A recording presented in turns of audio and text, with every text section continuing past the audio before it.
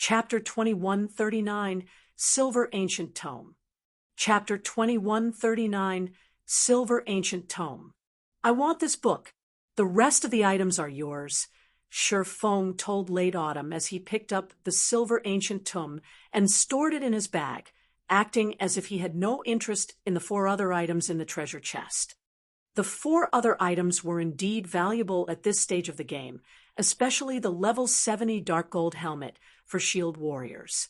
Even superpowers experts would drool over such an item.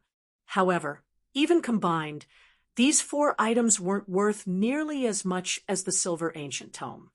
God's Domain had all kinds of ancient tomes to offer.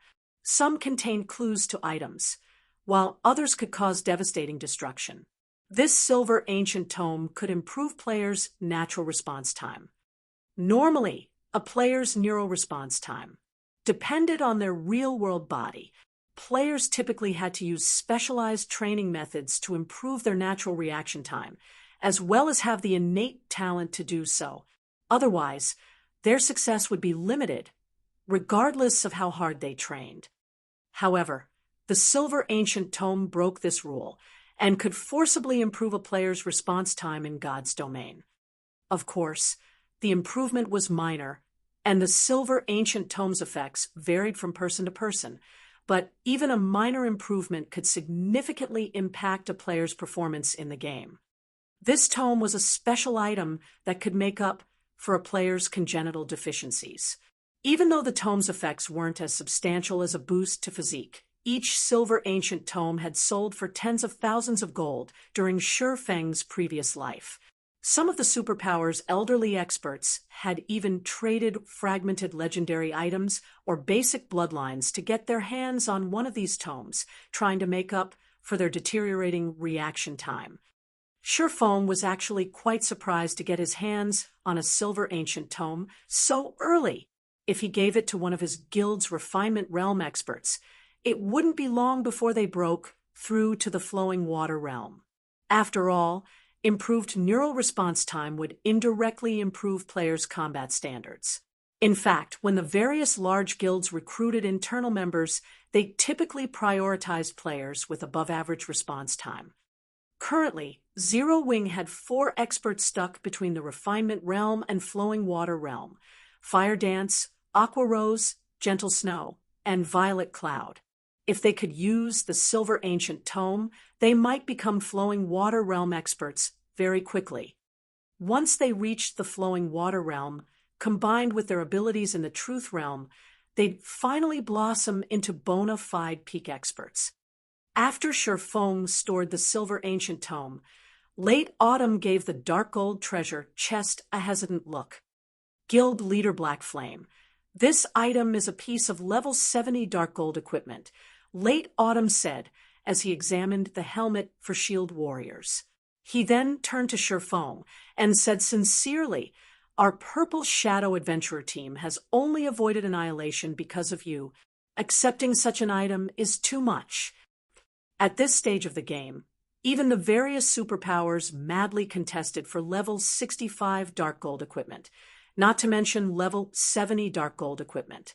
Moreover, this was a helmet for MTs. It was far more valuable than ordinary equipment of the same level and rank. I've already told you that I only wanted one item from the treasure chest. Moreover, it is only level 70 dark gold equipment. It is nothing to Zero Wing, Shi Feng responded. Seeing the Cursemancer's guilty expression, he chuckled and continued, "If you really can't bring yourself to accept it, why don't you help me out with something else? Then you can consider the helmet your compensation." He didn't know much about the Purple Shadow Adventurer team, but based on the team's performance and camaraderie, he could see that its members were righteous people. Otherwise, they likely would have split up and fled from Bright Dawn's expert team. That was one of the reasons that Shi Feng had chosen to help them. At most, he might have saved any other team from Bright Dawn's bullying. He wouldn't have allowed them to keep the boss and treasure chest. Compensation. Late Autumn was inwardly surprised, looking at Shi Feng's calm expression. This swordsman had offered a piece of level 70 dark gold equipment as if it meant nothing to him. Moreover, Late Autumn could tell that Shifeng was telling the truth. Immediately, he replied, "That won't be a problem. Guild leader Black Flame, please tell us what you need us to do. Our Purple Shadow Adventurer team will assist you with everything we got. I'm heading to the bottomless abyss to take care of something. I'd like your help in clearing out the mobs. The whole affair will take roughly half a day. How about it?" Shifeng asked. The bottomless abyss was the lowest leveled God mode regional dungeon in God's domain. Not only did an abundance of monsters call the dungeon home, but they were also quite challenging to deal with. Without enough strength, most teams would find themselves on a one-way trip if they tried to enter the dungeon. Initially, Shifeng had planned to clear out the monsters in his path by himself. Mobilizing the guild's main force to help him would only be a waste of time and resources. With Zero Wing's current predicament, the guild couldn't afford such an operation. However, since the Purple Shadow Adventurer team had volunteered its help, he was more than glad to accept. From what he had seen thus far, Purple Shadow was quite strong overall. Although the team couldn't compare to Zero Wing's main force, it was close to rivaling other first-rate guilds' main forces. The only real difference between Purple Shadow and a first-rate guild's main force was their equipment. "You're heading to the bottomless abyss." Colorful Fruit's jaw dropped, and she stared at Shifeng in astonishment. For the players grinding in the ancient undead country, the bottomless abyss was a forbidden land, yet Shifeng had originally planned to head straight into the beast's maw by himself. The various major powers had already attempted to enter the bottomless abyss, but every one of them had returned in defeat. Some of those teams had even been comprised of experts, led by peak experts. All right. Although Late Autumn found Shifeng's request surprising, he decided to go through with his promise. "Are we setting off now?" "Then, MHNN, the sooner we get there, the better." Shifeng nodded. "In that case, let's rest and recover. We'll set off in 1 minute," Late Autumn announced, glancing at his teammates' conditions. "Commander, are we really going into the dungeon?" Colorful Fruit whispered, sounding worried. Even the Windwolf Adventurer team retreated after less than an hour. Windwolf was the 5th-ranked adventurer team in the Dark Knight Empire, and much stronger than Purple Shadow overall, and they hadn't even made it a full hour in the bottomless abyss. Moreover, only half of the team had escaped the dungeon alive. Because of this, the Empire's adventurer teams had begun to fear the regional dungeon. Asking them to spend half a day in the bottomless abyss was no different than asking them to commit suicide. "Of course, we're going. I've already promised him our help," Late Autumn said. "Besides, we're in just as much danger now as we would be in the bottomless abyss. We might as well take our chances." Currently, more than 20 expert teams were targeting them. It was almost guaranteed that they wouldn't all make it out of the psychedelic forest alive. Since that was the case, they might as well try their luck in the bottomless abyss. After giving the matter some thought, Colorful Fruit found Late Autumn's reasoning sound. Since both paths led to death, they could at least try to establish a friendship with an expert like Shifeng. Once the Purple Shadow Adventurer team had rested, Shifeng led them toward the God Mode regional dungeon. About 5 minutes after Shifeng and his new companions left the area, a team with an averaged around level 67 found the Dark Gold treasure chest. These players' weakest piece of equipment was level 65 fine gold rank, and some of its experts even wore multiple pieces of epic equipment. Every member of the team radiated an imposing aura as well. Overall, this was certainly no ordinary adventurer team. "Boss, those people have already left. By the looks of it, they're heading toward the bottomless abyss," A bald, level 68 assassin in blue reported to the stalwart man in a suit of crimson armor. They should only have departed recently. They're heading to the bottomless abyss. A wise decision, the crimson-armored man said, chuckling. It's a pity that they caught our attention. Notify the other scouts. We'll give chase immediately. Chapter 2140, God Mode Regional Dungeon, Ancient Undead Country, Bottomless Abyss. Chapter 2140, God Mode Regional Dungeon, Ancient Undead Country, Bottomless Abyss. The Bottomless Abyss was a gigantic hole in the center of the psychedelic forest. The radius could rival that of an NPC city's. Pitch-black fog constantly billowed from within, and even from afar, players felt a chill as they watched the fog escape. So, this is the Bottomless Abyss. Shock gripped colorful fruit as she stared at the massive pit before her. The rest of the Purple Shadow Adventurer team felt the same. Not only was the Bottomless Abyss a spectacular sight, but its aura was also particularly daunting. Despite the distance between them and the regional dungeon, they felt stifled. They couldn't even imagine what it would feel like to stand within the foggy pit. It's no wonder why Windwolf couldn't even last an hour in there. If its aura feels so powerful from out here, I can't imagine how horrific it feels inside. Just moving will likely be taxing, Late Autumn muttered as he watched the fog rise from the bottomless abyss. After seeing this pit himself, he, more or less, understood why Windwolf's members had paled whenever they had mentioned the bottomless abyss, claiming that the regional dungeon was no place for current players. The fog is still quite thin. Let's hurry inside, Sherfoam commented as he, too, watched the fog. He was incredibly familiar with the bottomless abyss, so he was used to the sight. He immediately approached the staircase leading into the pit. Many ancient gods had participated in the Great Ancient War, and the bottomless abyss was a byproduct of one of those battles. According to legend, the destruction the gods had wrought here had been so massive that it had broken through the world barrier that separated the gods' domain continent from the dark abyss. As a result, the dark abyss's dark energy had flowed into God's domain through the breach, creating this bottomless abyss.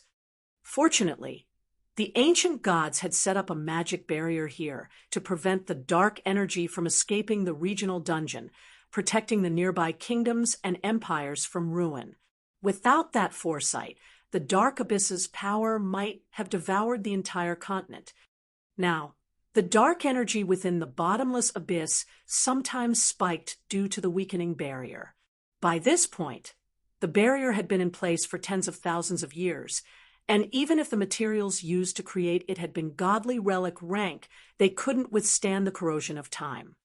When the bottomless abyss's dark energy was at its strongest, Tier 1 players could only remain within the regional dungeon for 3 or 4 hours. Tier 2 players could, at most, withstand the energy for 10 hours before they'd have to flee. If they exceeded this time limit, the dark energy would corrode their flesh, and their stamina and concentration consumption would increase exponentially. It wouldn't be long before they died from exhaustion. To make matters worse, players that died from exhaustion within the bottomless abyss would suffer double the normal death penalty, and their souls would enter a weakened state due to the corrosion.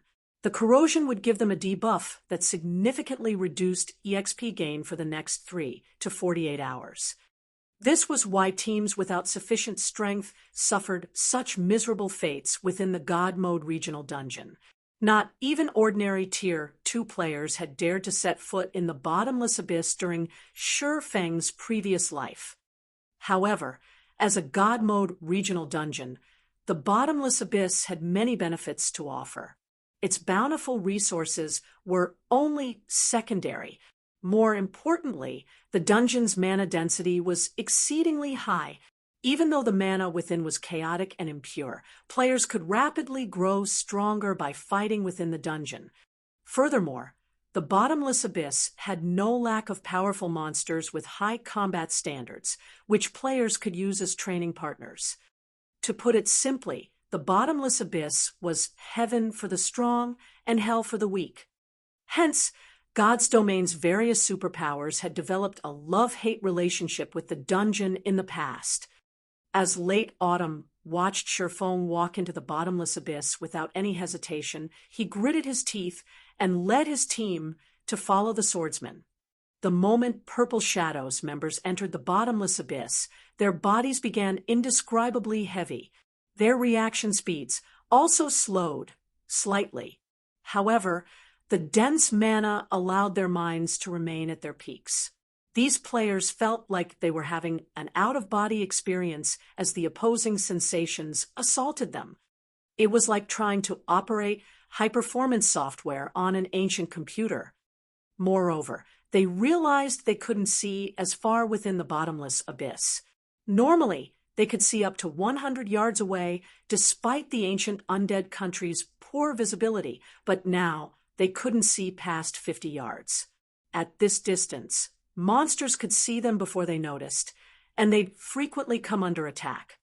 After descending the staircase for about 3 minutes, the Purple Shadow members realized that level 60-plus monsters hung from the walls and dominated the staircase. The weakest among them was a lord, and they all radiated intense auras that felt particularly deadly to Purple Shadows members.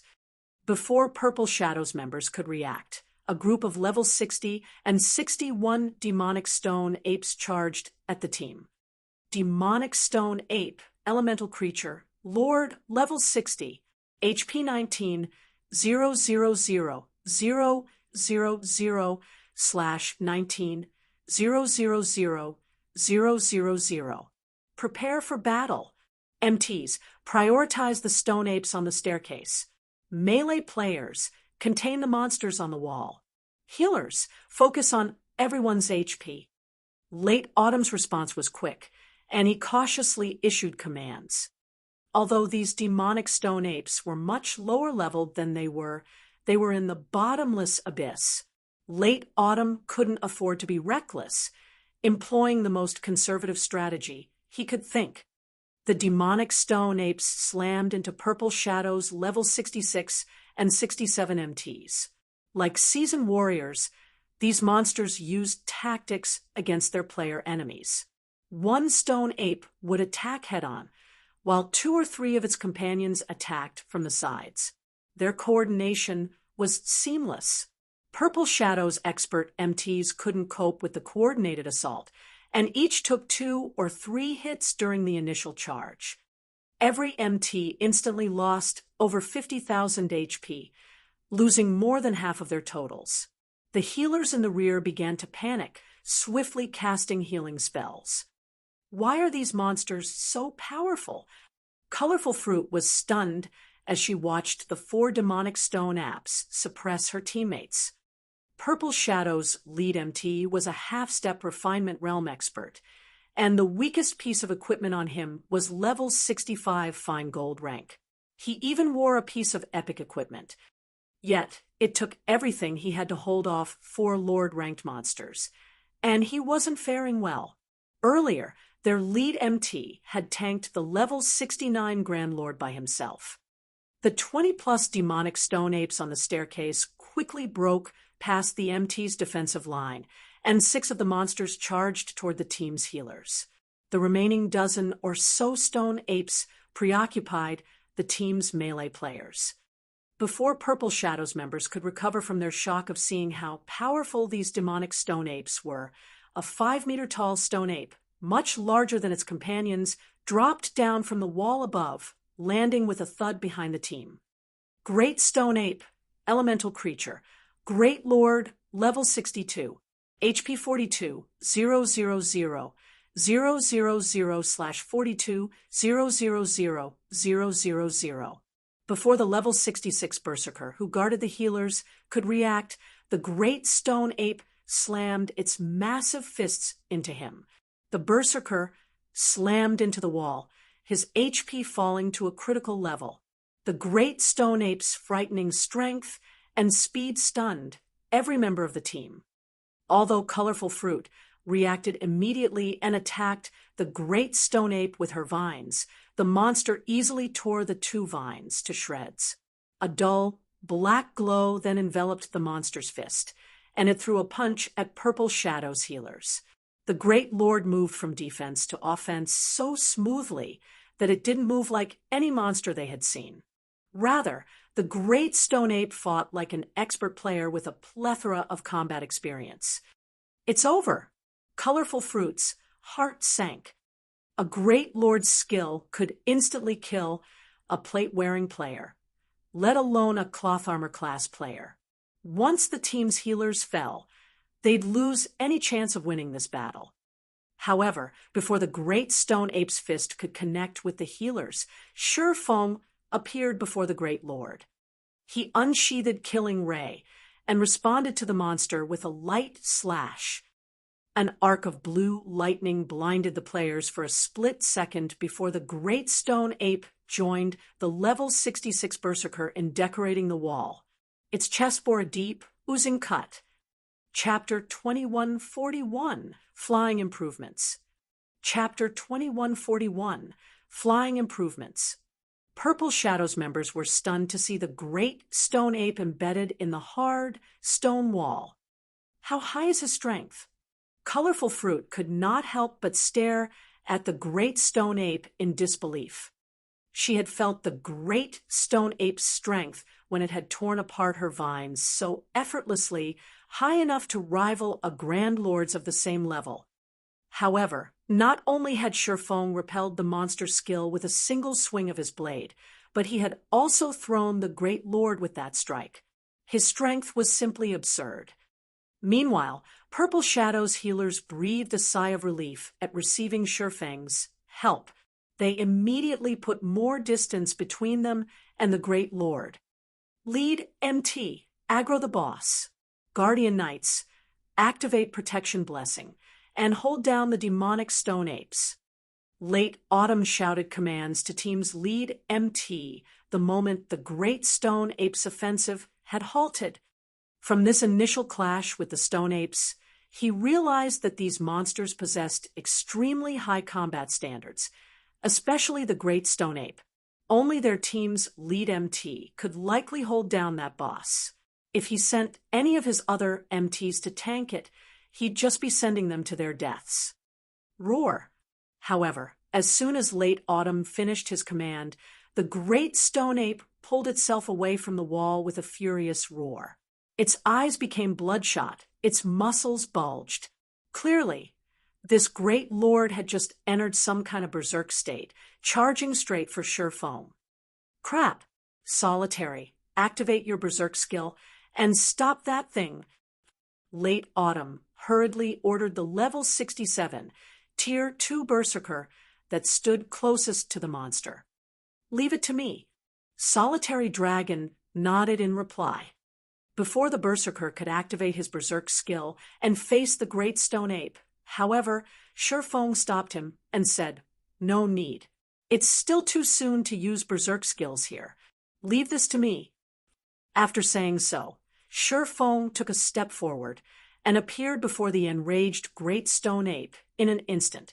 The swordsman looked like a child compared to the 5-meter-tall monster. Seeing its hated enemy standing up to it, the Great Stone Ape swung its fists at Feng. The sharp sound of the movements cutting through the wind was audible from 30 yards away. In the blink of an eye, the Great Stone Ape fired 6 strikes at Feng, the massive size of its fists making the punches impossible to dodge. The other players' expressions darkened as they watched from the corner of their eyes. This move was enough to tell that the Great Stone Ape's combat standards were on par with a player who reached the middle stage of the Trial Tower's 5th floor. Combined with attributes that rivaled a Grand Lord of the same level, how were they supposed to fight this monster? Contrary to expectations, however, the attack hadn't sent Feng flying. Instead, all 6 punches harmlessly passed through Feng before the swordsman began to fade out of existence, revealing that the Great Stone Ape had only struck an afterimage. Without anyone realizing it, Feng had moved behind the Great Stone Ape and had already swung his sacred sword. Xiao! Another blue flash sliced through the great stone ape, eliciting a scream and plundering over 70,000 HP from the great lord. Another visible cut now graced the monster's sturdy form. The great stone ape's fury reached new heights as it took another hit. In response, it spun around and launched another barrage of punches at Shi Feng. As if Shi Feng existed in another space entirely, the great lord couldn't hit him, no matter how hard it tried. Instead, one cut after another joined the first two.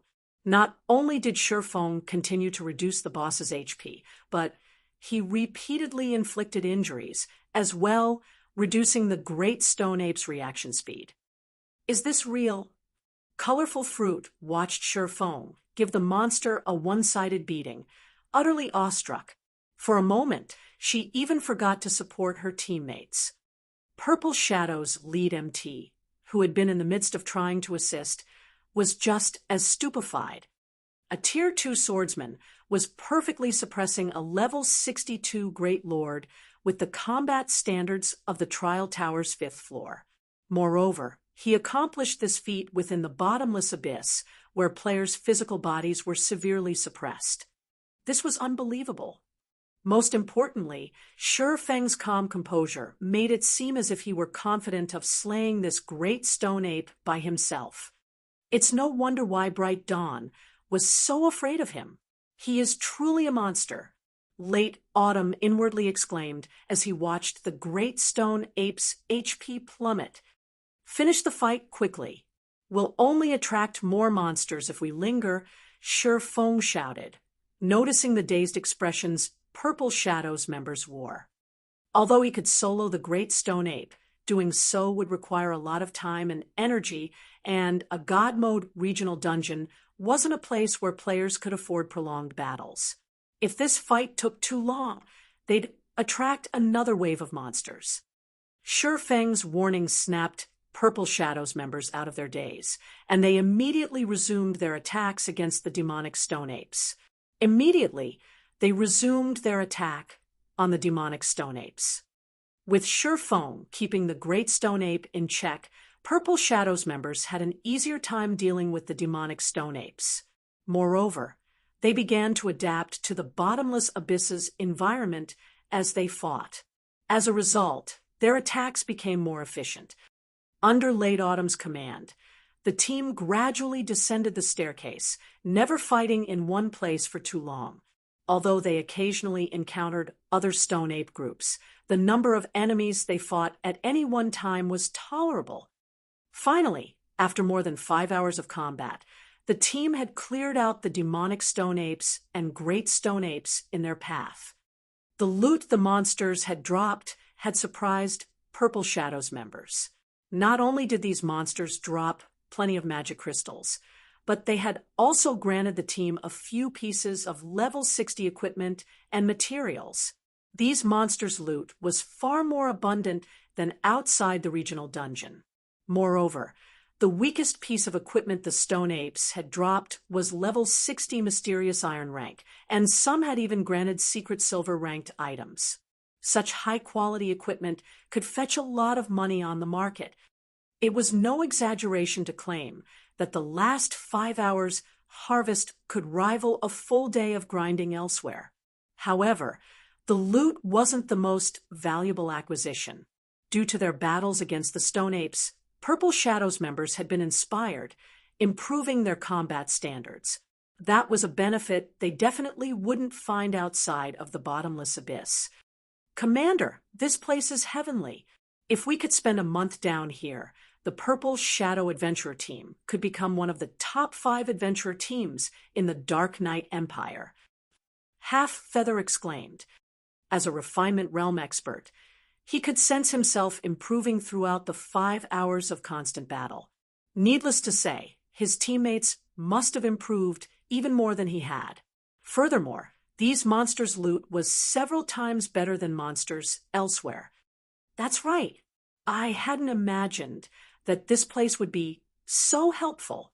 It's no wonder why the various large guilds are so desperate to explore the bottomless abyss, Late Autumn said. he had a far better understanding of the regional dungeon's value than his subordinates. While resources and funds were important to a guild, those factors weren't nearly as valuable as its members' strength. This God Mode regional dungeon had proven to be a natural training ground, and players' leveling speed wouldn't slow while they trained here. On the contrary, they would enjoy a much higher leveling speed than outside of the dungeon's borders. If a guild took control of the bottomless abyss, its development would skyrocket. As he considered this, late Autumn's gaze drifted back to Shurfong, who stood some distance away. A large part of the reason why they were able to survive for more than 5 hours in the bottomless abyss was because of Shurfong. Shurfong had defeated one great lord after another for them. There were also times where 2 great lords had appeared simultaneously. If not for Shurfong suppressing every great lord that appeared, they would have long since been annihilated. After all, the only person in the Purple Shadow Adventurer team capable of holding their ground against the Great Lord-ranked Great Stone Apes was their lead MT. Even then, the lead MT could only hold his ground against one Great Stone Ape at a time. Meanwhile, after moving for more than 5 hours, everyone also arrived inside a cave. The cave wasn't formed naturally, but man-made instead. There were also multiple paths leading out of the cavern, the paths forming a labyrinth. You guys rest here for now. This place is very safe, Shurfong said as he looked at the exhausted Purple Shadow members. After saying so, he made his way into the labyrinth. The labyrinth-like cave was the bottomless abyss's first floor. At the same time, it was the only place in the entire regional dungeon that allowed for a guild town or city to be transferred over. Chapter 2142, Abyss Residence. Chapter 2142, Abyss Residence. After hearing Shurfeng's instructions, late Autumn and the others sighed in relief as they sat down to rest. As for what Shurfong planned to do inside the labyrinth, they had no intention of asking about it. After all, Shurfong was the leader of a guild. He naturally had his reasons for coming to this dangerous place. If they pried too deeply, they might end up annoying or angering him. Moreover, even if they wanted to enter the labyrinth with Shurfong, they most likely didn't have the ability to survive for very long in there. The labyrinth was rife with level 65 plus undead, many of which were great lords. With just their adventurer team's strength, they wouldn't be able to progress very far into the labyrinth. Not to mention, if they came across a Grand Lord, their fates would be sealed. In the next moment, Purple Shadows members saw Shurfong easily weaving through the undead's attacks. Moreover, the undead here actually couldn't keep up with his speed at all, the distance between the two sides steadily widening. After a few seconds, only the undead remained in sight. The difference between us is really huge, Colorful Fruit said, a bitter smile forming on her face after Shurfong disappeared. It is indeed massive, but it's not like we can't catch up, Late Autumn said, nodding. An organization called the Adventurer Alliance has appeared in the Fire Dragon Empire and is currently recruiting powerful adventurer teams. I heard that even super guilds have to treat this Adventurer Alliance with respect. Moreover, the Alliance is even nurturing experts. I received an invitation, but I didn't put too much stock in the matter. On further thought, I feel that we should join the Alliance. In the past, he had been very confident in Purple Shadow's strength, believing that even if Purple Shadow was no match for superpowers, superpowers wouldn't have an easy time dealing with Purple Shadow either. After today's fight with Bright Dawn's team, however, he realized that he was sorely mistaken. Before a superpower, Purple Shadow didn't even have the strength to protect itself. Unless they became monsters like Shurfong, daunting even an expert like Bright Dawn at the thought of attacking them, they would never secure a foothold in the Dark Knight Empire. Meanwhile, the Fire Dragon Empire's Adventurer Alliance was an existence that could intimidate even super guilds. Needless to say, Its existence was extraordinary. After all, the Fire Dragon Empire was one of God's domain's 4 great empires, and far superior to the Dark Knight Empire. Many superpowers, and even quite a few super guilds, had established footholds there. The fact that the Adventurer Alliance was able to establish a foothold in the Fire Dragon Empire despite competition from so many superpowers proved just how powerful it was. As for joining a guild, that was something Late Autumn was not willing to do, no matter what. Otherwise, he would have long since joined Starlink together with his comrades. After all, Starlink had extended an invitation to many of the powerful adventurer teams in the Dark Knight Empire. "Commander, can we really catch up to him?" Colorful Fruit turned to look at Late Autumn reflexively, a hint of anticipation gleaming in her eyes. Shifeng's strength was already deeply ingrained in her heart. At this point, what she wanted to do most was to share the same stage with Shifeng one day, instead of staying in the Dark Knight Empire and remaining a frog in a well. It shouldn't be a problem. The Alliance promised that as long as we pass its test and qualify for its training, we will be able to reach the apex of God's domain, Late Autumn said. Previously, Late Autumn had sneered at this promise, as he thought that the Purple Shadow Adventure team already stood at the Dark Knight Empire's peak. There was no need for Purple Shadow to undergo the Adventurer Alliance's training. However, in hindsight, the gap between Purple Shadow and the Adventurer Alliance was massive. Moreover, a power that could stand shoulder to shoulder with superpowers should understand the strength of the various superpowers. Since the Adventurer Alliance had declared that it could help qualified players become Apex experts, the Alliance was most likely telling the truth. "This is great. The next time we meet, I must stand on the same stage as him." Colorful Fruit thought to herself, her fighting spirit soaring. At this moment, aside from Colorful Fruit, Half Feather and the other top experts of Purple Shadow also had similar thoughts. Meanwhile, as Purple Shadow's members were resting, Shifeng had activated Gale Domain to shake off the undead chasing him. The undead here were living beings that died during the Great Ancient War. Not only were their combat standards extremely high, but they were also organized when fighting.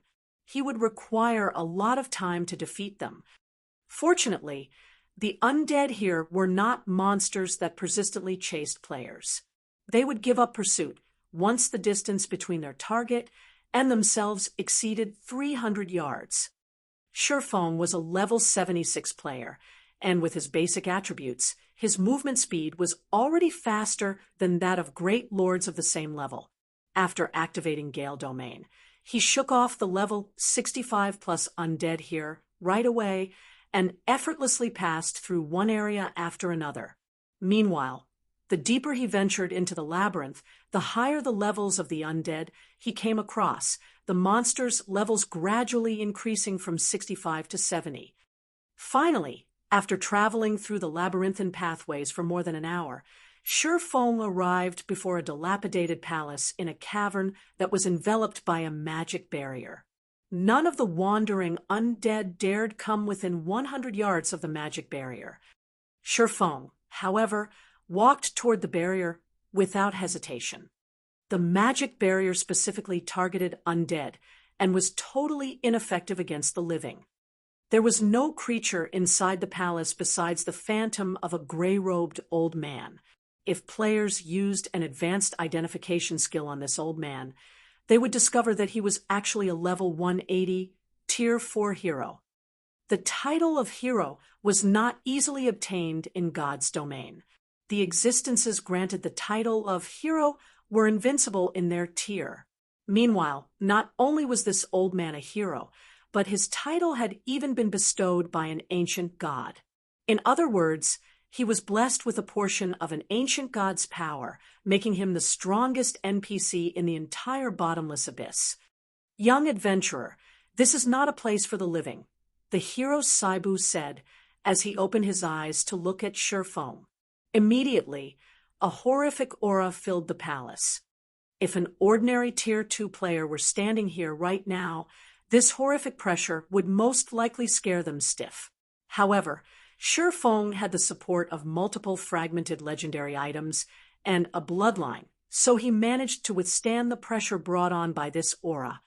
Esteemed hero Saibu, I am here by the will of the gods to expel the darkness, Shifeng said respectfully as he stood 30 yards away from Saibu. Players wanting to transfer a guild town to the bottomless abyss needed to fulfill 3 conditions, 2 of which were the standard conditions for transferring a guild town. The third condition was a hidden condition, passing Saibu's test.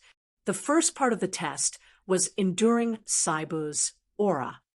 In the past, 90% of the powers that attempted this test had failed at the very start because ordinary experts couldn't endure Saibu's aura at all. One needed the basic attributes of a Tier 3 player of the same level to do so. Otherwise, they would be forced to kneel, then get teleported out of the palace. Not bad. Being able to move so close to me proves that you have the strength to deal with the darkness, Saibu said, smiling and nodding in approval when he saw that Shifeng was barely affected by his aura. However, you cannot expel the darkness here with just this. Since you are a bronze legatee, I can set up a stable area for your residence, which will allow you to combat the darkness here long-term. However, you will have to contribute 6,000 mana stones. Lord Saibu, here are the 6,000 mana stones you require, Shifeng said as he took out the mana stones he had prepared beforehand. He had basically emptied out the guild's reserve of magic crystals to make these 6,000 mana stones. However, this price was well worth it if he could move Stone Forest Town here. Excellent. So many mana stones should just barely be enough to resist the corrosion of darkness here, Saibu said. As he received the 6,000 mana stones from Shifeng, he couldn't help taking a few extra glances at the youth before him, following which he started incanting. As Saibu chanted, the 6,000 mana stones merged and transformed into a resplendent gemstone. With this item, you can set up a magic barrier on the first floor, which we are on. The residents you set up inside this barrier will be able to avoid the corrosion of darkness. Keep in mind that this item can be used only on the first floor, Saibu said gravely as he handed the gemstone to Shifeng. When Shifeng accepted the gemstone, he sighed ruefully. In the past, he could only watch from the sidelines as the various superpowers established one town after another inside the bottomless abyss. In this life, however, he too could set up his own town here. Chapter 2143, Transferring Stone Forest Town. Chapter 2143, Transferring Stone Forest Town. Shifeng didn't linger after obtaining the barrier gemstone, making his way toward the Undead Forest. The Undead Forest was located in the center of the Bottomless Abyss's first floor. Not only did a large number of level 70-plus undead wander the area, but it was also where the first floor's dark energy was densest, without high darkness resistance. Not even Tier 2 players could spend more than 6 hours in the area. However, despite the Undead Forest dangers, it was one of the few places on the first floor that could support a guild city. The Bottomless Abyss's first floor was comprised of a series of connected tunnels and caverns, which was why there weren't many places that could house a guild city. As far as Shifeng could remember, fewer than 10 caverns could support such a massive player base. Most of them could only support an advanced town. As a result, players needed to select the location for their guild town carefully in the Bottomless Abyss. Otherwise, they wouldn't be able to promote the town due to insufficient space. Of course, Shifeng had another reason for choosing the Undead Forest. It was the closest location to the Bottomless Abyss's second floor. The Bottomless Abyss was a level 60 to 100 super large-scale regional dungeon, and it was considerably larger than many neutral maps elsewhere, separated into a total of 3 floors. Each floor was more difficult than the last, and the second floor was considered a turning point. To current players, the Bottomless Abyss's first floor was already horrific, but they didn't realize that the first floor was only a training ground to help players adapt to the regional dungeon's environment. These monsters were only between level 60 and 75. However, the dungeon wouldn't be so kind once they reached the second floor, its difficulty rising to a whole new level. The second floor's monster ranged from level 70 to 90. But as the God Mode regional dungeon became more challenging, it would reveal its true benefits. From the second floor onward, not only would monsters drop 7 Luminaries crystals, but their drop rates for fine gold and dark gold equipment would be roughly 3 times higher than elsewhere. Players would also find plenty of combat techniques and skill books. They'd even have a chance of finding a legacy if they were particularly lucky. Unlike most legacies found outside of the dungeon, those in the Bottomless Abyss had survived since ancient times. The weakest legacy players could find in this regional dungeon was advanced rank. As for the Bottomless Abyss's third floor, it was where players would discover the true essence of the God Mode regional dungeon. Not only would players have a chance of obtaining peak legacies when they killed the bosses on that floor, but they'd also have an extremely small chance of obtaining fragmented legendary items. Typically, fragmented legendary items didn't even drop from ordinary mythic bosses. Only special mythic bosses had a chance of dropping such precious treasure. However, the Bottomless Abyss's third floor was the typical map. Every mythic boss on that floor had a chance of dropping fragmented legendary items, and the dungeon's final boss was guaranteed to drop one. One could say the Bottomless Abyss was responsible for introducing fragmented legendary items to God's Domain's players. In the past, the various superpowers had only begun to acquire fragmented legendary items once they had discovered the Bottomless Abyss. After that moment, everyone had come to understand that epic items weren't truly the best weapons or equipment in the game, and that something even stronger existed. Since Shurfong was the first person to acquire a barrier gemstone in the Bottomless Abyss, he had to take advantage of as many opportunities in preparation for conquering the regional dungeon's third floor. After an hour or so of travel, Shurfong found himself in a massive, spacious cavern. At first glance, the cavern looked like any other forest, filled with verdant trees and bright light. It looked nothing like the cavern it truly was. This was the undead forest. The dark energy here was so dense it was stifling, and level 70+ Great Lord ranked undead roamed through the woods. There were even quite a few Grand Lords. Dark energy affected these monsters in the same way mana affected players. The denser the dark energy was, the higher the monster's combat standards would be. Even the weakest Great Lord in the undead forest had combat standards on par with the late stage of the Trial Tower's 5th floor. Such combat standards would be impressive enough to earn a player a party leader position among a first-rate guild's core members. Including the monster's high basic attributes, even a first-rate guild's chief MT would have a tough time against these Great Lords. The Grand Lords, on the other hand, could reach the 6th floor's early stage. They were nightmarish opponents, even for a first-rate guild's main force. Only the various superpowers' top combatants had a chance against these monsters.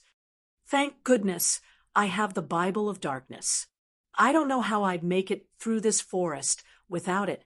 Shurfong was relieved as he used omniscient eyes to watch the level 74 Grand Lord ranked great necromancers that wandered in the distance. These level 74 great necromancers were extremely powerful. Not even Shurfong would dare provoke them in his current state. If he accidentally aggroed one, he'd have no choice but to flee. Fortunately, the Bible of Darkness granted him control over the power of darkness. This, in turn, allowed him to resist dark energy and significantly lowered the chances of dark creatures noticing him. He'd be able to avoid the undead forest's residents with relative ease. After about 10 minutes or so, Shifeng had circled around more than 30 great lords. He had also encountered more than 3 grand lords. If a superpower's main force visited this forest at this stage of the game, their deaths would be a guarantee. It should be here, Shifeng thought as he observed his location. He then took the barrier gemstone from his bag and began to chant an incantation. After 10 verses and more than 30 seconds, the barrier gemstone disappeared. Then 2 gigantic, silver magic arrays formed above and beneath Shifeng, and every monster within the array's range released pained cries before fleeing the area.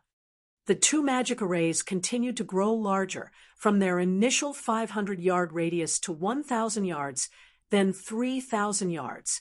The arrays only stopped expanding after another 30 seconds.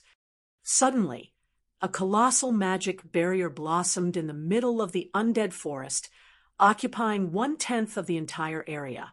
Not a single monster stood within the barrier. Next, I need to guide Stone Forest Town's transfer. Shifeng was quite satisfied with the forest's lush greenery within the magic barrier. He then took out the town transfer token he had obtained from the Eclipse Throne and chose to transfer Stone Forest Town. Originally, he had planned to use this token to move Stone Forest Town to a neutral map neighboring Starmoon Kingdom, but with Silverwing Town in the Empire, he had set the token aside. Now, the token would finally display its potential. System, do you wish to transfer Stone Forest Town to the specified area? Shifeng clicked yes without hesitation. Chapter 2144, Abyss Town. Chapter 2144, Abyss Town. Once Shifeng made his selection, another system notification rang in his ears. System, you have selected to transfer Stone Forest Town to the specified location. Transfer conditions met. System, Stone Forest Town will be closed off in 1 minute. Estimated transfer time is 30 minutes. Players will not be able to enter the specified transfer area during this time. You will automatically be teleported out of the transfer area in 10 seconds. Half an hour? Huh? When Shifeng heard the system notification, he could not help his growing excitement. Nothing was more important to the various large guilds than resources and experts. As long as Stone Forest Town's transfer completed smoothly, it would become even more important than Zero Wing City. The guild town would even generate more profit than the city. While Shifeng considered his next step, he was transported out of the magic barrier. Meanwhile, back in Starmoon Kingdom's Stone Forest Town, the players in the town were in an uproar. What's going on? Stone Forest Town is moving to another location? Crap! I just got here to level up. What is Zero Wing trying to do? Stone Forest Town has just begun to recover, yet Zero Wing is moving it elsewhere. Does Zero Wing think the town will attract more players if it's in another location? This is a scam. We need to boycott Zero Wing. The guild's abandoning new players just to become more popular. I won't ever set foot in a Zero Wing town again. We'll see how long Zero Wing lasts if no one visits its towns. The players in Stone Forest Town fell into heated discussions when they received the system notification about the town's relocation. The players new to God's domain were particularly boisterous. Stone Forest Town was still a holy ground for players between level 30 and 50. Not only was the town next to a low-level Azura mode regional dungeon, but it also had everything low-level players could need or want. Not even NPC cities could rival Stone Forest Town's benefits for low-level players. However, before they had the chance to enjoy these benefits, the system had announced Stone Forest Town's transfer to another location. This meant the time they had spent trying to reach the town had been for nothing. Meanwhile, news of Stone Forest Town's relocation quickly reached Starmoon Kingdom's various major powers. What? Zero Wing is moving Stone Forest Town to another location? Stone Forest Town's popularity has only begun to recover.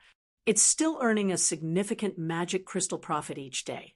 Yet Zero Wing wants to relocate the town. Has the guild found a better location? I want this investigated immediately. Tell our spies in Zero Wing to find out where the guild plans to relocate the town. For independent players, Stone Forest Town's relocation only meant that they'd lose a leveling spot, and that only impacted the independent players that had recently joined God's Domain. Naturally, there were other maps where they could grind. However, Stone Forest Town's transfer held a completely different meaning for Starmoon Kingdom's various powers. Transferring a town meant transferring an area of influence. Since no one could oppose Zero Wing in Starmoon Kingdom, they'd be doomed if the guild relocated Stone Forest Town to their territories. Hence, the kingdom's powers anxiously searched for the town's new location. While Starmoon Kingdom's various powers panicked, Yuan Tiexin, who resided in one of White River City's advanced restaurants, stared intently at the report he had just received from a subordinate. "Uncle Yuan, have our spies learned anything?" Purple Jade asked curiously, "Is Black Flame's claim really true? Has he actually relocated Stone Forest Town into the bottomless abyss?" The various superpowers were paying particularly close attention to the God Mode regional dungeon. If not for the bottomless abyss's monsters and environment, the secret pavilion would have already dispatched a large team to explore the dungeon. Meanwhile, according to the most recent report, quite a few super guilds had sent their own teams into the bottomless abyss. Unfortunately, they had suffered grievous losses for doing so. According to their investigation, current players simply weren't strong enough to grind in the regional dungeon. They'd have to reach level 70 before they'd have any chance of survival. Hence, she found it truly hard to believe that Zero Wing had successfully transferred Stone Forest Town to the dungeon, but when she recalled Shifeng's confident expression on the day they had made their deal, she knew he hadn't been joking about his plans. Furthermore, if Shifeng failed to complete the transfer, the secret pavilion would secure the guardian puppet design. "They haven't been able to verify anything yet," Yuan Tiexin said, shaking his head. "But based on our information, Black Flame has made an appearance in the ancient undead country. He even humiliated Bright Dawn, one of Starlink's vice guild leaders. I believe that your guess is likely correct. A town's transfer, after all, requires its owner's permission." Yuan Tiexin couldn't help the sting of regret he felt. If the secret pavilion had been as confident in Zero Wing's abilities as Shifeng, it would have likely invested more in the guild, rather than treat Zero Wing with half-hearted sincerity. If Zero Wing has actually accomplished its goal, its future will be set. With Stone Forest Town alone, Zero Wing will qualify to contend with superpowers. If it can solidify its legacy foundation as well, then we can reasonably expect that it will become a super first-rate guild any day now. Purple Jade said. She had a thorough understanding of how valuable the bottomless abyss's resources were. If a guild monopolized those resources, its development speed would be astonishing. Moreover, the various superpowers would have a very difficult time dealing with Zero Wing before players reached level 100. Even Starlink would find it challenging to shake Zero Wing's foundations. Meanwhile, within Zero Wing, guild members excitedly discussed the latest news regarding Stone Forest Town. "I wonder where the guild is moving Stone Forest Town to. I'm guessing that it's moving the town to a neutral map. All of the large guilds are trying to claim them, and our guild is no exception. I can't wait to find out which neutral map the town will occupy." I agree. Since Starlink is so dead set on suppressing our guild in the Empire, we can't really do anything in the Empire's core area. We're stuck around Silverwing Town. It'd be wonderful if the guild transferred Stone Forest Town to that area. Honestly, It's not a big deal if the guild doesn't transfer Stone Forest Town to the Ur Empire. Starlink already has a fortress there, but it doesn't have any bases in other neutral maps. We could secure a massive advantage if the guild transfers Stone Forest Town to a different neutral map. Moreover, the Zero Wing Auction House now has access to a wider variety of items. Even if the guild transfers the town to a smaller neutral map, our leveling speed won't be any slower than it is in the Ur Empire. Many of Zero Wing's members expressed their guesses and hopes for Stone Forest Town's new location, every one of them filled with anticipation. Although Fire Dance had repelled the Starlink forces camped outside of Silverwing Town and restored some of the guild's morale, that didn't change the fact that Starlink still harassed the guild's members in the rest of the Ur Empire and the other neutral maps around Starmoon Kingdom. To make matters worse, other guild's members were rapidly growing stronger and exploring neutral maps. To say that Zero Wing's members didn't have any opinions on the matter would be a lie, as every player throughout Starmoon Kingdom discussed this abrupt change. Half an hour passed quickly. Many of the players keeping an eye on the guild teleportation function soon noticed that Stone Forest Town's name had reappeared among the list of available destinations. However, they were dumbfounded when they saw the level 60 limit. What's going on? Why is there a level limit? As players wondered about this oddity, some guild members, those above level 60, couldn't help themselves and purchased a guild transfer scroll to visit Stone Forest Town. When these Zero Wing members arrived, the sound of a system notification reached their ears. System, you have discovered the bottomless abyss. Chapter 2145. Attention, the bottomless abyss. Chapter 2145. Attention, the bottomless abyss. Most of the Zero Wing members that had teleported to Stone Forest Town had failed to react to the system notification, but some of those players, who had a certain understanding of the ancient undead country, were excited to see it. Is this real? We're actually inside a God Mode regional dungeon. All hail the guild leader. Our guild is set for life now. Although none of the various powers had made any progress in exploring the bottomless abyss, what they had learned of the regional dungeon gave them high hopes. Moreover, the bottomless abyss was the reason that Starlink had been able to suppress both Unyielding Soul and Crimson Emperor when it had laid claim to a single fortress. Stone Forest Town's new environment also surprised Zero Wing's members. In the bottomless abyss, the town's mana density was likely even higher than in Zero Wing City. Players would be able to achieve the same results when training their combat standards with half the effort here. Stone Forest Town had become a sacred ground, ideal for players. Not only could players level up and upgrade equipment around the town, but they could also train their combat standards and techniques in the town. Shortly after Zero Wing's members discovered Stone Forest Town's new location, news spread quickly to Starmoon Kingdom's various major powers. How is that possible? Someone must have made a mistake with this report.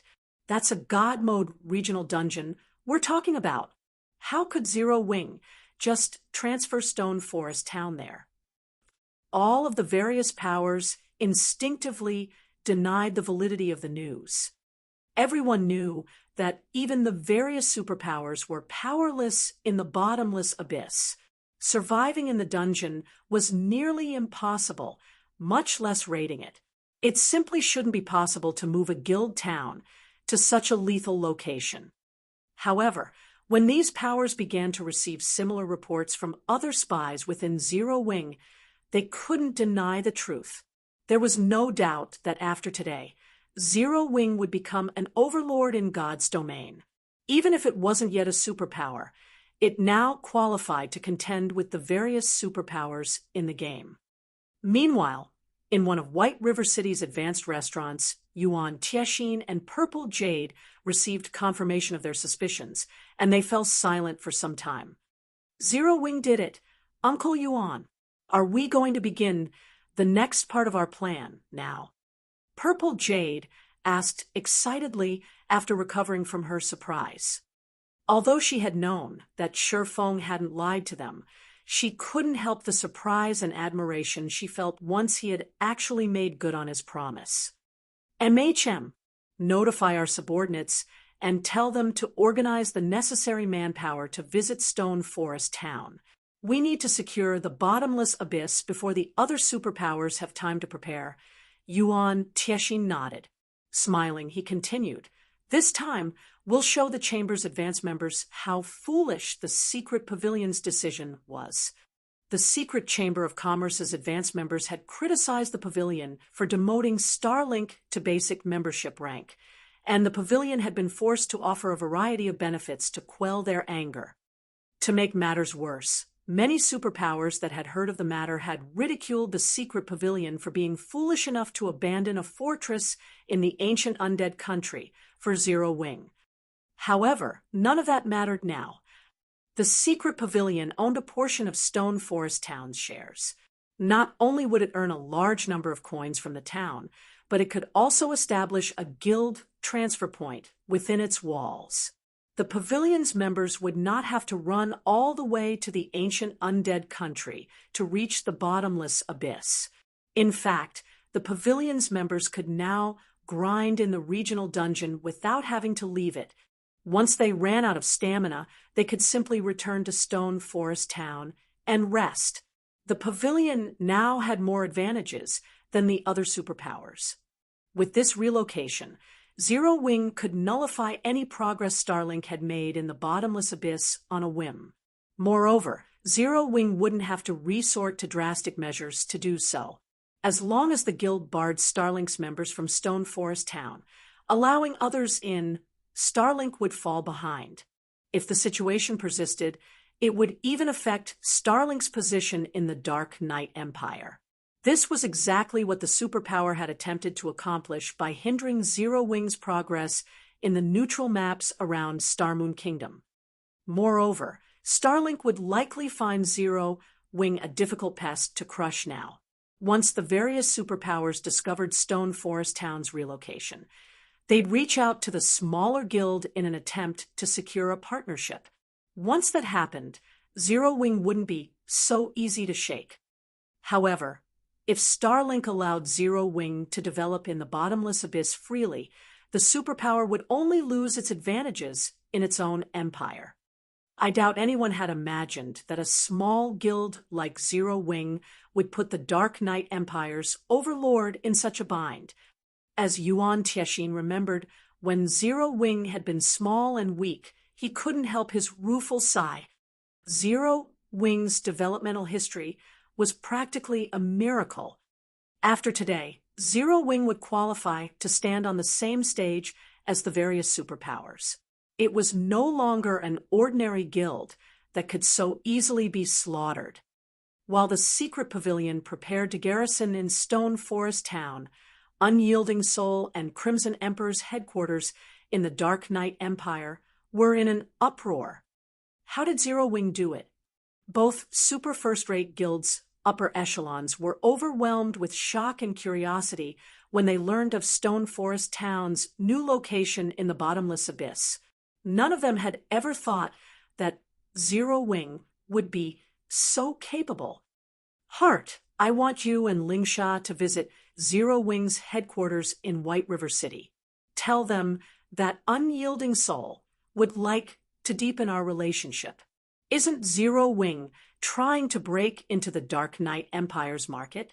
We can offer them some of our central shops in the Empire if they're willing to let us build a temporary residence in Stone Forest Town.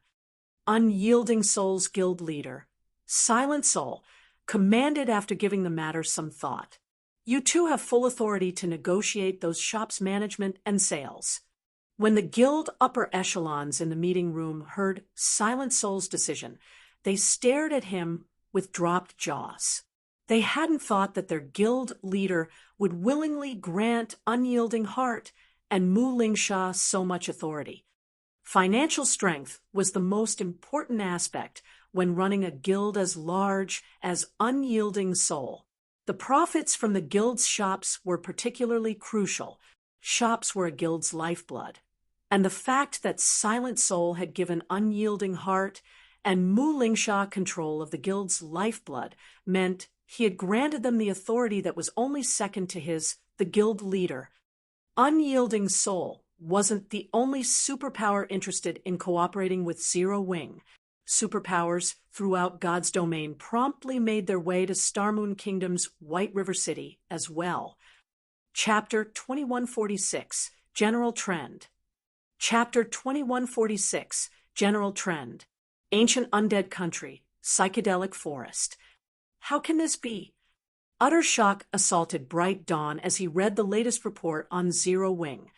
It had only been a few hours since his encounter with Black Flame, yet in that time, the swordsman had relocated Stone Forest Town into the bottomless abyss. No matter how he looked at it, the situation felt like a dream. Not even Starlink dared to delve too deeply into the bottomless abyss, but Black Flame had established a town within the regional dungeon in a matter of hours. Starlink had invested an astronomical amount of manpower and resources to secure a fortress in the ancient undead country, but none of its effort could even compare to Black Flame's alone. Many superpowers had already begun to make their way to White River City to negotiate with Zero Wing due to the guild's latest success. Needless to say, they all wanted a cut of Stone Forest Town's shares and a temporary guild residence within the town.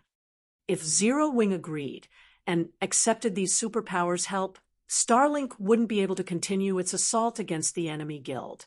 Moreover, Starlink's development would descend into the pits of hell due to Stone Forest Town's prosperity. As a result, Lu Xinglua had ordered Bright Dawn to use everything Starlink had to destroy or capture Stone Forest Town before Zero Wing could stabilize its position in the bottomless abyss. Has something happened?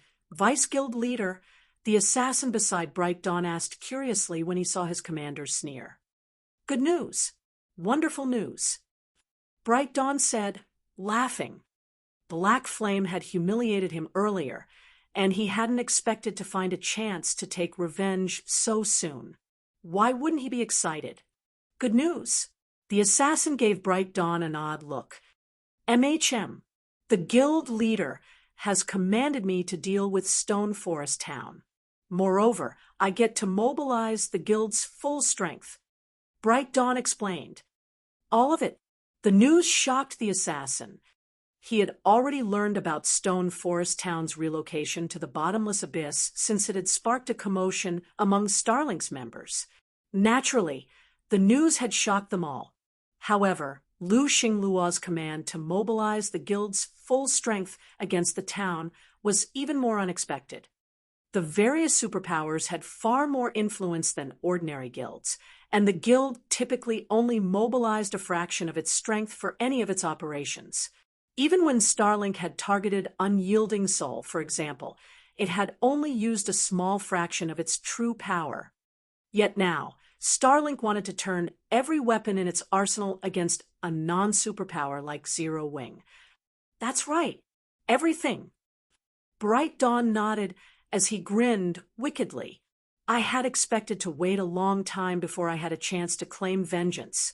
I hadn't expected that I'd get to move against that bastard so soon. Hopefully, Black Flame doesn't run from me too quickly. Dealing with an established town was normally even a headache for superpowers like Starlink. But if Starlink employed the guild's full power, taking down a guild town would be a piece of cake. Not even advanced towns would pose much of a challenge. Furthermore, Stone Forest Town had just completed its transfer.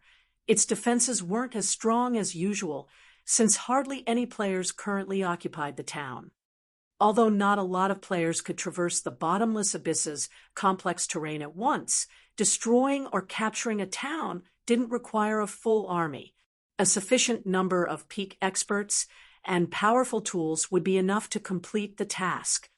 Notify the fortress and have them deliver this list of items. I also want you to summon our old monsters and all of the peak experts in the fortress. Bright Dawn commanded. The assassin's eyes glowed as he began to contact the necessary personnel. Although Bright Dawn was responsible for handling the guild's affairs in the ancient undead country, the peak experts and old monsters in the fortress weren't under his control, not to mention the tools within the fortress. Every one of those tools would be a strategic missile on an open battlefield. They simply shouldn't be used unless absolutely necessary. Meanwhile, a team of 100-plus players used the undead forest trees as cover while they observed Stone Forest Town. Boss, you really are impressive. Sparing and following the Purple Shadow Adventurer team actually led us to Zero Wing's Stone Forest Town. A level 68 blue-clad assassin congratulated as he watched Purple Shadow's members enter the town. Zero Wing has certainly proven capable, transferring a guild town here. Not even our Sky Dragon house could accomplish such a feat, a man in crimson armor commented as he stared at the town in admiration. If Shurfeng were present, he'd likely be shocked to hear the conversation between these two players. Sky Dragon House was one of the Fire Dragon Empire's 3 overlords and a veteran super guild. It was far stronger than ordinary super first-rate guilds. Even the up-and-coming Starlink would have to bow its head before Sky Dragon House. At its peak in Shurfeng's previous life, Sky Dragon House had even been known as one of God's Domain's top 10 guilds. The virtual gaming world wasn't the same as it had been in the past. Countless corporations now invested in the industry, and becoming one of God's Domain's top 10 guilds meant that it stood among the best of the best. Not even ordinary super guilds had any hope of comparing to Sky Dragon House. Only a transcendental existence like the Secret Pavilion could contend with such a powerhouse. "What should we do next, boss?" the blue-clad assassin asked. "We're not just here to pay a visit, are we?" "Of course not," the crimson-armored man said, laughing. "Zero Wing is quite impressive to pull off such a move, but the bottomless abyss isn't fit for the likes of such a small guild. Moreover, Zero Wing hasn't learned that the nail that sticks out gets hammered down. Rather than let other powers get their hands on Stone Forest Town, we should claim it." "I was hoping you'd say that," the blue-clad assassin said as he licked his lips, anticipation and killing intent flashing in his eyes. As far as he was concerned, treasure only belonged to those with the strength to keep it. Zero Wing, meanwhile, didn't qualify to lay claim to such a precious place like Stone Forest Town. "But we should wait for a little while longer," the crimson-armored man decided. "Wait? Why?" the assassin asked, confused. "Right now, we aren't the only ones here," the crimson-armored man said, smiling as he gestured to a team hiding on a nearby plateau. "Players from Pride Empire." The assassin in blue frowned when he noticed the other players. Pride Empire was another of the Fire Dragon Empire's overlords, and it wasn't any weaker than the Sky Dragon House. Finding its guild members here wasn't good news for them. "They're likely thinking the same thing that we are. If we make the first move, they'll try to take advantage of the situation," the crimson-armored man said. "But we can't just wait here, boss. Plenty of superpowers have set their sights on Stone Forest Town. If we don't move quickly, securing the town will become more of a challenge," the assassin complained. Before the man in crimson armor could reply, he received a message. "Sure enough, they've discovered us," the crimson-armored man reported, chuckling as he read the message. "Moreover, they're taking the initiative to ask for our help in securing Stone Forest Town." "What? They actually want to cooperate?" The assassin was surprised to hear it. The Sky Dragon House and Pride Empire were rivals. Although their 2 guilds had very few public confrontations, they constantly fought in secret. This could work, too. Rather than waste each other's time, we might as well work together to claim the town before more competitors show up, the crimson-armored man said after giving the matter some thought. "Tell everyone to get ready." "Understood." Although the blue-clad assassin didn't like the idea of working with his guild's rival, he had no choice but to obey his commander's orders. Under the crimson-armored man's command, the team from Sky Dragon House snuck toward Stone Forest Town, while the Pride Empire's members did the same. Chapter 2147, Stone Forest Town Promoted. Chapter 2147, Stone Forest Town Promoted. When the Purple Shadow team followed Shifeng into Stone Forest Town and saw the large number of level 70+ monsters wandering outside of its walls, they were flabbergasted. Experts like Late Autumn and Colorful Fruit were especially stunned, since they knew far more than the adventurer team's ordinary members. They recognized how amazing it was to establish a guild town in the bottomless abyss. With this advantage, Zero Wing would likely become the leading force in the God Mode regional dungeon. As they entered the town, the mana density within surprised them further. It was simply unprecedented. Moreover, Stone Forest Town's mana wasn't nearly as chaotic as it was in the rest of the bottomless abyss. Not only did the mana soothe their spirits, but it also made them feel far more agile. They felt that they could easily exhibit even greater combat power than outside of the regional dungeon. If they could train their combat techniques, skills, and spells here, their efforts would yield far better results than normal. Weapons and equipment might be very important, but these external factors weren't nearly as integral to expert players as internal strength. Commander, the mana in this town has sharpened my senses by at least 10%. If we could train here, our adventurer team's overall strength could reach a whole new level in less than a month. Colorful Fruit exclaimed. Generally, high mana density only allowed players to clear their minds and remain calm under pressure, but once it was dense enough, it could sharpen players' senses as well, although not by much. The fact that Stone Forest Town's mana was so dense that players' 5 senses were 10% more acute than normal was astonishing.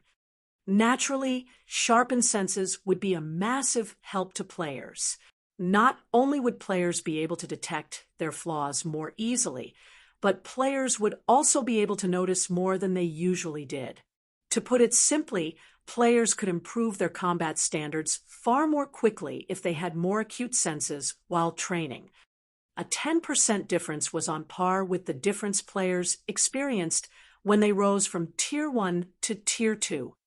I know, Late Autumn replied, smiling bitterly at Colorful Fruit. This place is wonderful, but it also belongs to Zero Wing. A town can only hold so many people, and Zero Wing will prioritize its own members. After all, strength is necessary in God's domain. Outsiders will have to pay a high price if they want to train here. With our adventure team's current strength, I'm afraid that Late Autumn quickly realized this town's value. Of all the towns and cities he had seen before, Stone Forest Town was undoubtedly the best place for training. If his adventurer team could train here long-term, he was confident that Purple Shadow would become the Dark Knight Empire's #1 adventurer team. However, enjoying such benefits without paying a steep price would be impossible for non-guild members like them. They were only allowed in Stone Forest Town now because they had accepted Shifeng's commission. Late Autumn doubted that he had the qualifications or connections necessary to negotiate garrisoning his adventurer team in Stone Forest Town long-term. Colorful Fruit, more or less, understood what her commander was trying to say. They had only met WDTH Shifeng by chance, and the swordsman was the only reason that their adventurer team had avoided annihilation. They'd be delusional to think that they could train in a paradise like Stone Forest Town. Stone Forest Town's relocation has just completed. So many of the town's facilities are temporarily unavailable. For now, it's only a resting area for players. Once the town's facilities have been readjusted, you're welcome to return at any time, Shifeng said, chuckling. He had a pretty good idea of what Purple Shadows members had been thinking when he saw their crestfallen expressions. You don't have to do that for us, Guild Leader Black Flame. Our adventurer team hasn't done anything to help Zero Wing. After all, I'm sure your guild members will complain if you let us occupy Zero Wing's resources for nothing. Late Autumn hurriedly rejected the offer.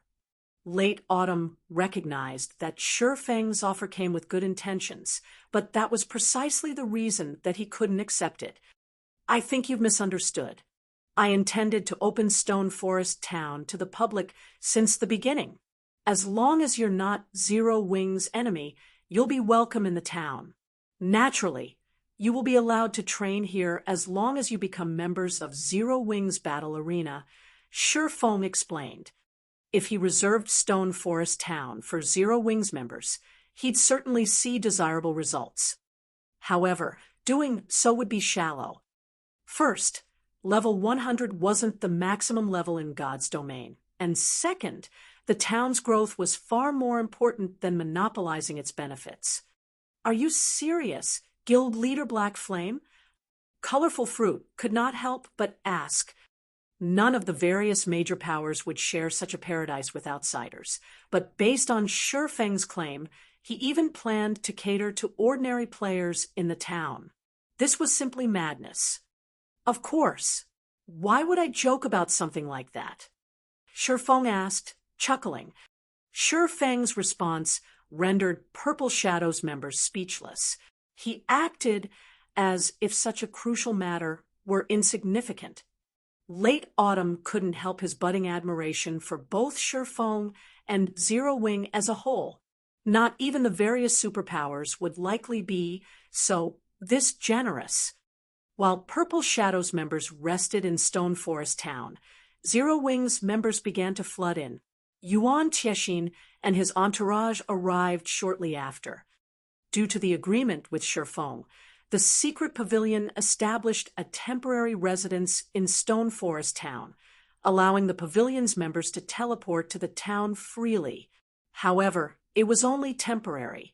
After multiple system updates, the main god system had placed many restrictions on temporary residences. One of these restrictions limited the number of players that could teleport to the temporary residence each day. Permanent residences, on the other hand, didn't have such a limit. Hence, before the secret pavilion's members flooded into Stone Forest Town and reached the daily transfer limit, Yuan Tiexin led a 100-man expert team, which the secret pavilion had prepared earlier, to the town. Uncle Yuan, we've just received a message from the guild leader. It seems Starlink has made its move. Sky Dragon House and Pride Empire are here as well, and more superpowers are quickly approaching. By the looks of it, they all plan to capture Stone Forest Town before Zero Wing can stabilize its position, Purple Jade reported, frowning as she read the message. Clearly, Starlink was serious about taking the town this time, and had armed its forces with the items it had stored in its fortress in the ancient undead country. To make matters worse, 2 super guilds and a handful of superpowers had designs on the town as well. This was bad news for both Zero Wing and the secret pavilion. It seems that none of them can just sit by and watch, Yuan Tiexin chuckled as he caressed his beard. That's enough, old Yuan. The guild leader didn't send you here for a casual chat. Zero Wing can't protect Stone Forest Town with how valuable it has become. We'll have to contribute the most to its defense. Notify Black Flame and inform him that we'll have to renegotiate Stone Forest Town's shares. A white-haired old man reprimanded Yuan. I understand, but I believe it's too soon to discuss that with Zero Wing. We should wait and let Zero Wing realize its predicament. Then I'll have an advantage in the negotiations, Yuan Tiexin said, sighing as he gazed at the distant Zero Wing residence. Although he didn't want to take advantage of the guild, this was the cruel reality of God's domain. Without sufficient strength, one would lose any valuable treasure they obtained to a stronger force. The fact that Shurfang had accomplished this feat was impressive, but Zero Wing had no place in the struggle that would follow. Not long after the secret pavilion's members arrived in Stone Forest Town, Sure Feng reached the first underground floor and the most important location in Zero Wing's residence. Walking down a dark hall and seeing Zero Wing's flag flutter in its center, Sure Feng retrieved the Gold Town promotion order and merged it with the massive magic array on the ground. System: Gold Town promotion order detected. Do you wish to promote Stone Forest Town into a basic city? Promote. Sure Feng selected the option without hesitation. Chapter 2148. Another uproar. Chapter 2148. Another uproar. Inside Zero Wing's residence in Stone Forest Town. After Sure Feng chose to promote Stone Forest Town, two gigantic magic arrays suddenly appeared, one in the air and the other on the ground, enveloping the entirety of the town. The players inside Stone Forest Town could not help but grow nervous at the sight. What's going on? Yuan Tiexin looked in confusion at the magic array above him. Although he did not have a great understanding of magic arrays, the one above him was no doubt the largest he had ever seen. Moreover, the mana flowing around it was actually visible. The intensity of its aura also greatly surpassed that of mythic monsters. While everyone was panicking over this sudden development, a system notification suddenly entered the ears of every player inside Stone Forest Town. System: Stone Forest Town has been promoted to a basic city. You will be teleported out of Stone Forest Town in 30 seconds. Everyone in Stone Forest Town immediately fell into a daze upon receiving the system notification, wondering whether or not they had heard wrong. How? Stone Forest Town actually got promoted into a city. No one could believe this was true. The Secret Pavilion's members, in particular, were dumbfounded by this situation. Impossible. To become a city, a town needs not only sufficient defensive structures and an astronomical amount of popularity, but also a large number of permanent residents. Stone Forest Town just transferred to this place, so how could it possibly get promoted to a basic city? The white-haired old man from the secret pavilion yelled in denial. Everyone else from the secret pavilion very much agreed with this old man's words. After all, only a handful of people in the secret pavilion was more knowledgeable than this old man about the promotion of a guild town. Moreover, this old man was also one of the publicly acknowledged top 5 master town architects in God's domain, Easy Wind.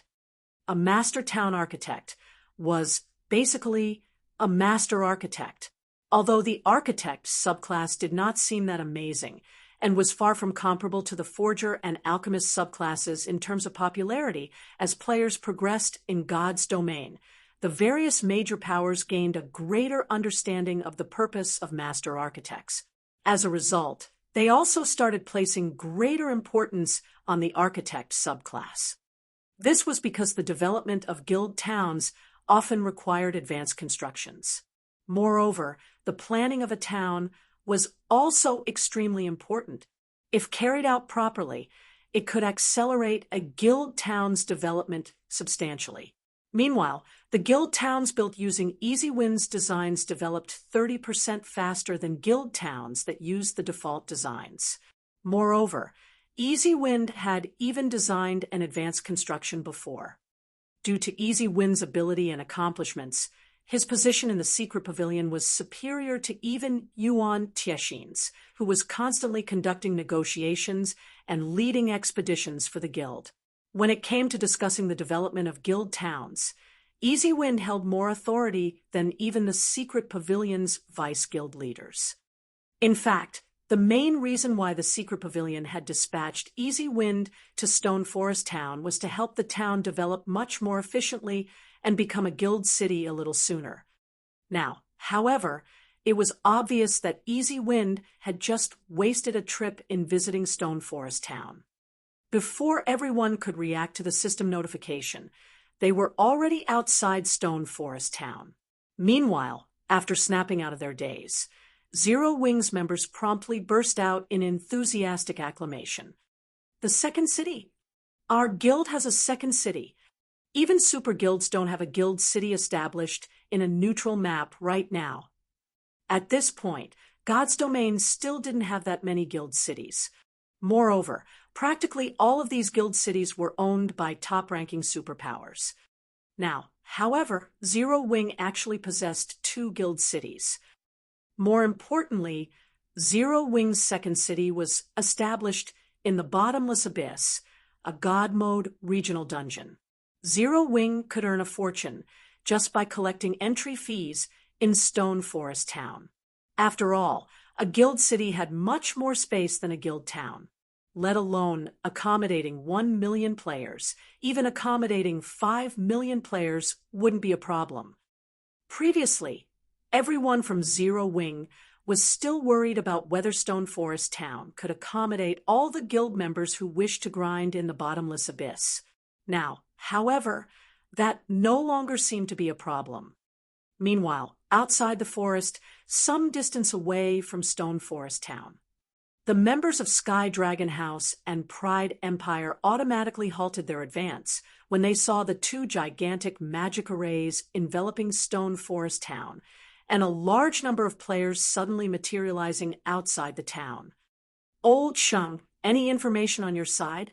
So many people actually got teleported out of the town. Is Stone Forest Town off limits to players?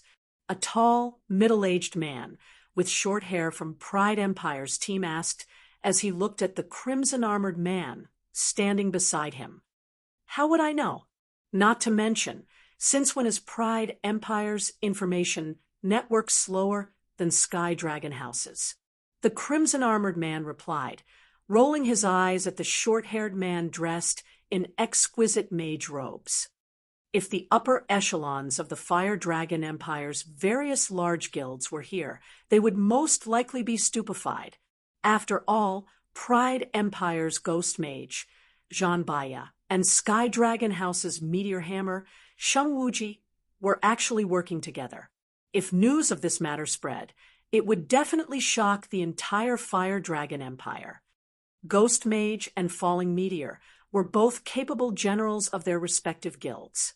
Their positions were not the slightest bit inferior to vice guild leaders in their respective guilds. They were also monstrous existences in terms of strength. If these 2 monsters cooperated, even superpowers would have to be extremely careful of them. Meanwhile, shortly after their exchange, both of them received a message at the same time. After they read their respective messages, both of them had a very startled expression on their faces. What kind of background does Zero Wing possess? It actually managed to promote Stone Forest Town into a basic city. Zhan Baya could not help but gaze at the distant Stone Forest Town in puzzlement. According to the information that Pride Empire acquired, Stone Forest Town had definitely been promoted into a basic city. Pride Empire had a guild city of its own, so it knew just how difficult promoting a guild town to a guild city was. Pride Empire had mobilized all its resources in order to attain its guild city. Yet, now Zero Wing had actually succeeded in promoting Stone Forest Town into a guild city. Old John, what is your side plan to do? Sheng Wuji asked after he finished reading his own message. They gave me only 4 words, Zhan Baya replied. No matter the cost. Mine said roughly the same thing too, Sheng Wuji said, a bitter smile on his face. However, a basic city is different from an advanced town. The difficulty of capturing Stone Forest Town is many times greater than before. Only powers that owned a guild city would understand just how formidable it was. It was not only a gigantic ATM, but also an impenetrable fortress. Just the city's built-in defensive magic array was already enough to render current players utterly powerless, not to mention the large number of high-tiered NPC soldiers inside the city. Fortunately, promoting a town did not grant a protection period. A newly promoted city could be snatched away as soon as its promotion process ended. Since that is the case, let's start moving fast. Otherwise, once the secret pavilion's members arrive, will have a much more difficult time capturing the newly promoted Stone Forest City. Jean Baya suggested after hearing that Sky Dragon House harbored the same intentions as Pride Empire. All right, news of Stone Forest Town's promotion should have spread already. Delaying any longer will give those several superpowers time to get here, Sheng Wuji said, nodding as he shifted his gaze to the Zero Wing members crowded outside Stone Forest Town. He then turned back to look at his team and said, "Everyone split up and move in parties. We have to end the battle as quickly as possible." At this point, Zero Wing was no longer their main enemy, but the superpowers that were currently en route. What they needed to do now was take care of Zero Wing expeditiously before those superpowers arrived. After obeying Sheng Wuji's order, Sky Dragon House's and Pride Emperor's members immediately charged towards Stone Forest Town. Chapter 2149, Divide. Chapter 2149, Divide. Uncle Yuan, this is bad. Stone Forest has just become a city. Its foundations have yet to be stabilized. Now is the perfect time to attack it. Those superpowers that held off before are now going all out in sending manpower to this place. With just the few of us here, I'm afraid we'll have a difficult time protecting Stone Forest, Purple Jade said, a serious expression on her face as she read the latest report from the guild. Previously, although various superpowers were tempted into action by Stone Forest Town, they had dispatched only a small portion of their strength to capture it. However, due to Stone Forest Town's promotion, Starlink wasn't the only superpower going all out anymore. Other superpowers now intended to pull out all the stops for seizing Stone Forest Town. Even one superpower going all out would be enough to give the secret pavilion a headache, all the more a group of superpowers doing so. It might be fine if the upcoming battle took place in the outside world. However, they were inside the bottomless abyss. Dispatching ordinary experts here would be utterly meaningless. They would just become liabilities. Only experts at the refinement realm standard or above could provide useful combat power. However, the total number of refinement realm experts the various superpowers had easily surpassed that of the secret pavilion. This black flame, why didn't he inform us of this promotion beforehand? We are in a tight spot now. At this moment, Yuan Tiexin was also suffering a huge headache over this matter. Prior to Stone Forest's promotion, the town provided Zero Wing with a significant number of advantages in the bottomless abyss, but it did not put the guild in an absolutely advantageous position. After all, a town could accommodate only a very limited number of players. However, with Stone Forest Town's promotion, Zero Wing now essentially held full control over the entire bottomless abyss. How could this situation not make the various superpowers desperate and force them to go all out to capture Stone Forest Town? With this, even the secret pavilion would not be absolutely certain of defending Stone Forest Town. Uncle Yuan, the scouts we dispatched into the periphery have discovered Sky Dragon House's and Pride Empire's members. They're moving in our direction and will arrive in less than 5 minutes, Purple Jade said anxiously as she read her subordinate's report. They've finally appeared. Do you know who's leading them? Yuan Tiexin was not particularly surprised by this revelation. After all, the secret pavilion had long known about the presence of these two super guilds in the bottomless abyss. Otherwise, the secret pavilion wouldn't have sent a team to Stone Forest Town as soon as teleportation to the town became available. There's Sheng Wuji and Jean Baya. By the looks of it, the two of them are working together, Purple Jade said, her complexion darkening. Sheng Wuji and Jean Baya were well-known monster-level experts in God's domain. Moreover, the teams they led were only second to their respective guilds' main forces. Even the team that the secret pavilion sent to Stone Forest Town would have trouble dealing with just one of these teams, let alone both at the same time.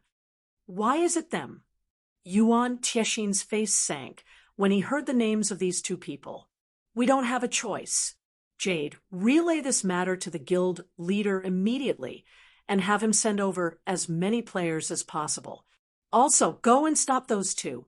I'll meet with Black Flame to notify him about the severity of the matter.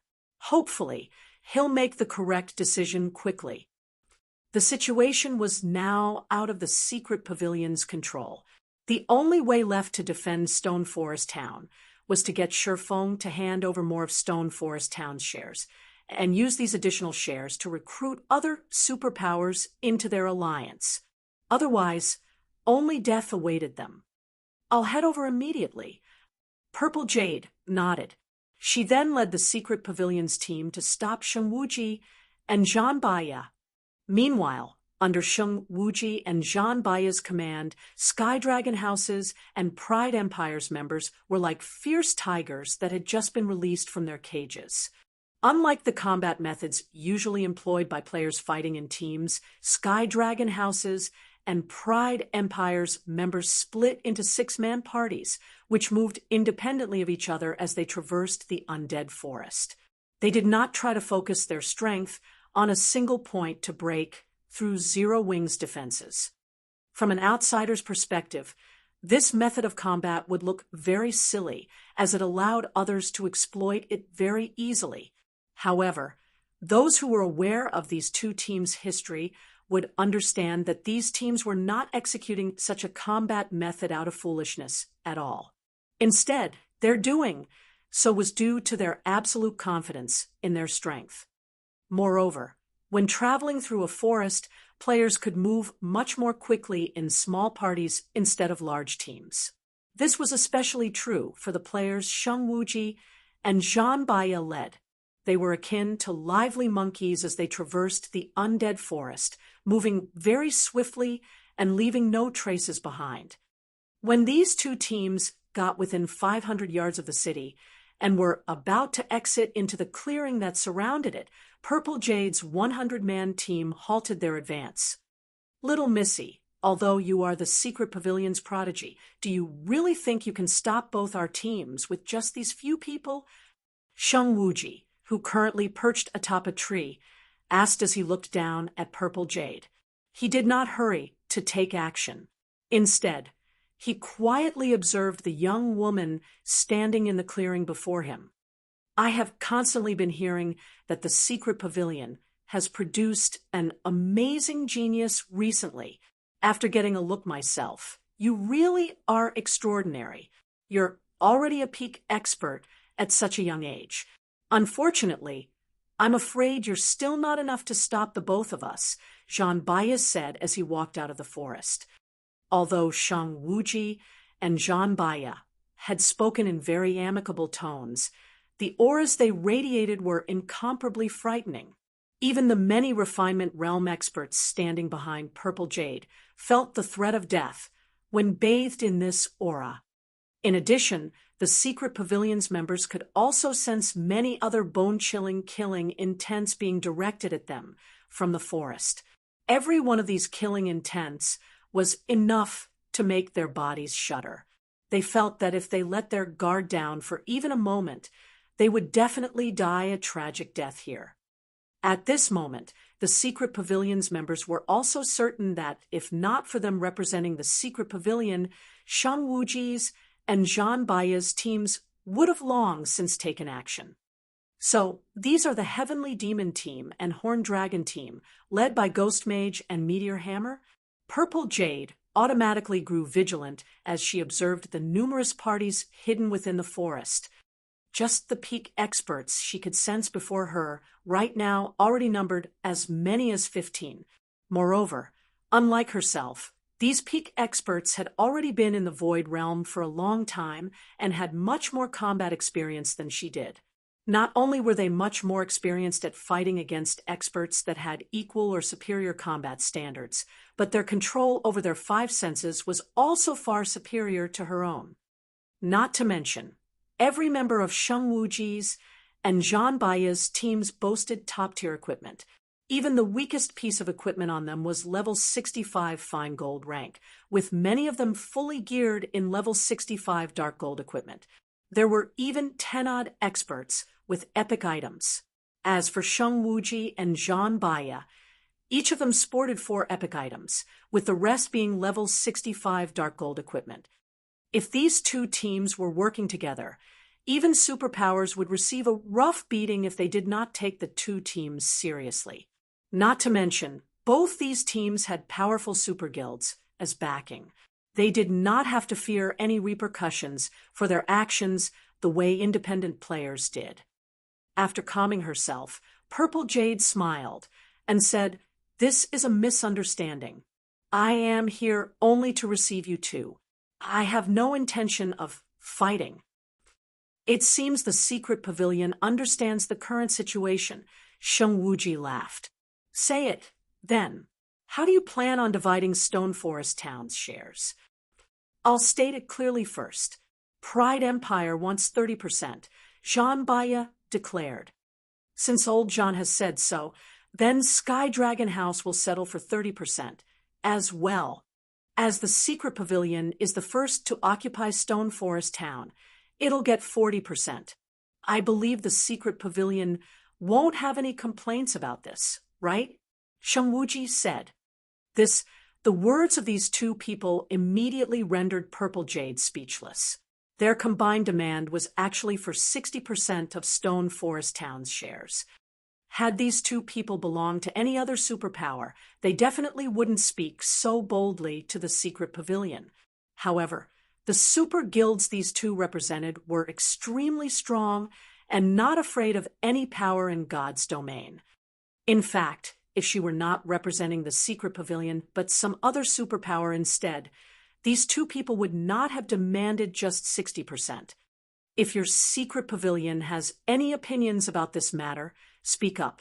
However, you are not allowed to touch this bottom line. Sheng Wuji said sternly when he saw Purple Jade hesitating to speak.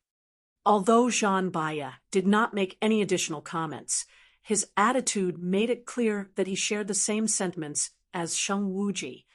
As these two people were waiting for Purple Jade's reply, a man suddenly appeared from another corner of the forest. This man wore a quaint, old cloak and had 2 exquisite longswords hanging at his waist. He gave the impression of a down-and-out swordsman that was just passing by. "Since you two want Stone Forest Town's shares, aren't you going to ask Zero Wing whether this is fine or not?" Chapter 2150, Lacking Qualifications.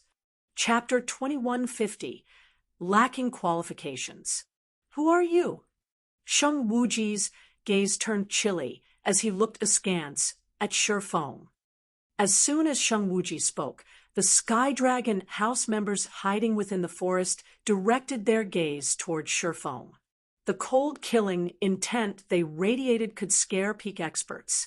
Even monster-level experts would most likely grow wary upon sensing such an intense killing intent. What happened next, however, stunned both Sky Dragon House's and Pride Empire's members. Despite having such an intense killing intent directed at himself, Shifeng remained at ease as he strolled toward Sheng Wuji, his demeanor making it seem as if the intense killing intent did not exist at all. "Black Flame," Shifeng replied curtly. "So you're the Sword King." Upon hearing Shifeng's answer, Sheng Wuji immediately looked at Shifeng squarely. If the person Sheng Wuji was dealing with were merely the guild leader of a first-rate guild, he wouldn't have bothered taking a second glance at the other party.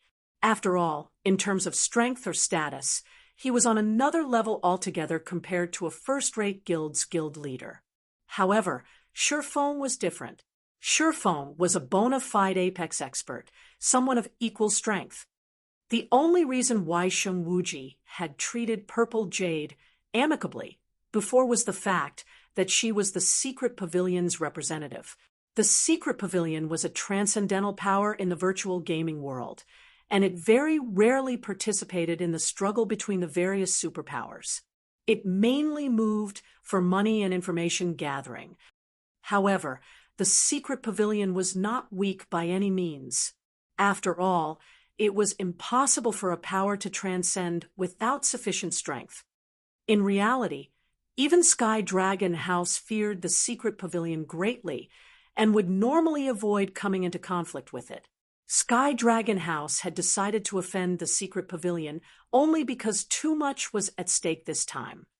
Guild Leader Black Flame, since you've arrived as well, let's just speak frankly with each other, Sheng Wuji said, chuckling. The current stone forest is no longer something you can afford to hold. Even the secret pavilion can't do so. After all, there are simply too many superpowers eyeing this place. If you wish to hold the city, your only choice is to work with us.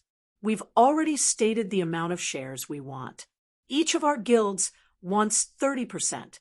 As for the remaining 40%, you can decide how you want to split it with the secret pavilion. Our guilds won't mind whatever decision you make. That's right. This is our bottom line.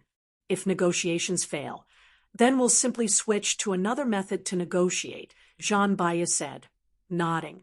He then turned to look at Purple Jade and continued. However, I'm afraid the end result then will be undesirable to the secret pavilion. Although Jean Baya also valued experts like Shifeng highly, in front of the various superpowers, Shifeng alone would be helpless to change anything. In Jean Baya's calculations, Shifeng didn't have any authority in their negotiations at all. The one actually in control of Stone Forest Town should be the secret pavilion. Meanwhile, Shifeng's appearance here was only a negotiating tactic for the secret pavilion to gain more benefits. Guild Leader Black Flame, both Sky Dragon House and Pride Empire, are super guilds with extraordinary strength. Both of them are far stronger than even the current Starlink. Now that the two of them are working together, if it really comes down to a fight, what with the interference of other superpowers, the outcome will not be pleasing, Purple Jade said. She naturally understood what Jean Baya was trying to say. Moreover, as a core member of the secret pavilion, she understood very clearly just how frightening these two super guilds were. However, Shifeng didn't know this, so she needed to explain things to him. Otherwise, the consequences would be unimaginable.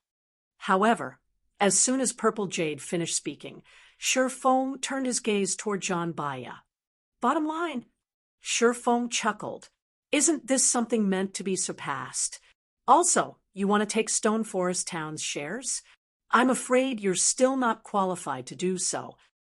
The atmosphere in the area immediately hit rock bottom. As for Purple Jade, she nearly fainted from anger when she heard Shifeng's words. Her intention had been to let Shifeng understand how powerful the guilds backing Sheng Wuji and Jean Baya were and have him appease these two people first. That way, they would still have hopes of negotiating for better terms afterward. Now, however, not qualified. Since that is the case, everyone, let's show Guild Leader Black Flame whether our Pride Empire is actually qualified or not. Jean Baya growled as he waved his hand.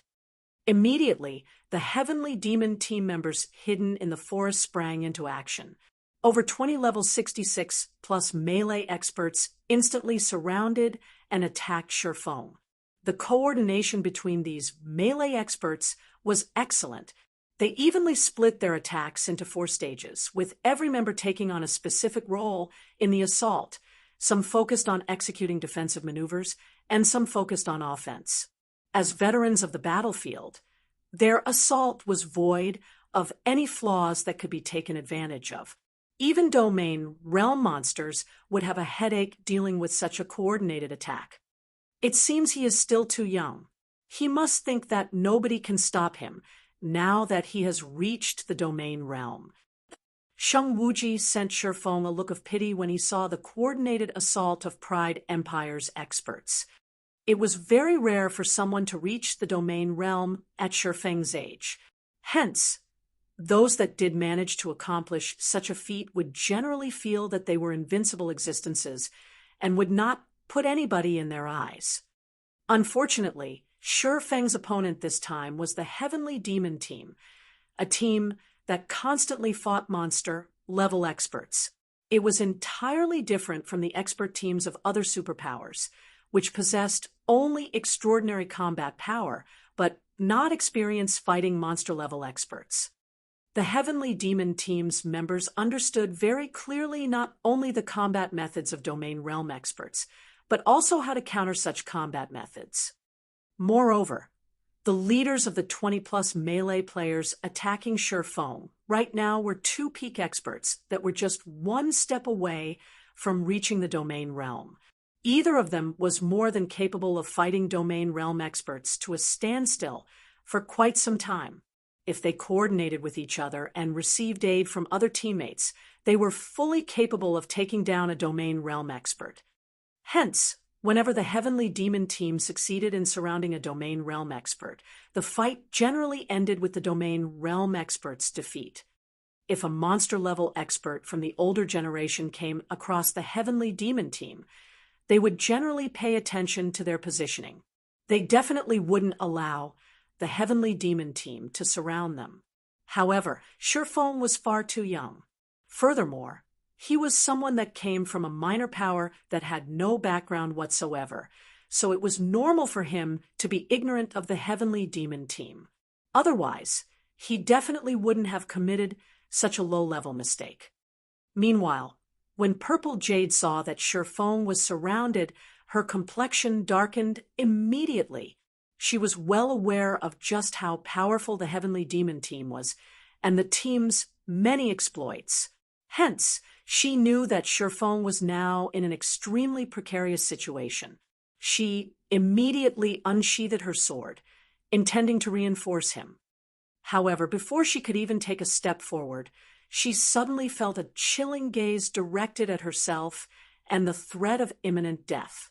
Her body froze up on instinct. "Little Missy, I advise you not to take action.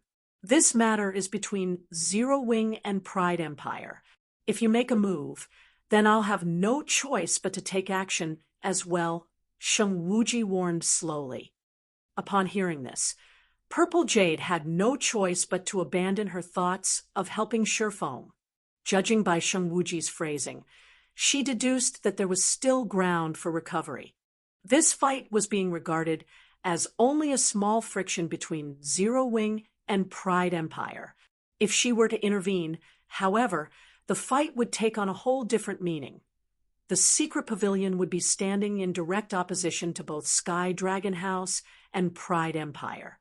Then, there would no longer be any room for negotiations. When Purple Jade resumed her previous stance, Shang Wuji nodded in approval before returning his gaze to Shifeng. He was eager to see just how far Shifeng had progressed in the domain realm. At their standard, strength could no longer be determined using common sense. Even if Shifeng was killed multiple times today and lost a significant amount of progress, he could still climb back up to prominence one day. After all, opportunities that ordinary experts found hard to attain could be easily secured by experts of their standard. In fact, domain realm experts could almost certainly secure any opportunities they came across. Their levels and equipment standard wouldn't pose a hindrance to them. This was also the reason why the various superpowers abhorred dealing with domain realm experts. In the next moment, 2 peak experts and 6 flowing water realm experts from the Heavenly Demon Team launched a pincer attack on Shifeng. The 2 peak experts focused only on offense, while the 6 flowing water realm experts divided their roles between offense and defense. As for the other melee players, they focused on preventing the swordsman from escaping the encirclement.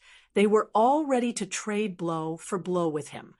When dealing with a peak expert that abandoned defense and focused solely on offense, even domain realm experts would have to tread carefully. Normally, the best way for domain realm experts to cope with such suicidal peak experts was to temporarily go on the defensive and wait for an opportunity to deal a fatal blow. Now, however, Shifeng had to deal with not only 2 void realm experts and 3 flowing water realm experts, all of whom were attacking him, hell-bent on mutual destruction, but also 3 flowing water realm experts defending these 5 suicidal experts. However, contrary to everyone's expectations, Even when the great swords of the two peak experts were about to land on Shifeng's body, the swordsman still showed no signs of wanting to dodge the attacks at all. Instead, he brandished his two swords and greeted the incoming attacks in battle. Two bright flashes entered everyone's eyes, followed by two loud metallic clangs. In the next moment, both peak experts abruptly went flying over a dozen yards. Their bodies crashed heavily into the ground, their HP bars decreasing by a sizable chunk. The arms of both peak experts also trembled violently as they stiffened up. Chapter 2151, Slaying the Heavenly Demon Team. Chapter 2151, Slaying the Heavenly Demon Team. The instant the two peak experts went flying, everyone in the Heavenly Demon Team was stunned. The 6 flowing water experts supporting the two peak experts even forgot to attack Shifeng. They simply stared at the man before them in utter disbelief. If the two players Shifeng had just sent flying were any other peak expert, the 6 would, at most, be a little surprised. However, they knew exactly how powerful those two peak experts were. The two peak experts' combat standards aside, their weapons and equipment alone were already considered the best among the best in the current God's domain. Not only were both peak experts fully geared in level 65 dark gold equipment, but both of them also wielded epic weapons. Moreover, both peak experts were berserkers. In a competition of strength, they could clash directly even with their guild's domain realm experts, who boasted 3 or 4 epic weapons and equipment.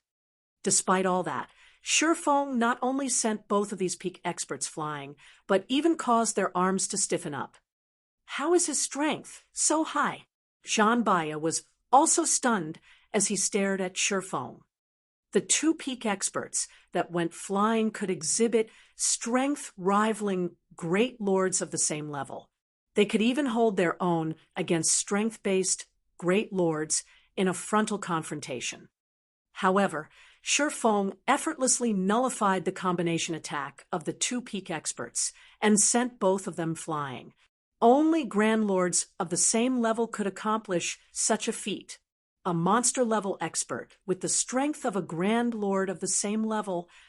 After Zhan Baya thought up to this point, his complexion turned incomparably grim.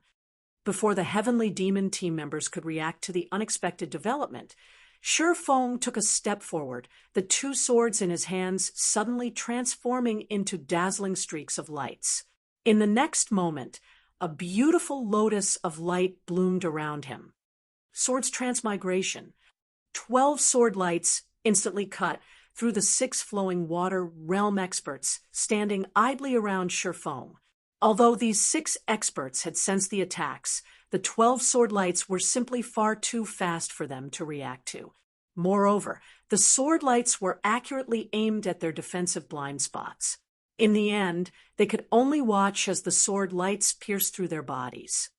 A moment later, all 6 flowing water realm experts collapsed at Shifeng's feet. The entire process had been so quick that the rear line healers didn't even get a chance to start casting their healing spells. So strong. With this kind of speed and strength, even that old thing from our guild might be inferior to him, Sheng Wuji exclaimed in astonishment. When Sky Dragon House's members heard Sheng Wuji's comment, they could not help but stare at Shifeng in shock and horror. Sheng Wuji was one of Sky Dragon House's main pillars.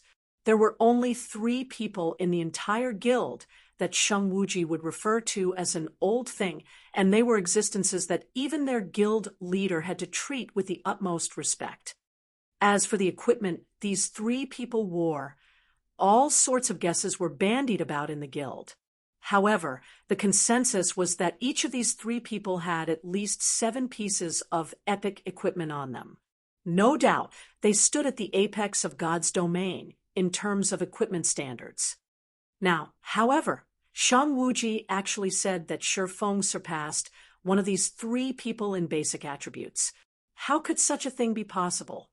Nevertheless, these words had come out of Sheng Wuji's mouth directly. so the Horned Dragon team's members had no choice but to accept them. After all, Shang Wuji was one of Sky Dragon House's monster-level experts. His insight and knowledge far surpassed their own. Since he said so, then there was a 90% chance that it was true. Only, they simply could not figure out how a small guild like Zero Wing managed to equip Shifeng to such an extent. Players needed to have compatibility with their weapons and equipment in order to wield them properly. Epic weapons and equipment were no exception to this. Players could strengthen their basic attributes by using weapons and equipment that were of a higher quality but had low compatibility. However, by doing so, they would not only fail to increase their combat power, but even decrease it instead. From Shifeng's performance, it was evident that he was using weapons and equipment that were compatible with him. However, obtaining 7 or more pieces of epic equipment that had high compatibility was extremely difficult. The first reason was the rarity of epic items. The second reason was the high repetition rate of certain equipment parts. At this stage of the game, first-rate guilds might have 20 or 30 epic items, but the majority of these were for the head, top, and legs. Items for other parts of the body, such as capes, belts, and pauldrons, were in the minority. Some first-rate guilds might not even have epic equipment for these parts. Hence, players faced extreme difficulty obtaining 7 or more pieces of epic equipment that were compatible with them. Members of super guilds were no exception. Meanwhile, after Shifeng killed the 6 flowing water realm experts from the Heavenly Demon team, Zhan Baya no longer dared to take the situation lightly. He immediately took out a bottle of purple gold potion. The potion's bottle was made out of mana stone, and the potion exuded dense mana that was palpable even from several dozen yards away. For other players from the Heavenly Demon team also took out the same potion and drank it. The instant the 5 players drank the potion, a purple gold divine rune suddenly appeared on their heads. The aura their bodies radiated also skyrocketed in intensity. What? The Heavenly Demon team actually prepared 5 divine protection potions? The corners of Shang Wuji's mouth twitched slightly when he saw the potion the 5 players consumed. The divine protection potion could be obtained only from the Fire Dragon Empire's ancient ruins. The value of each bottle rivaled that of an epic item. And even the Horned Dragon team he led had only 2 bottles prepared. Players who consumed the divine protection potion would temporarily receive a god's blessing, which improved their life ratings by a significant margin. Of course, the potion was only effective for players at Tier 3 or below. Normally, when Tier 2 players consumed the potion, they would gain basic attributes close to the Tier 3 standard. Now, that 5 players from the Heavenly Demon team had consumed the Divine Protection Potion. The team essentially gained 5 semi-Tier 3 players.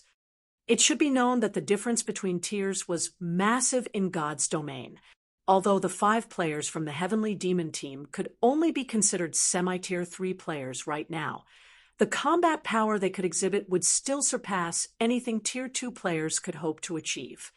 Not to mention, of the 5 players that consumed the Divine Protection Potion, 4 were peak experts, and 1 was a monster-level expert. In the next moment, the 5 players started fighting it out with Shifeng, the attacks of both sides wreaking great destruction on their surroundings. From afar, the fight between these 6 players looked more like a battle between monsters than one between players. Right now, any one of the 5 players from the Heavenly Demon team had the combat power to defeat monster-level experts. They were akin to strategic missiles in a field battle, able to slay a 1,000-man team of ordinary experts all by themselves. They were frightening existences that were basically unstoppable. Due to the high standards of the battle, the Heavenly Demon team's other members couldn't interfere in the battle at all, left to watch from the sidelines.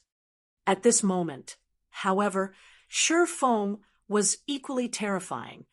Despite facing the joint assault of these 5 players, Sherfong was actually only at a slight disadvantage. Everyone, hold out a little longer. This place is the bottomless abyss. The stamina consumption here is several times higher than in the outside world. He won't last very long if he keeps on moving at such a pace. Jean Baya said, sneering as he watched Sherfong, fervently dodging their attacks. Once his stamina runs out, he'll die. Currently, Sherfeng's defense was practically perfect. He consistently deflected all of their attacks, making them feel as if they were pointlessly striking the air. As a result, each attack barely did him any damage. However, Sherfong had been fighting against them at full capacity all this time. His 5 senses and mental state were constantly being pushed to their very limits. Doing so would place a tremendous burden on his stamina and concentration. What with the greatly increased stamina and concentration consumption in the bottomless abyss, the swordsman wouldn't be able to last very long in this battle. In contrast, the 5 of them received a qualitative improvement to their life ratings after consuming the Divine Protection Potion. Naturally, their stamina and concentration had received improvements as well. Not to mention, they were expending far less stamina and concentration than Sherfong. It was only a matter of time before they whittled him to death. Is that so? Looking at the smug expression on Jean Baya's face, Sherfong leaped back, pulling away from the heavenly demon team. You want to run? It won't be that easy. When Sherfong retreated, Jean Baya immediately commanded, activate the void magic array. Do not let him escape, no matter what. In the next moment, 24 or so members from the heavenly demon team each took out a magic array scroll from their bags. They then activated the scrolls, trapping Sherfong inside a magic barrier. Black Flame is finished now. The Void Magic Array not only prevents players from escaping, but also suppresses their basic attributes by roughly 20%. Shang Wuji sighed involuntarily when he saw the Void Magic Array being deployed. However, I'm afraid only a few people in God's domain are capable of forcing the Heavenly Demon team to go to such lengths. Black Flame can be proud of this battle. The Homed Dragon team's members also expressed their agreement with Shang Wuji's words. The Heavenly Demon team was Pride Empire's trump card team, only second to the guild's main force. The team had killed plenty of monster-level experts before. However, the experts that had managed to force the Heavenly Demon team to go all out could be counted on the fingers of one hand. If news of this matter were to spread in the Fire Dragon Empire, it would definitely cause a sensation in the entire empire. As soon as Shang Wuji finished speaking, Sherfong suddenly stopped moving. He simply watched quietly as Jean Baya's group of 5 charged at him. Giving up now that you know you can't get away? Jean Baya laughed when he saw that Sherfong had stopped moving. Noisy, sending a glance at Jean Baya, Sherfong activated deep sea meditation and charged forward. Suddenly, Sherfeng's aura transformed. As if he had become a completely different person from before, his aura now was so violent that even the refinement realm experts spectating from the sidelines felt their breath stifled. Moreover, they also felt pressure due to a difference in life rating. Before Sherfeng's life rating, even the life ratings of Jean Baya's group of 5 seemed insignificant. How is this possible? When Jean Baya felt Sherfeng's aura, his gut actually warned him that he was no match for Sherfong. However, just as Jean Baya was considering retreating, Sherfong suddenly appeared before him. Tier 2 taboo skill, instant strike. Swords transmigration. More than 20 sword lights flew from Sherfeng's swords, so fast that they were imperceptible by the naked eye. When the sword lights vanished, Jean Baya's group of 5 started collapsing to the ground, one after another. Chapter 2152, Inhuman Combat Power. Chapter 2152, Inhuman Combat Power. The entire area sank into utter silence at Jean Baya's death. The nearby Heavenly Demon team members fell into a daze on the spot. Even the rear-line healers, who had been casting healing spells continuously, froze as they stared at Jean Baya's corpse. As for Sheng Wuji, Purple Jade, and the other onlookers, their eyes nearly fell out of their sockets when they saw this scene. Crap! Is he really a player? At this moment, even Sheng Wuji could not help but curse out loud. He simply could not wrap his head around this outcome. Jean Baya was the commander of the Heavenly Demon team and was nicknamed Ghost Mage. Spells would gain life in his hands. The way he connected and coordinated his spells was something even domain realm experts found difficult. Not to mention, he had also consumed the Divine Protection Potion for this battle. Yet, Shi Feng had still managed to kill Jean Baya in one hit. Moreover, he had struck so quickly that the latter didn't even have time to use any of his life-saving skills. What did he do?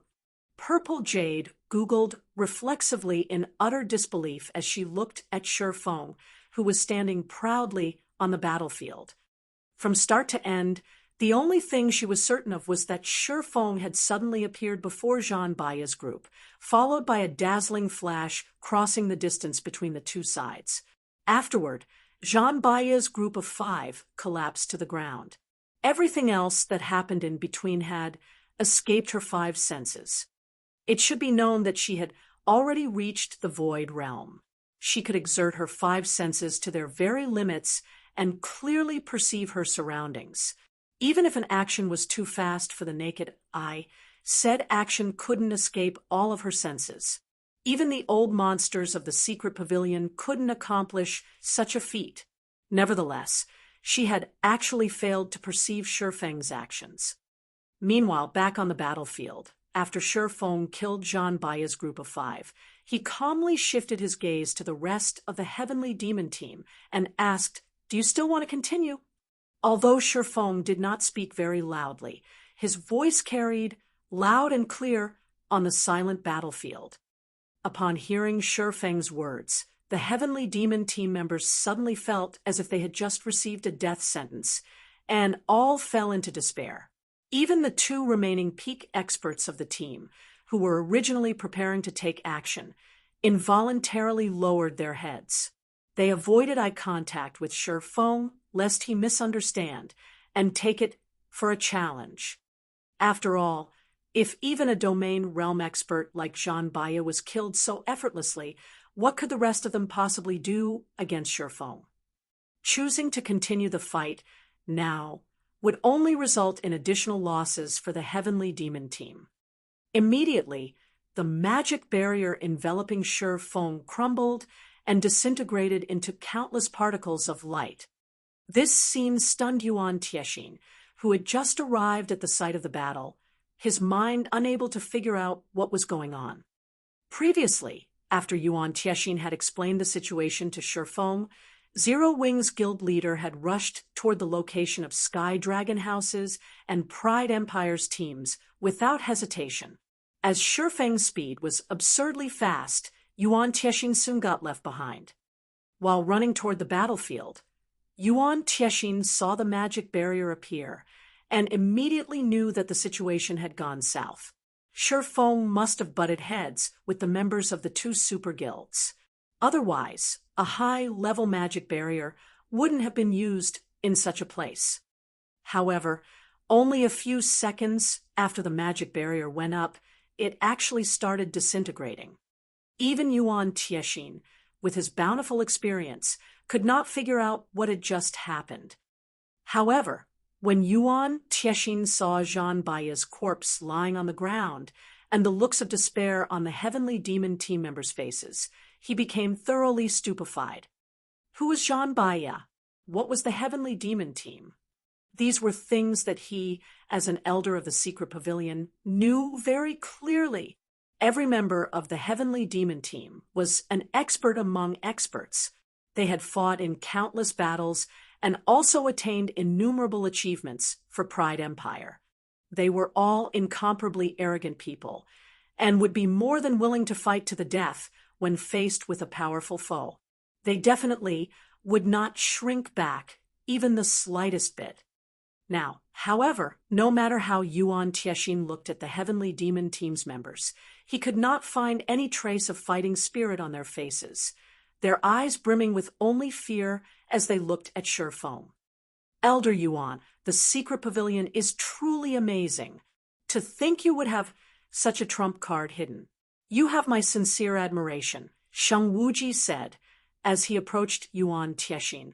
With some reluctance, he continued, "The Horned Dragon team will be giving up on the struggle for Stone Forest Town this time. However, understand that it is only the Horned Dragon team that is giving up. That doesn't mean that Sky Dragon House is giving up as well."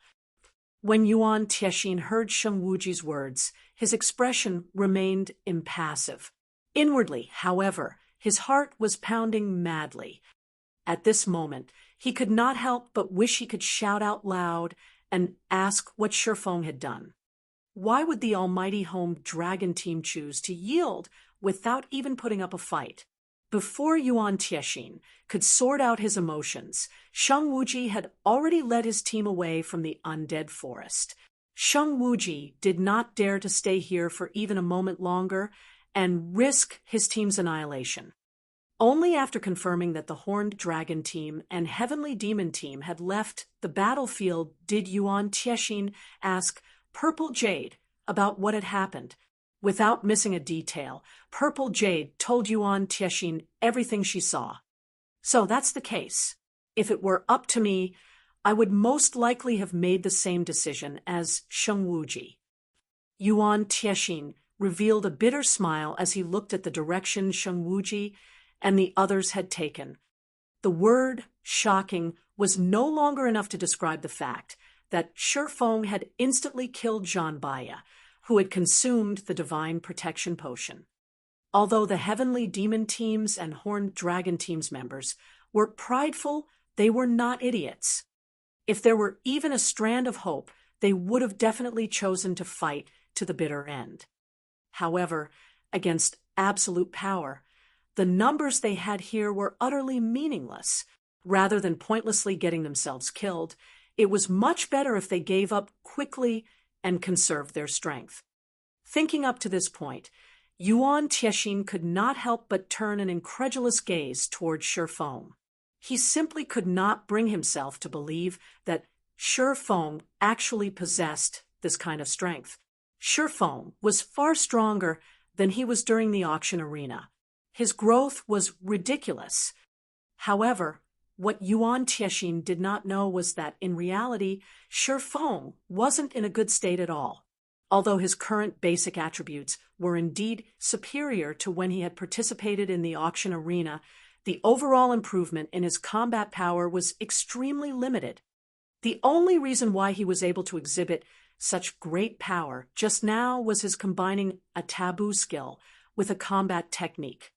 As for deep sea meditation, although the secret law allowed players to tap their latent potential, it took a massive toll on the user's stamina and concentration. Using the secret law in a place like the bottomless abyss only served to amplify its flaws. Similarly, combining swords transmigration and instant strike also placed an enormous demand on his stamina and concentration. When he used all of these things together, his stamina and concentration had drained away like there was no tomorrow. He had expended more than half of his total stamina and concentration to kill Zhanbaya's group of 5. He wouldn't have been able to use the move a second time. Had the Heavenly Demon team and Horned Dragon team chosen to continue fighting, he would have had no choice but to run away. Meanwhile, on the Horned Dragon team's side, the members of the team currently wore ashen expressions on their faces, their hearts filled with frustration. "Commander, are we really leaving just like that?" The guild leader instructed us to secure Stone Forest Town no matter the cost. And even if it isn't possible for us to secure it, we definitely can't let other powers have it. A level 67 ranger asked worriedly as he looked at Sheng Wuji. Their guild leader's orders were absolute. If they returned completely unharmed now, they would definitely incur their guild leader's ire. What are you worried about? The struggle for Stone Forest Town has just begun. Even if we secured the town now, we'd still have to face the full-bore assault of numerous superpowers, Sheng Wuji replied, chuckling. Against that kind of attack, even if our Sky Dragon House worked with Pride Empire, we might not necessarily be able to defend the town successfully. Do you think Black Flame and the Secret Pavilion can accomplish this on their own? The struggle for Stone Forest Town can be considered to have truly begun only when the experts of the various superpowers are all assembled. Our teams are here merely on reconnaissance. If the Secret Pavilion and Black Flame had worked with us, it would have definitely been possible to defend Stone Forest Town. Unfortunately, they chose to go down a dead end. Now that Stone Forest Town had been promoted to a basic city, the number of superpowers vying for it had grown to a point where even the Sky Dragon House found capturing it worrisome. This was also why Sky Dragon House had decided to partner with Pride Empire. Sure, Feng was simply immature if he thought he could defend Stone Forest Town with only the Secret Pavilion's help. Meanwhile, shortly after Sheng Wuji's team left the Undead Forest, the opaque magic barrier around Stone Forest Town finally disappeared. A new city then appeared before everyone's eyes. Stone Forest Town was now officially Stone Forest City. Chapter 2153, Stone Forest City. Chapter 2153, Stone Forest City. The appearance of Stone Forest City immediately caused an uproar among the players present in the Undead Forest. Stone Forest Town had occupied only a small portion of the area covered by the magic barrier enveloping the center of the Undead Forest. However, Stone Forest City actually occupied nearly half of that area. Although the wall surrounding Stone Forest City was the default 6-meter-tall wall, it was engraved with divine runes that prevented players from vaulting over it. Unless players breached the wall, they had no choice but to enter the city through the main gate. The defensive capabilities of Stone Forest City were undoubtedly much greater than when it was still a town. Moreover, after getting promoted to a city, the constructions inside Stone Forest had undergone significant transformations, especially Zero Wing's residence. Now, the guild hall sitting inside the residence had transformed into a 60-meter-tall building. It looked like a massive mountain and was visible even from several thousand yards away. After Zero Wing's guild hall, the structure that had undergone the most changes was the Zero Wing Auction House. The Zero Wing Auction House was an advanced construction.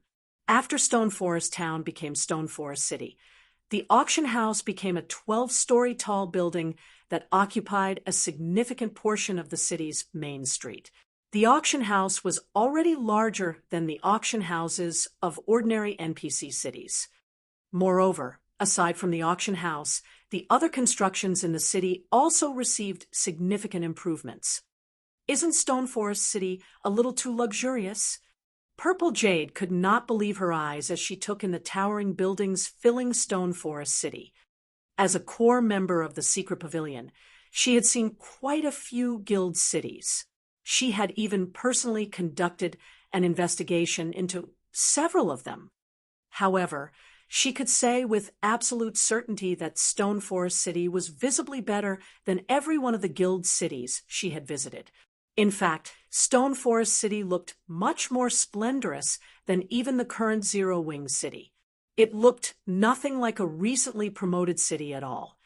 At this moment, Purple Jade wasn't the only person surprised by Stone Forest City's appearance. Even Easy Wind was stunned. The development of a guild city was a gradual process.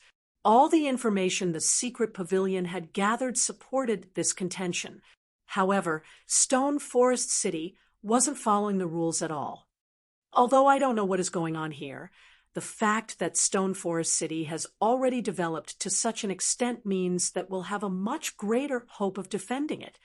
After Yuan Tiexin took a look at the various constructions filling the city, he promptly commanded his subordinates, notify the main headquarters immediately and have them transfer reinforcements through the temporary residence.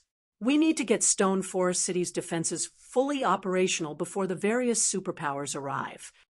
In God's domain, the more prosperous a guild city was, the more NPC soldiers it could employ. Meanwhile, the constructions within a city played a huge role in determining its prosperity. With how prosperous Stone Forest City was, it should have a much greater advantage than other newly promoted guild cities when it came to recruiting NPC soldiers. There was a huge difference between Tier 1 and Tier 2 NPCs. Tier 2 NPCs, in particular, would have their combat standards affected by a city's prosperity. The more prosperous the guild city they worked for was, the better their combat standards would become. Take one of the few earliest guild cities that had appeared in God's domain, for example. At this point, the Tier 2 NPCs employed by these cities already had combat standards at the late stage of the Trial Tower's 5th floor, including the advantage in basic attributes that NPCs had over players, and their high levels, they could kill Tier 2 experts as if they were toying with ants. The current Stone Forest City might not be comparable to those old guild cities, but the Tier 2 NPC soldiers it hired should be capable of exhibiting combat standards at the 5th floor's early stage or middle stage. If Stone Forest City could employ a large number of such Tier 2 NPC soldiers, these soldiers would be a frightening force. This was also the reason why the various superpowers were so desperate to capture Stone Forest City now. A guild city was at its weakest just after completing its promotion. If they allowed Stone Forest City to reach its peak state, the cost of capturing the city would become several dozens of times higher. However, despite Yuan Tiexin and the others vocally expressing their curiosity about Stone Forest City's prosperous state, Shifeng did not give them an explanation. He simply chuckled and entered the city via the main gate. If he had promoted Stone Forest Town to a basic city through the normal method, it would indeed have ended up like any other newly promoted guild city. At most, the new Stone Forest City would occupy a larger area and have a taller wall. The constructions inside the city would remain mostly the same as before. However, Stone Forest Town was promoted using a Gold Town promotion order. Hence, after the town's promotion, the constructions inside it would be upgraded as well. This could be said to be the hidden benefit of upgrading a town using a promotion order. Meanwhile, after the crowd outside entered Stone Forest City, everyone received another surprise. Zero Wings members, in particular, revealed ecstatic expressions on their faces.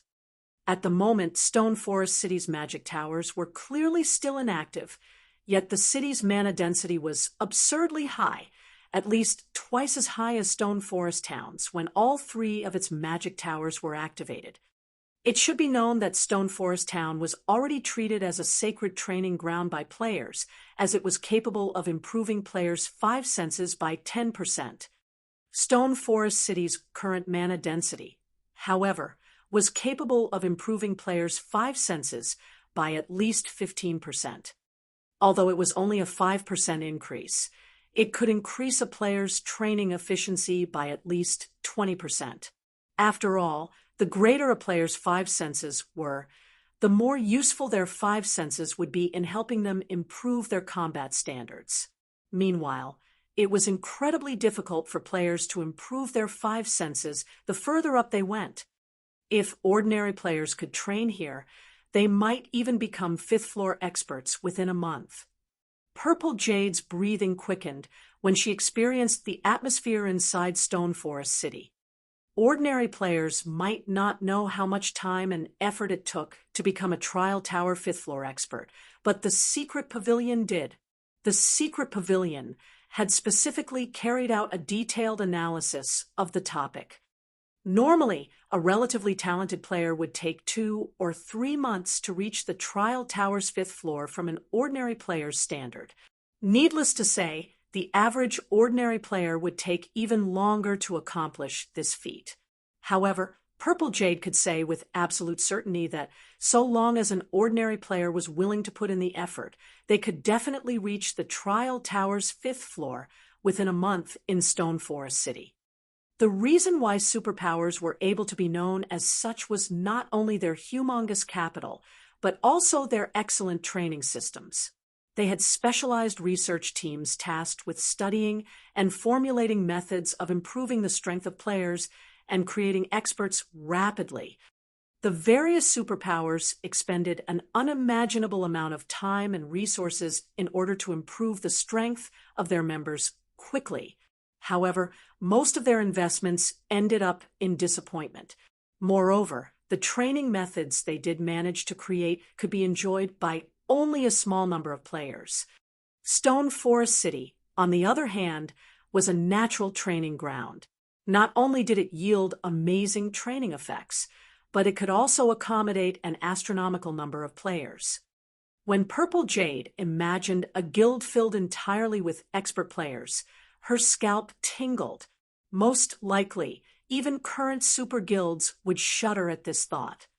However, during the time the Secret Pavilions and Zero Wings members were enthusing over the benefits Stone Forest City offered, a huge commotion suddenly erupted in the forest a short distance from the city. The noise was so loud that it echoed throughout the undead forest. In the next moment, 3 gigantic, flaming elephants walked out of the forest, each one up to 100 meters tall. Their flaming bodies also caused the space around them to blur. Flaming War Elephant, elemental creature, mythic, level 85, HP 450, 000, 000/450, 000. Aside from these 3 flaming war elephants, several thousand players also emerged from the forest. Every one of these players was level 66 or above, and they all wore Starlink's guild emblem. Meanwhile, leading these players was none other than Bright Dawn, one of Starlink's vice guild leaders. Chapter 2154. You really shouldn't have come here. Chapter 2154. You really shouldn't have come here. The 3 flaming war elephants loomed like mountains outside of Stone Forest City. Even the undead forest's monsters trembled at the sight. Both players and monsters could feel the war elephants' auras from several hundred yards away, recognizing that these creatures were even stronger than ordinary mythic monsters. How did they get here so quickly? Yuan Tiexin watched Starlink's army from Stone Forest City's walls in confusion. Although Starlink had mobilized a massive army, it should have needed several more hours to reach Stone Forest Town, according to the Secret Pavilion's information network. While several hours might not be enough time for the Secret Pavilion to set up an impenetrable defense, it should have been enough time to get Stone Forest City's defensive measures online. It also would have given the city time to recruit plenty of NPC soldiers. With those defensive measures in place, capturing Stone Forest City would have been considerably difficult. The city could have dragged the fight with Starlink out while it waited for more reinforcements. Unfortunately, not only had Starlink's forces arrived a lot sooner than expected, but the guild had also brought 3 mythic monsters with it. All 3 flaming war elephants were covered in glowing divine runes. They had obviously been enhanced by some kind of power, and it was clear they weren't ordinary summoned creatures. However, the flaming war elephants weren't the only problem right now. Hundreds of magical class experts escorted the summoned monsters. These experts had gathered and pooled their mana into several dozen dazzling energy stones. As these magical class experts filled the energy stones with their mana, magic arrays began to manifest around the stones, devouring the ambient mana from up to 1,000 yards away. To an ordinary guild expert, it would only seem as if Starlink were preparing to cast a powerful spell, perhaps a Tier 4 large-scale destruction spell. However, Yuan Tiexin was no ordinary expert, and he knew that wasn't a run-of-the-mill Tier 4 large-scale destruction spell. Rather, It was the Tier 4 curse ranked Ancient Spell, Elemental Destruction. As far as he knew, Starlink regarded the spell like a family heirloom. The guild could use the energy stones to collect its players' mana, feeding the ancient spell. The energy stones could be used indefinitely. When cast, Elemental Destruction's power would depend on the number of energy stones used. The ancient spell required a minimum of 12 energy stones, and every additional 12 stones would qualitatively transform the spell. With 12 energy stones, Elemental Destruction would have the power of an ordinary Tier 4 spell. If the casters used 24 energy stones, the spell would display the power of a Tier 4 curse. Of course, the stronger the ancient spell became, the more it would require of its casters, and the cooldown would become longer. The last time Starlink had used the energy stones, it had destroyed a heavily fortified town under the Dark Force's control. The guild had only used 17 energy stones in that attack. Now, however, Starlink's magical class experts concentrated their mana into 29 energy stones. When they released the spell, Elemental Destruction would undoubtedly have the power of a Tier 4 curse. The ancient spell's destructive power would only be slightly weaker than a Tier 5 spell, more than enough to destroy a basic city's defensive magic array, which could only block ordinary Tier 4 attacks. At this stage of the game, a city's most impressive defensive measure was its magic barrier, which players were still helpless against. Not even a full day's assault from an army of 100,000 players could shatter a city's defensive magic array. They wouldn't even put a dent in its energy reserves. However, if the defensive magic array shattered, the city's remaining defenses would only be slightly stronger than a town's. Starlink's army had also used an epic-ranked defensive orb to protect its members. Although an epic defense orb's magic barrier was no match for a city's defensive magic array, it could withstand a few Tier 4 attacks. Unless Stone Forest City's defending forces could deplete the defense orb's mana, they wouldn't be able to harm Starlink's players. Meanwhile, as the home dragon team departed from the undead forest, it noticed the colossal magic array that hovered near the cavern's ceiling. Despite standing several thousand yards away, the team's members could feel its domineering aura. Amazing! So, this is Starlink's rumored Elemental Destruction spell? Sheng Wuji watched the mana fluctuations above grow stronger in shock. They must have originally prepared this to capture another undead fortress. It seems Starlink is really desperate to deal with Stone Forest City. Sky Dragon House had some understanding of the Elemental Destruction spell since it had obtained a few energy stones of its own. However, as the guild hadn't yet reached the minimum requirement to use the ancient spell. Although the energy stones could be used indefinitely, the stones' cooldown would be relative to the strength of the spell they powered. If one used 12 energy stones to cast Elemental Destruction, the stone's cooldown would be 10 days long.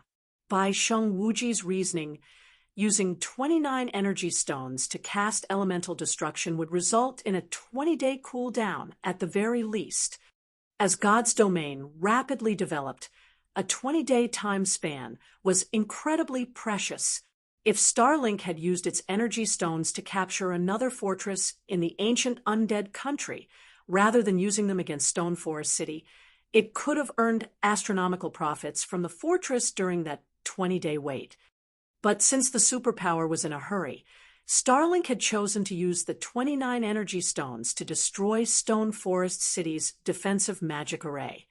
In reality, the guild could have relied on the 3 mythic-ranked flaming war elephants to shatter Stone Forest City's magic barrier in a short time.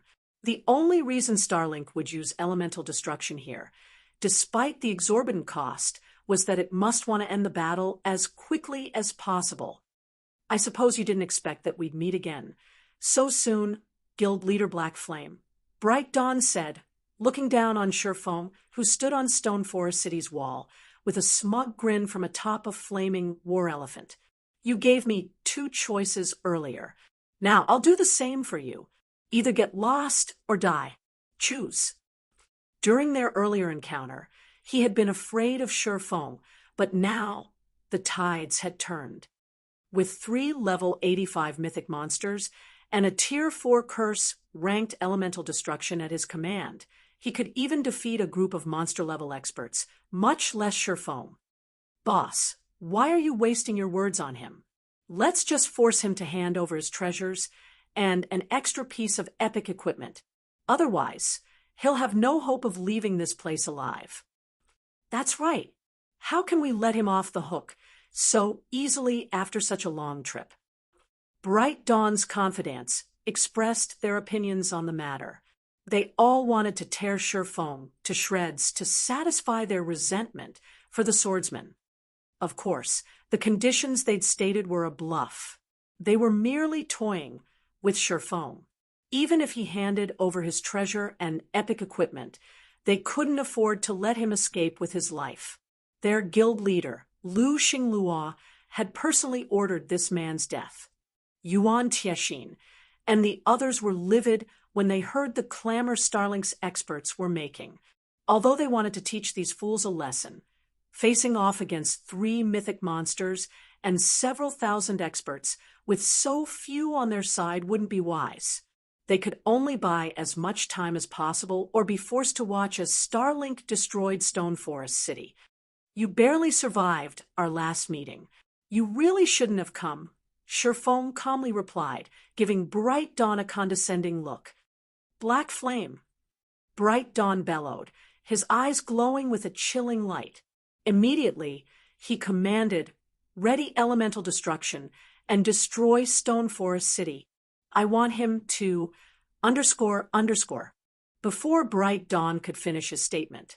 However, Shifeng revealed the Tier 4 magic scroll he had obtained from the Lord of Fire, empowering it with an elemental source. He activated the scroll without hesitation.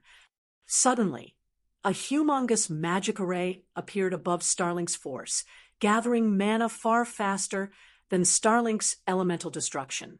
The mana fluctuations even destabilized space around it. Before anyone could react, a streak of blue-purple lightning descended. Boom! The lightning bolt easily pierced through the magic barrier protecting Starlink's army and struck the players below. Every player within the lightning bolt's range vaporized instantly. The attack also tore space as it passed. After the lightning bolt dissipated, silence dominated the battlefield. The 3 flaming war elephants, who had been in range of the attack, were heavily injured, and despite standing apart from each other, the lightning bolt had eliminated more than 90% of Starlink's army. For a moment, time seemed to freeze in the undead forest. Both the home dragon team members who watched from a safe distance and the players within Stone Forest City were dazed. Chapter 2155, Suppressing Starlink. Chapter 2155, Suppressing Starlink. As the dust settled, it revealed a crater extending over 400 yards across. Thousands of weapons and equipment filled the newly formed pit. Moreover, even the most inferior item in the crater was level 65 fine gold rank. Even superpowers would be tempted into action by so many top-tier items in one place. However, not a single watching player harbored any thoughts of greed as they gazed upon the battlefield. Rather, horror dominated their hearts. A single attack had slain several thousand experts in the blink of an eye. Moreover, they weren't ordinary experts. Most of those players were refinement realm experts, peak experts in first-rate guilds, yet they had died without offering any resistance. How is this possible? Yuan Tiexin, who observed the battlefield from Stone Forest City's walls, could hardly believe this outcome. Starlink had used an epic-ranked defense orb, an item that was even more valuable than Zero Wing's movement-type defensive magic array, and capable of enduring Tier 4 attacks. It could even withstand an assault from magic towers. This defense orb was the reason that Bright Dawn had dared to move within 1,000 yards of Stone Forest City. The defense orb's only flaw was its troublesome refueling process. Players would have to wait a long time before they could sacrifice more magic crystals to restore the defense orb's energy after a use. Even so, Starlink had relied on this defense orb to crush Unyielding Soul's army and foiled the guild's plans to capture one of the ancient undead country's fortresses. And yet, Shi Feng had shattered the defense orb's magic barrier in an instant. The barrier hadn't even given the lightning bolt pause. Once the barrier had shattered, the lightning bolt had continued, killing thousands of Starlink's experts and injuring 3 mythic monsters. Just how much strength has Black Flame hidden? Sheng Wuji, who watched from a safe position, gaped at the swordsman's figure though a magic mirror. Shi Feng's success in slaying the Heavenly Demon team had already been frightening, but it paled in comparison to the power he had just revealed. Had Shi Feng used this move earlier, neither the Horned Dragon team nor the Heavenly Demon team would have walked out of the undead forest alive.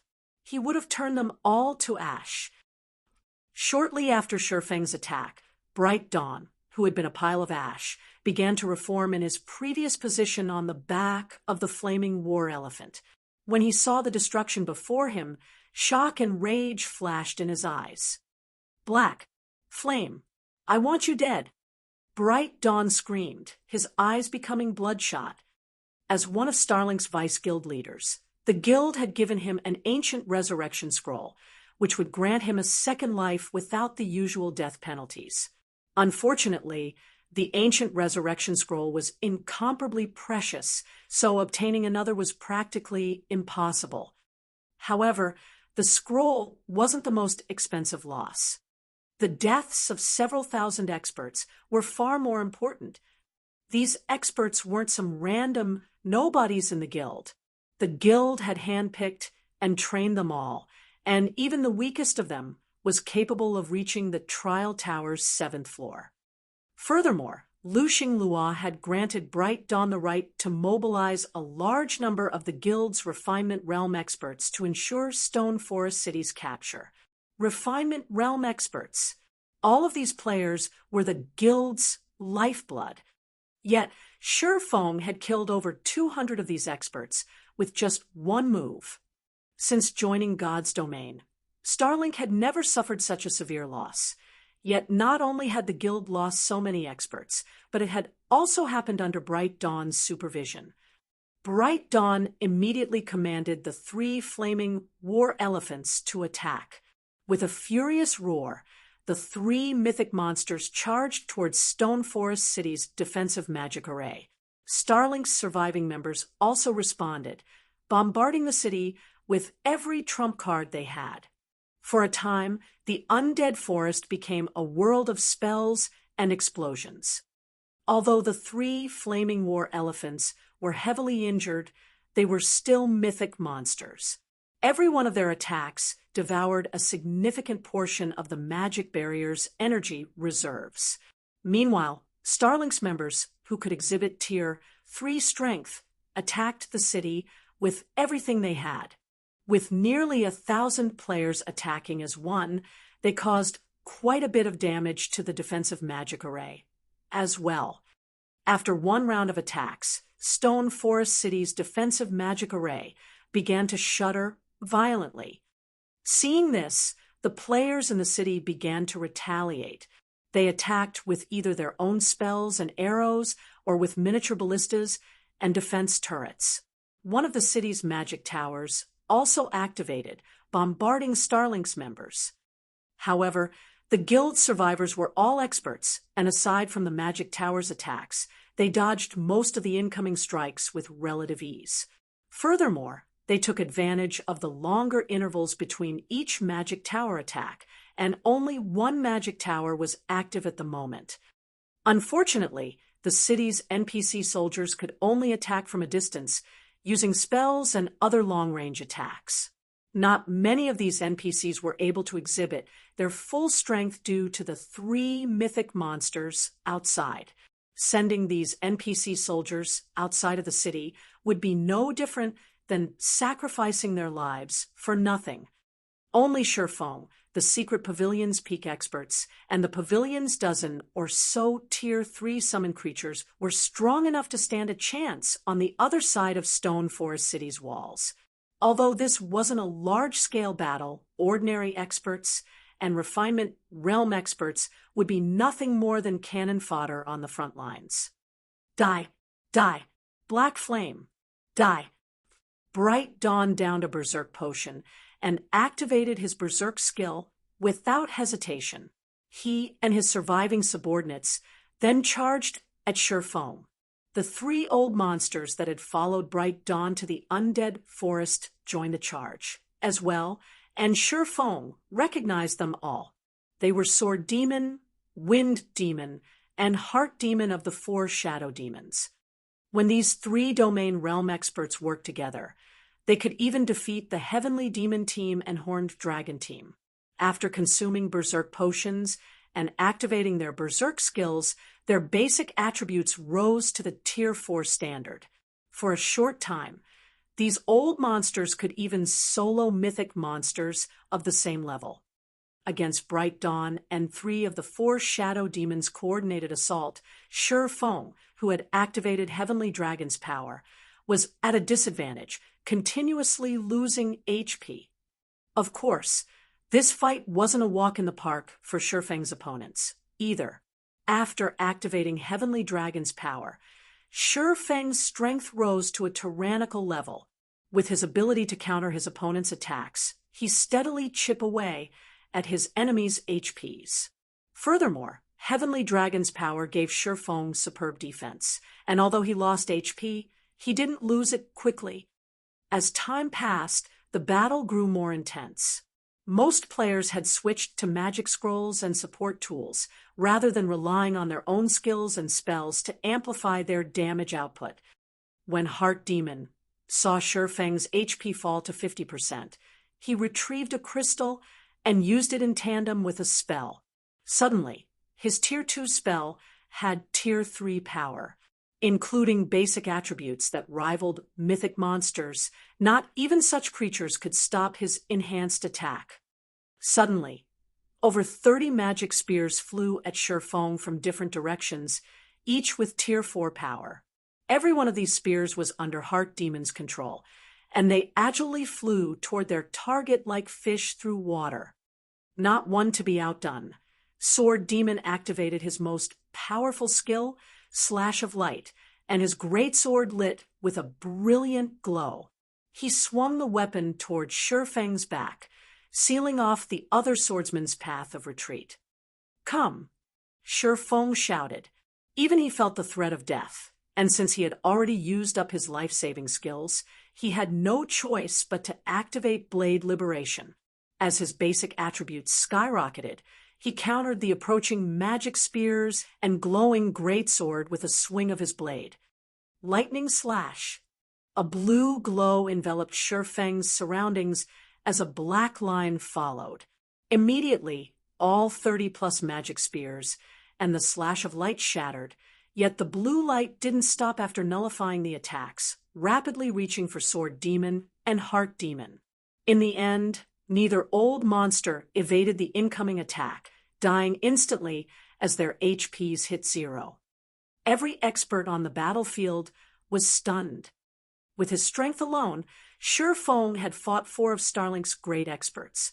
3 of these 4 players were even monster-level experts, existences that could even give the various superpowers massive headaches. In the end, however, not only had Shifeng proven to be their match, but he had also instant-killed 2 of them. Chapter 2156, Silence. Chapter 2156, Silence. Bright Dawn and Wind Demon, who had stood a little behind Sword Demon and Heart Demon, almost instinctively slid to a halt and jumped back the moment they saw their 2 allies fall, not daring to step any closer to Shifeng. After increasing the distance between them and this terrifying swordsman, they stared at Shifeng, who currently radiated the aura of a ferocious wild beast. Could he actually be an old monster in disguise? Wind Demon stared at the man in question in shock. Sword Demon and Heart Demon had undoubted wielded basic attributes at the Tier 4 standard, yet even after combining their attributes and combat standards, they hadn't even survived one of Shurfeng's attacks. Wind Demon could no longer fathom Shurfeng's strength.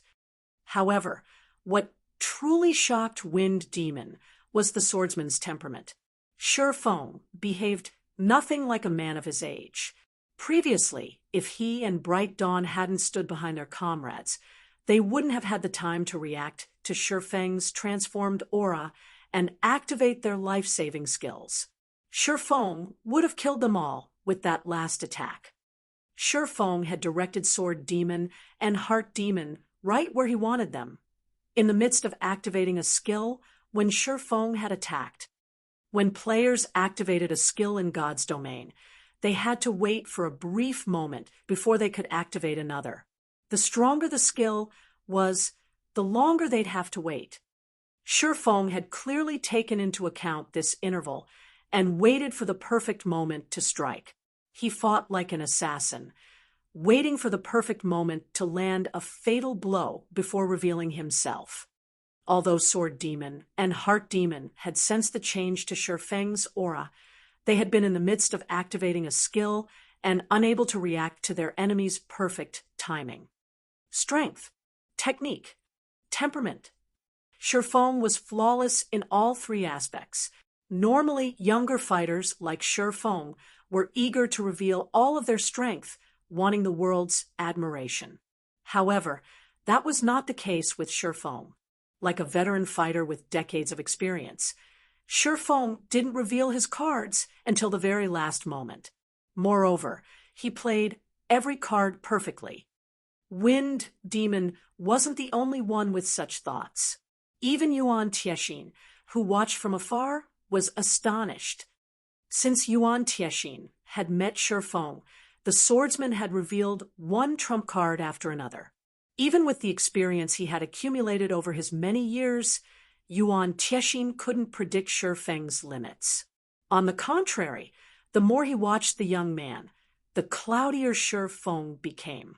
He wasn't anything like youngsters such as Purple Jade, who fought with all of their cards on the table. Meanwhile, now that Sword Demon and Heart Demon, the strongest melee and ranged fighter among the three shadow demons present, were dead, Wind Demon and Bright Dawn had no way of keeping Shurfeng in check. If they continued this battle, it would only be a matter of time before they, too, met their demise. Once Wind Demon and Bright Dawn died, Starlink would lose the last experts that could command its forces in the undead forest. The secret pavilion and Zero Wing would then have control of the battlefield. Black Flame, I admit that you're good. I truly didn't expect you to be so strong, Bright Dawn said, sneering at Shurfeng, who prepared to launch another attack. However, you still can't save Stone Forest City from destruction today. Dawn, you couldn't possibly be thinking when Wind Demon heard Bright Dawn's threat. A look of horror overtook his features. Before setting off on this expedition, they had prepared for Stone Forest City's capture and destruction. Only destroying the city was supposed to be a last resort. Not only would they lose Stone Forest City, but they'd also have to pay a high price to destroy the city. They were supposed to avoid this option unless they had no other choice. The moment they resorted to this method, no one would leave the undead forest alive. Before Wind Demon could do anything to stop Bright Dawn, the undead knight pulled a pitch-black seed from his bag. Although the seed was only the size of his thumb, it released a blood-curdling aura that was even stronger than that of the mythic-ranked Flaming War Elephants. Even ordinary Tier 2 players would fall to their knees from the pressure, unable to move, if they stood within 10 yards of this black seed. Moreover, the seed released a dense cloud of dark energy. Even the bottomless abyss's dark energy paled in comparison. Yuan Tiexin and the other peak experts had a bad feeling the moment Bright Dawn revealed this black seed. At their standards, they could push their five senses to their very limits, and their sixth sense was just as sharp. This was why experts like them could avoid dangerous situations when exploring God's domain. Meanwhile, their instincts screamed a warning when they saw the black seed, insisting that they flee. As Yuan Tiexin and his comrades thought of stopping the undead knight, who was clearly mad, Bright Dawn threw the seed to the ground. As soon as the black seed hit the soil, it began to devour dark energy from its surroundings, quickly growing into a towering tree that bore a single, gigantic black fruit. As the fruit fell to the ground, it cracked open and released an aura of death and destruction. Even the 3 flaming war elephants, which had been attacking Stone Forest City's magic barrier, froze in fear. Players over 1,000 yards away felt their bodies become heavy as the intense pressure washed over them. Even space seemed to freeze. A goat-headed demon with a snake tail then emerged from the split fruit. It bore 3 horns that were enveloped in emerald fire and wore a full set of pitch-black armor.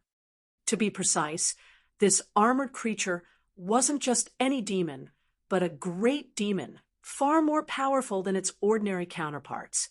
Malfin's Marquis, demonic creature, great demon, level 87, HP 640, 000, 000, /640, 000. Black Flame, aren't you such a skilled fighter? Now, you can have your fill of combat. Bright Dawn laughed maniacally as he watched the great demon spawn from the Dark Seed. The Dark Seed was the final trump card Starlink had prepared to protect its fortress in the ancient undead country, but rather than protect it, this demon would ensure mutual destruction. This Dark Seed would summon a great demon, but not just an ordinary great demon. It summoned a great demon noble, which was even more terrifying.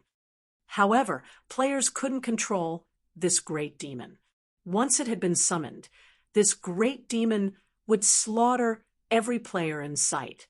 It would also call forth a demon gate, calling forth a demonic army to the continent of God's domain. Hence, the Dark Seed was akin to a seed of destruction. Bright Dawn hadn't originally planned to use the Dark Seed, but Shifeng had foiled his plans yet again, and he had suffered a painful defeat in Starlink's name. After such a tremendous loss, he couldn't care less about what would happen if he used the Dark Seed. No matter what, Bright Dawn wanted Shifeng to watch the city he had built meet its destruction and throw Zero Wing into hell.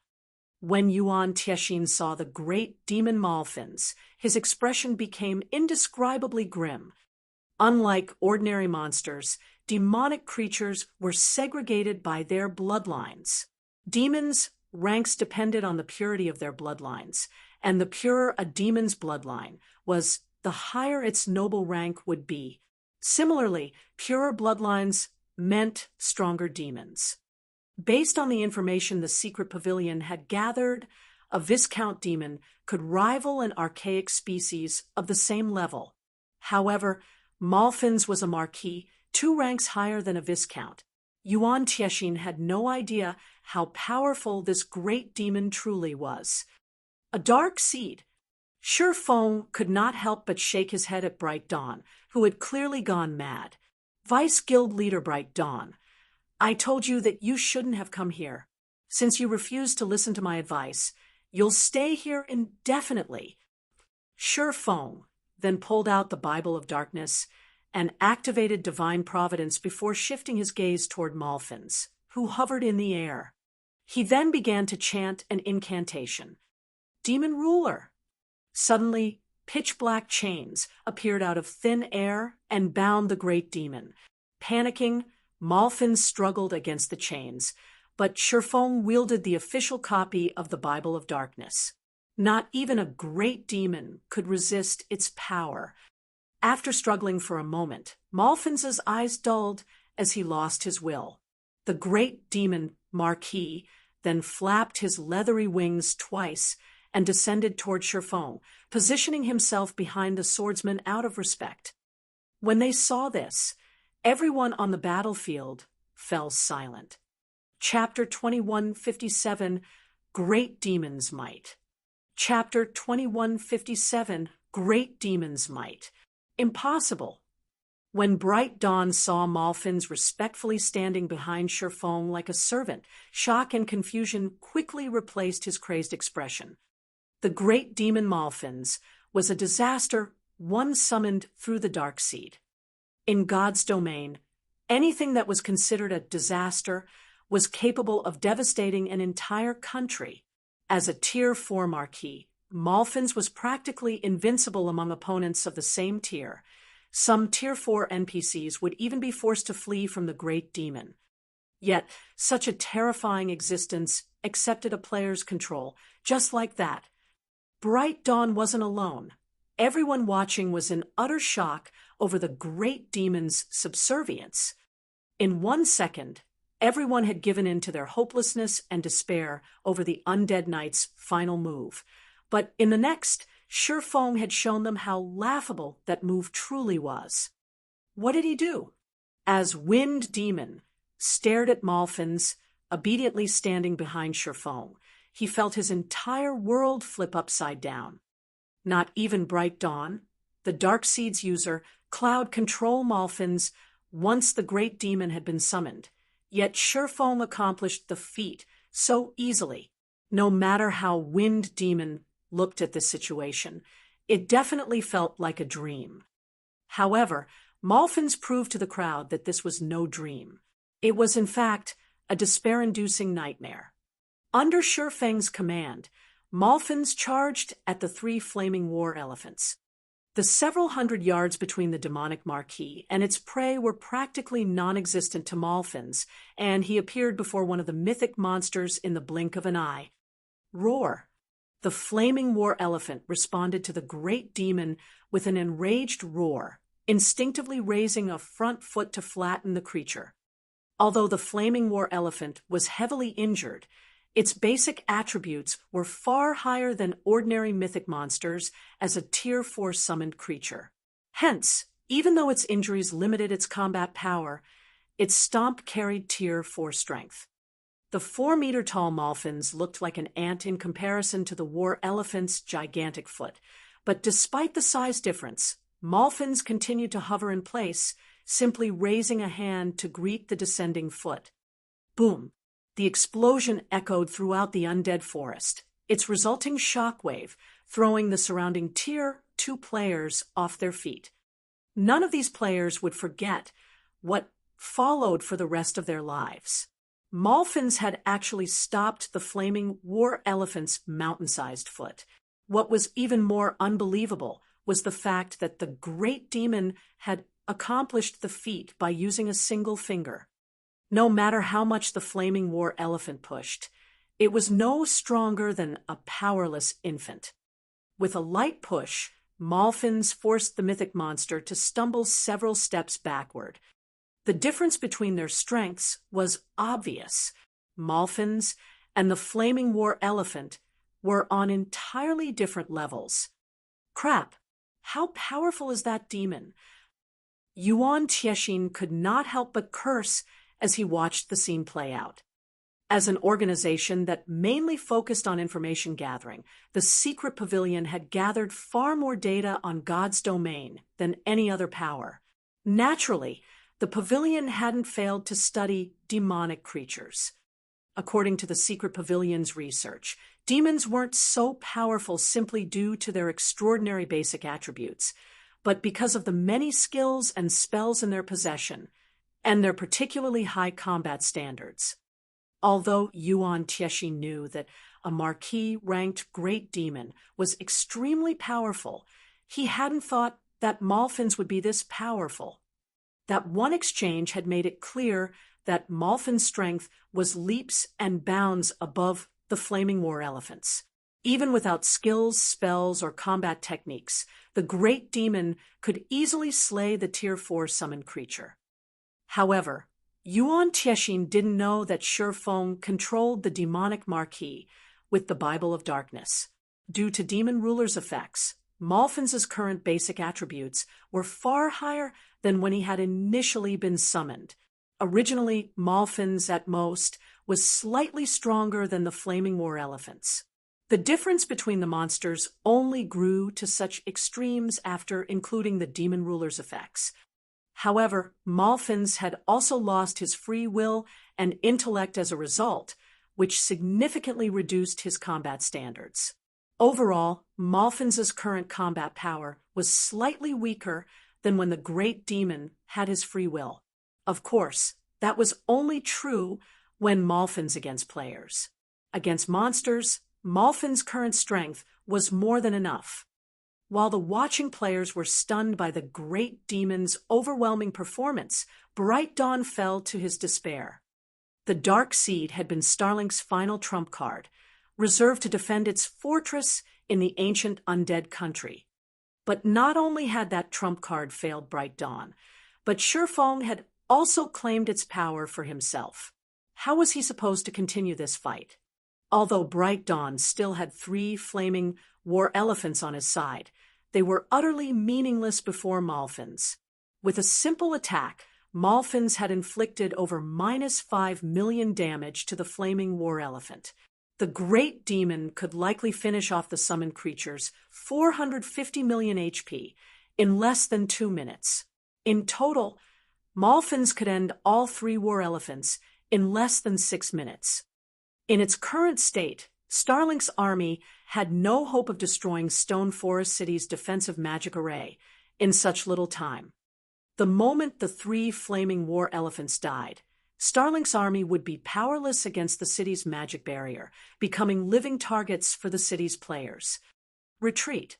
The word echoed in Bright Dawn's mind. The undead knight immediately gave the command before he turned and fled. He had no desire to stay and continue this battle. However, Shifeng's reaction was faster than Bright Dawn had expected. The swordsman appeared in the undead knight's path the moment Bright Dawn turned away from the fight. As Shifeng slowly walked up to Bright Dawn, he smiled and asked, "Now you want to leave? Just you wait, Black Flame. You may have stopped Starlink's assault, but you won't stop the various superpowers once they arrive. Even if you can control that demon, its time is limited here. Once the summoning's duration ends, you'll have to stand by and watch as your city is destroyed." Bright Dawn snarled with a mad glint in his eyes.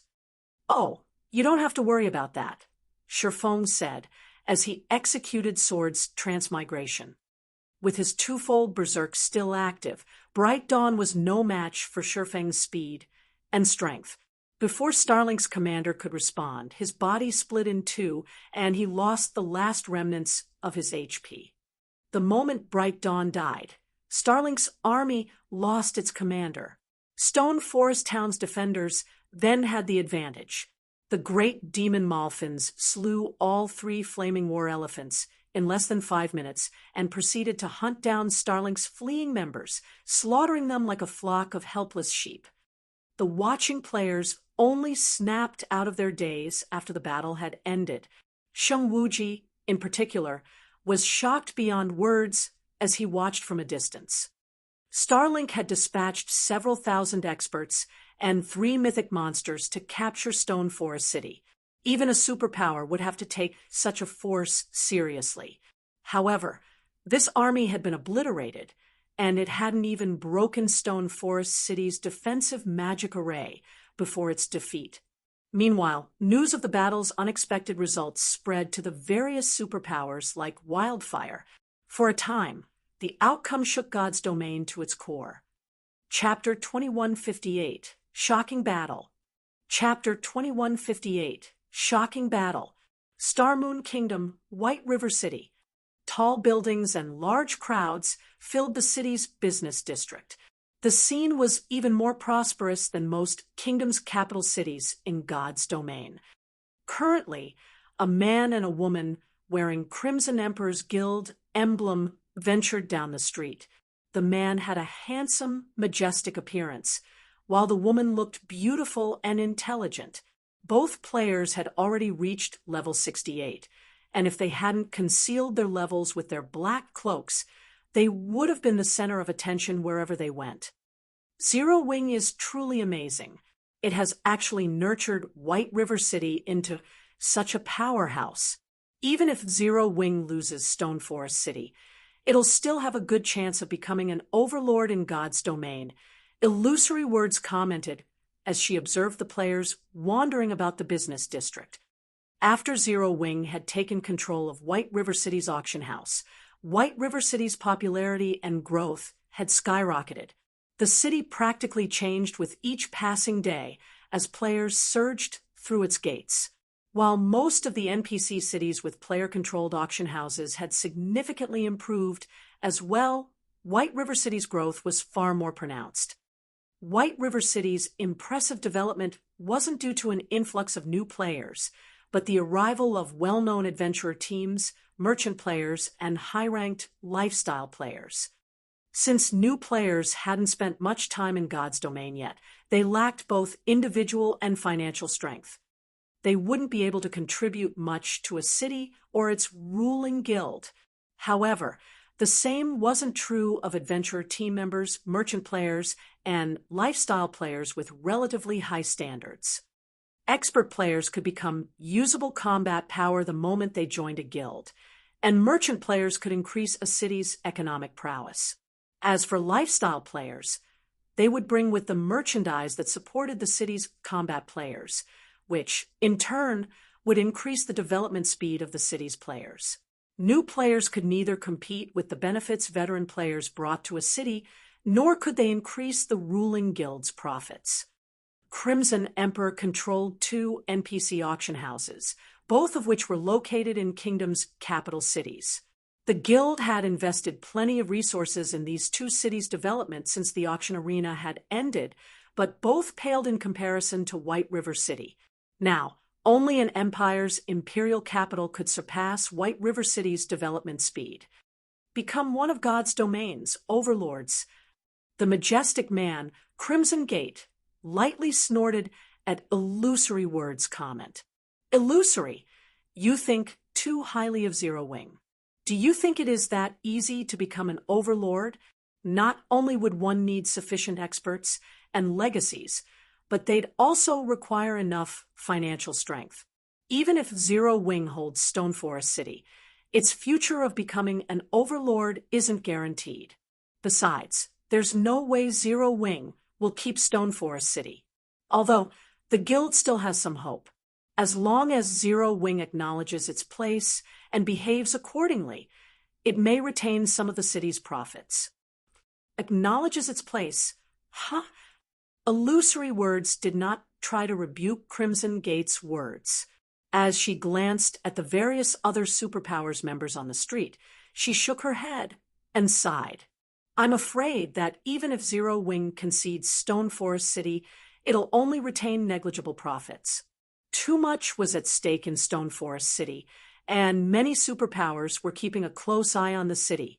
Even the superpowers that had planned to ally with Zero Wing had changed their minds, now intending to force the guild to relinquish the city's shares. This was even true of Crimson Emperor.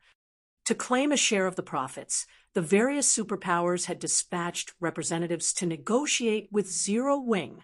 According to Crimson Emperor's investigation, more than 10 superpowers had already gathered in White River City. This situation had already become a living nightmare.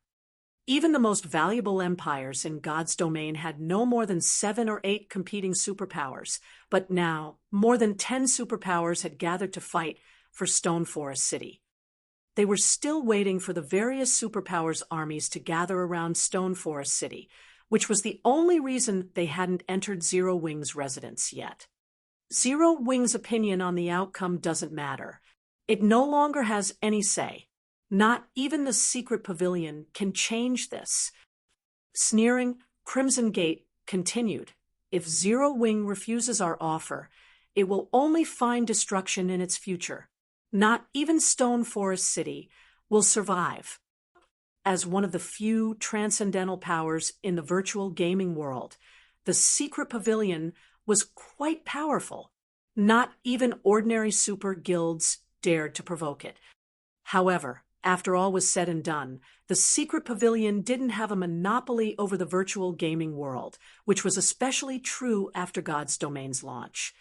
Not even a ferocious tiger could defeat a pack of wolves. The secret pavilion definitely understood this. When the time arrived, the pavilion would abandon Zero Wing. While Crimson Gate and Illusory Words conversed and patiently waited for the various superpowers' armies to surround Stone Forest City, a commotion broke out among the superpowers' representatives, who loitered around the business district. What's wrong with them? Crimson Gate watched the representatives with an odd look as their expressions changed drastically. Are the armies already in place? No.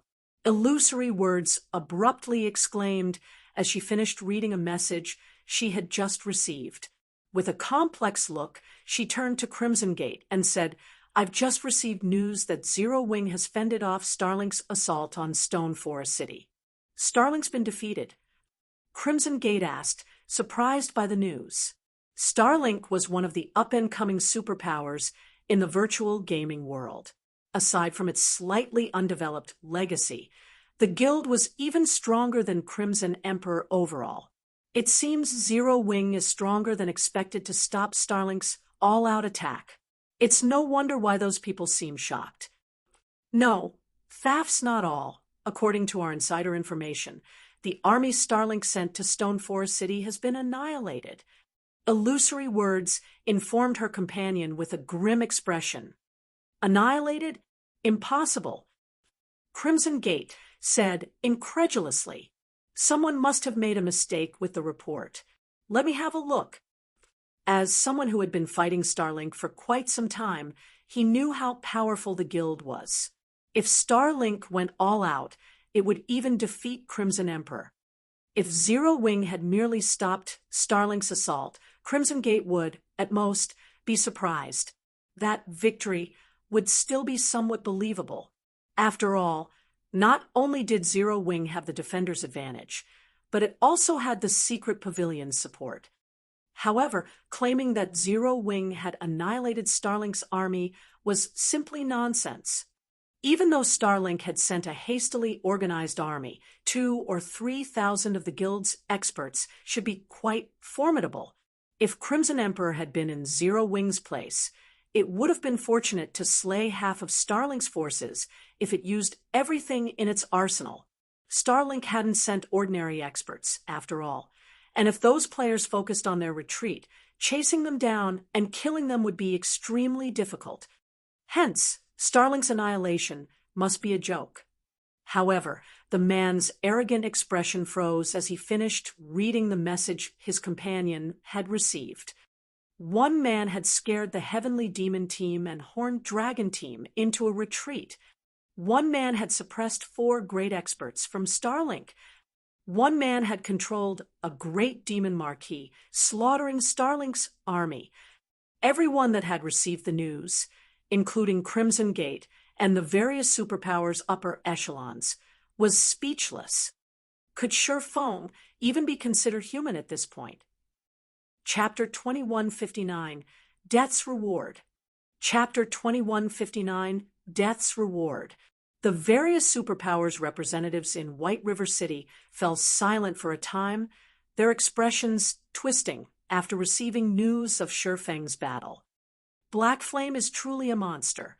He's not even here, and he's still capable of influencing the situation in White River City, Illusory Words said, smiling bitterly as she looked around. She was surprised to learn that one person was so powerful. I admit that he is amazing, but the various superpowers are far more afraid of that great demon marquis than they are of Black Flame himself, Crimson Gate said after recollecting himself. As he watched Sherfang's figure in the battle video, he sneered and continued, but at the end of the day, he's only using some special tool to control that great demon. He can't control it forever. Once Black Flame loses control of that monster, how does he plan to deal with the various superpowers? In God's domain, the stronger a monster was, the harder it would be to control. A player's control of such a being wouldn't last long, either. controlling a great demon marquis for several hours would be heaven-defying. However, how much could Zero Wing and the secret pavilion possibly fortify Stone Forest City in just several hours? Developing guild towns and cities was a gradual process. Not even a dozen hours would be long enough to alter Stone Forest Town's defenses significantly. Normally, a guild city would need several days before it could become fully operational, and the various superpowers' armies didn't need that long to surround the city. Sure, Feng might be able to contend with one superpower by himself, but what about the rest of them? In Crimson Gate's opinion, all Zero Wing had achieved by defeating Starlink was gaining some more time. This wouldn't change the end result. Indeed, although Zero Wing appears to have the initiative, that's only an illusion. Illusory words nodded in agreement. However, I'm sure that the guild understands that. Zero Wing needs a partner more than anything else right now. If we try to negotiate with Zero Wing now, we should be able to secure a fortune. I'm afraid you are mistaken. Illusory. Zero Wing is too arrogant to negotiate with us right now. It has, after all, just defeated Starlink. However, as time passes and the great demon's duration reaches a close, I'm sure Zero Wing will grow nervous and desperate for partners to reinforce Stone Forest City's defenses. Crimson Gate said, chuckling, "We just need to wait for the opportune moment to approach the guild. Once the guild is desperate enough, it'll accept any of our demands." Even though Shifeng's performance had been impressive, he was still a pest before so many superpowers. He had only bought his guild a little more time. Crimson Gate wasn't the only one to bide his time. The other superpowers' representatives waited quietly as well. It seemed as if they were all waiting to watch Zero Wing make a fool of itself. Meanwhile, Yuan Tiexin, who had just received a report regarding the various superpowers' actions, could not help but frown. Sure enough, these superpowers aren't so easily fooled. None of them are taking action. Gritting his teeth, Yuan Tiexin turned to look at Shifeng and hurriedly asked, "Guild Leader Black Flame, do you really plan to wait?" The battle with Starlink had ended more than an hour ago, but none of the various superpowers moving towards Stone Forest City had attempted to make contact with Zero Wing or the secret pavilion. Although Yuan Tiexin was confident of the secret pavilion's strength, he knew that a tiger had no hope of beating a wolf pack. If they did not secure enough help to defend Stone Forest City, they'd likely struggle to get past the next hurdle. Yet, despite Zero Wing's growing disadvantage, Zero Wing hadn't attempted to recruit allies over the last 2 hours. Yuan Tiexin had no idea what the swordsman was thinking. Once the great demon Malfins disappeared, they'd be fish on the chopping block. "Of course not," Shifeng answered. "That is reassuring. The secret pavilion has spies in the various superpowers. It shouldn't be difficult to discover their intentions. When do you plan to make your move, Guild Leader Black Flame?" Yuan Tiexin asked, inwardly breathing a sigh of relief. He had worried that Shifeng would hold onto Stone Forest City's shares, refusing to sell them for any price. If that were the case, both Zero Wing and the secret pavilion would face the worst-case scenario. However, if Shifeng could rope in 2 or 3 more allies, their situation would be easier to handle. At the very least, they'd be able to defend Stone Forest City. The only problem would be assigning shares. But Shifeng shifted his gaze to the great demon beside him and calmly stated, "We should be able to move once he dies." When Shifeng finished his statement, the atmosphere around them froze. Yuan Tiexin couldn't help but glare at the man. "This isn't the time for joking, Black Flame." Yuan Tiexin was nearly speechless as he glowered at Shifeng. The great demon Malfins was the only reason the various superpowers were afraid of Zero Wing right now. Once Malfins died, Zero Wing would lose its advantage from defeating Starlink. The guild might even be in a worse position for wasting the various superpowers' time.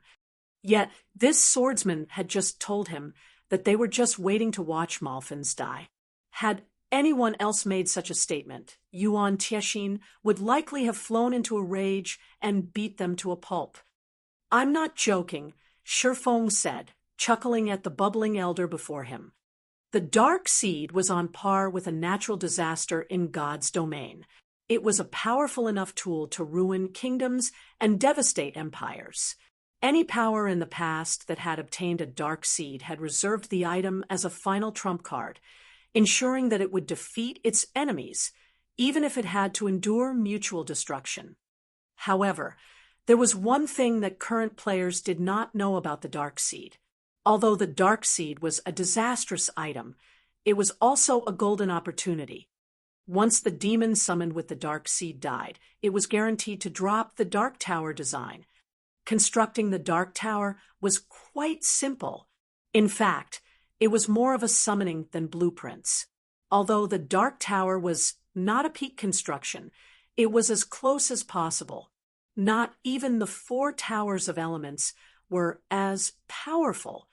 The moment Shifeng fell silent, Malphins cried out in anguish as silver fire began to devour its body, leaving nothing but ashes. Malphins' death stunned the Zero Wing and Secret Pavilion members watching. They all stared, as horrified as if they had just received the death penalty.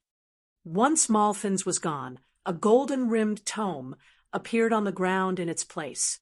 The dark energy the tome exuded was no weaker than the dark seeds. The closest players felt incredibly uncomfortable as the dark energy touched them. The words Dark Tower Design graced the tome's cover. Chapter 2160, Dark Tower. Chapter 2160, Dark Tower. What a powerful book. Its aura is strong enough to make my heart skip a beat. Purple Jade was astounded as she stared at the Dark Tower design that had appeared in the great Demon Malphins' place. Normally, God's domain's items didn't possess an aura, but those that did were extraordinary. As one of the Secret Pavilion's core members, Purple Jade had seen many items that exuded auras. That being said, she could count the number of items she had encountered that could make her heart skip a beat on one hand. Moreover, those items were generally tools left behind by some ancient god. Until today, she had never seen a book with such a powerful aura. "I'm afraid this will push the various superpowers into making their move," Yuan Tiexin commented with a grim expression after watching Malphins disappear. Unlike Purple Jade, he was in no mood to pay attention to the tome the great demon had dropped. The great demon Malphins had been Stone Forest City's protection charm, deterring any power from attacking. None of Zero Wing's enemies were confident of defeating a monster that was practically invincible among Tier 4 beings. It didn't even matter if the various superpowers mobilized every member. However, without Malphins, the various superpowers would no longer fear attacking the city. Not even 3 summoned mythic monsters would give the various superpowers pause. Now that Malphins was gone, the superpower spies within the Secret Pavilion and Zero Wing would rush to their guilds to report the matter. It wouldn't be long before the superpowers' armies gathered around Stone Forest City, and the Secret Pavilion and Zero Wing hadn't acquired any more allies yet. If only 3 to 5 superpowers were targeting the city, they might be fine. The Secret Pavilion would have a chance of defending the city, although the battle would be a tough one. Unfortunately, more than 10 superpowers were marching toward the city, and some of them were almost as powerful as the pavilion. This was no longer a fight the Secret Pavilion and Zero Wing could win by themselves. Furthermore, the Secret Pavilion had only transferred an additional 5,000 experts to Stone Forest City within the last 2 hours. Stone Forest City was located within the bottomless abyss, and due to the regional dungeon's harsh environment, ordinary experts would be little more than cannon fodder in a battle here. Only stronger experts would be of any use. However, The secret pavilion had assigned these experts various locations throughout God's domain to maximize their use, and every one of them was busy with their own important tasks. Gathering these experts to one place in such a short time would be impossible, although this was also the case for the various superpowers attacking Stone Forest City, when more than 10 superpowers banded together. Their expert force would be astonishing. As Yuan Tiexin had guessed, the enemy superpowers received news of Malfin's death less than 30 seconds after the great demon had turned to ash. Good, good, good. Black Flame, let's see if you can back up that arrogance now. Bright Dawn, who had resurrected in Starlink's fortress, revealed a maniacal grin when he received the news. Starlink's army had been annihilated in the initial battle for Stone Forest City. As the army's commander, escaping persecution for his failure would be quite difficult, although Starlink wouldn't kick him out of the guild due to his individual strength. His days as a vice-guild leader were likely numbered. The fact that he'd now get to watch Zero Wing lose Stone Forest City soothed his frustrated heart. Based on the latest report, 12 superpowers were marching their armies towards Stone Forest City. The two strongest forces among them were the Sky Dragon House and Pride Empire. The rest were on par with Crimson Emperor. In total, the 12 superpowers had dispatched around 50,000 experts for this battle. Every one of these 50,000 players was an expert among experts. In a first-rate guild, they'd all be members of the guild's trump card legions. Furthermore, quite a few of them were refinement realm experts. Not even Starlink's forces in the ancient undead country would stand a chance against this army, not to mention Stone Forest City. Meanwhile, the various superpowers representatives in White River City's business district were stunned when they heard of Malfin's death. What's wrong with Zero Wing? It hasn't contacted a single superpower since the great demon fell. Has Black Flame lost his mind? Illusory Words commented incredulously after reading the latest report. If Zero Wing had allied with another 3 or 4 superpowers, the matter would be settled. Although the guild would lose a significant portion of Stone Forest City's shares, it would still keep a cut of the city's profits. Zero Wing had already proven its strength to the various superpowers, and they wouldn't push too far in their negotiations. However, Zero Wing still refused to reach out to a single superpower, which had led to the tentative alliance between the slighted guilds. Now, Zero Wing had no hope of retaining any power within Stone Forest City. It seems Black Flame's ego has grown out of proportion after his victory over Starlink, Crimson Gate said indignantly. He shouldn't blame us for being merciless since he wants to keep the city for himself. Crimson Gate had assumed Zero Wing would rush to sign contracts with the various superpowers before losing the great demon Malfins. He had planned to leave the guild hanging for a while before presenting the price for Crimson Emperor's assistance.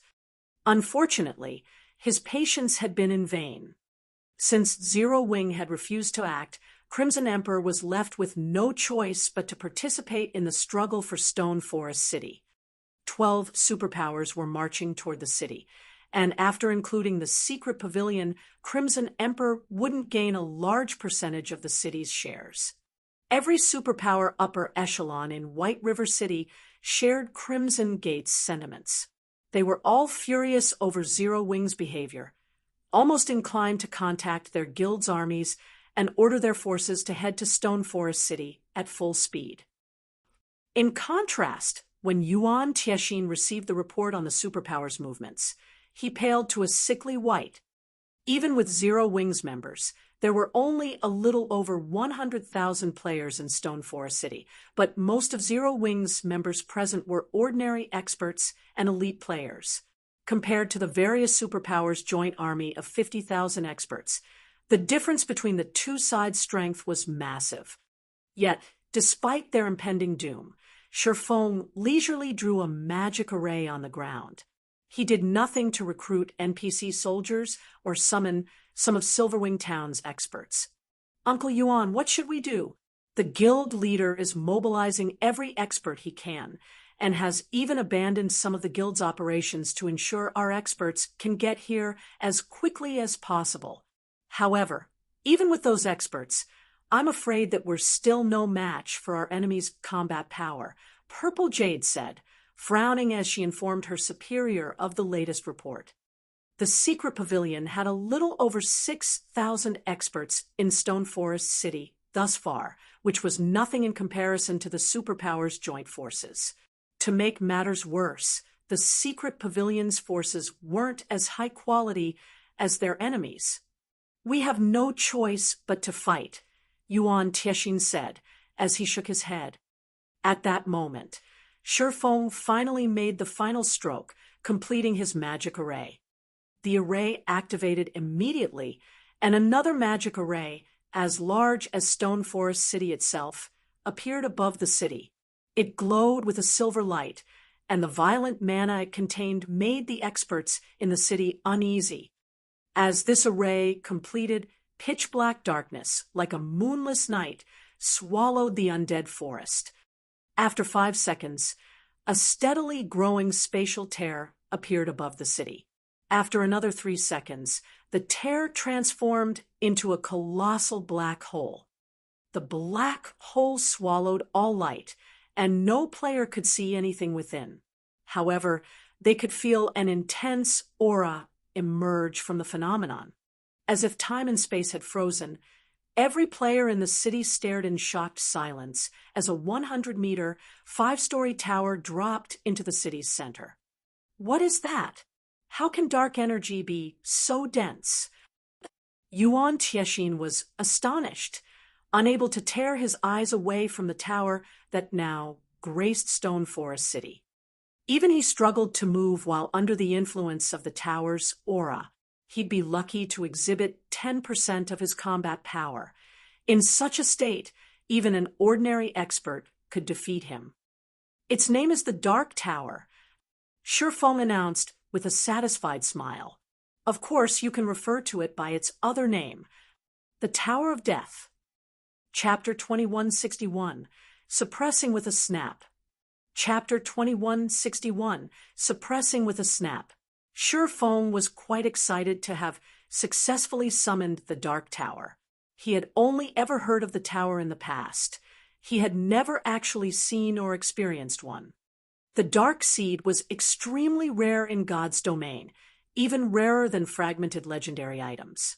Hence, Shifeng had been quite surprised when Bright Dawn had revealed the item. To summon a Dark Tower, players first needed to defeat the demon summoned with a Dark Seed.